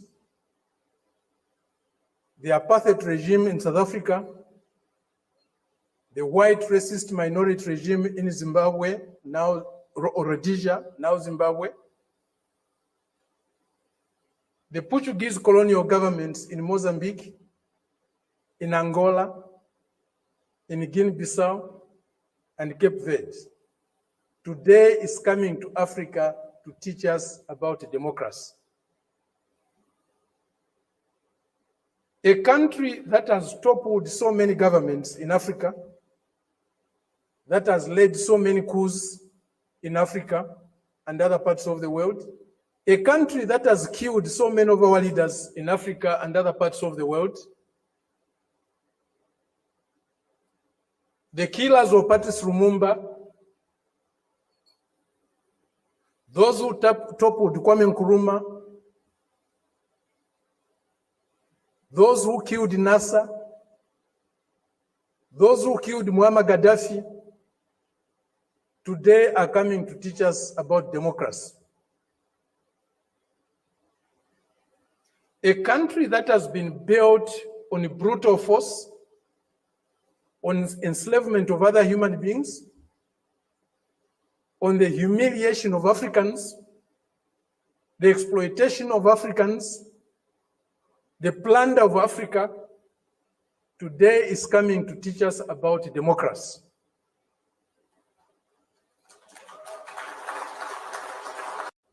Led by the United States. They have come to Southern Africa to teach us democracy. All right, folks. I know we've been here since 1 o'clock. Now it's 5 o'clock. Thank you so much for tuning in, for hanging in. That is today's message. This is Frank again. Once again, I am your host. This is the Revolutionary Repatriation Educational Lecture Series. Saturday, we will not be here because Nkrumah have other activities to do with the Huru movement. But we're going to try our best to make some video, maybe Friday, to post it for you to see. Yeah, so he will be back sometime, I think a week or 2 weeks from now, because he's busy with the Huru movement. But I'll be here every Sunday, as usual. Maybe on the 24th. On the 24th, we may not be here. I might be in New Jersey for a family reunion. So I'll be there Saturday, the 23rd to the 24th this month. So I'm just letting you guys know. So if you don't see me on the 24th, then that means I'm in New Jersey for a family reunion. But other than that, you will see me if I am not. But I will be. So yeah, so it is today's discussion. Thank you for tuning in. Share, continue to subscribe, hit the like, the love button, and let it go to our people. We cannot retreat, no retreat, all right, and no surrender. You know, Nkrumah said, backward never, forward ever, and we are moving forward. You know, the time has come. The world have seen the potential of Africa. And, you know, the world have seen what Africa have at its disposal. The world have seen that Africa is not what America or Europe or the colonizer described it to be, as a poor continent, as a continent of aid, a continent of suffering people, a continent of dying people, a continent of in need of Europe money, a continent in need of America taxpayer money. Meanwhile, the continent do not need American taxpayer money. American taxpayer money need to stay in America and be spent on American. The world have come to realize and to see it. So it is tough. America is in a hot seater position. Europe, they are in a hot seater position because their lies are no longer holding. No one to believe their lie. There is no media to preach their lies. So this is the time to fight and not to retreat, but to move forward. This is the time not to be a puppet. If you want to be a puppet for your people. If you want to say yes, sir, be yes, sir, to your people. If you want to be an obedient, that's not a bad thing, but be obedient to your people. If you want to exploit your resources, fine, but exploit your resources for the benefit of your people. So this is the time to stand up to America and to Europe. This is the time to stand up to West, the Western nation. This is the time to tell them you are the third world country. You are poor because you have nothing. Folks, I will see you on Sunday. Peace.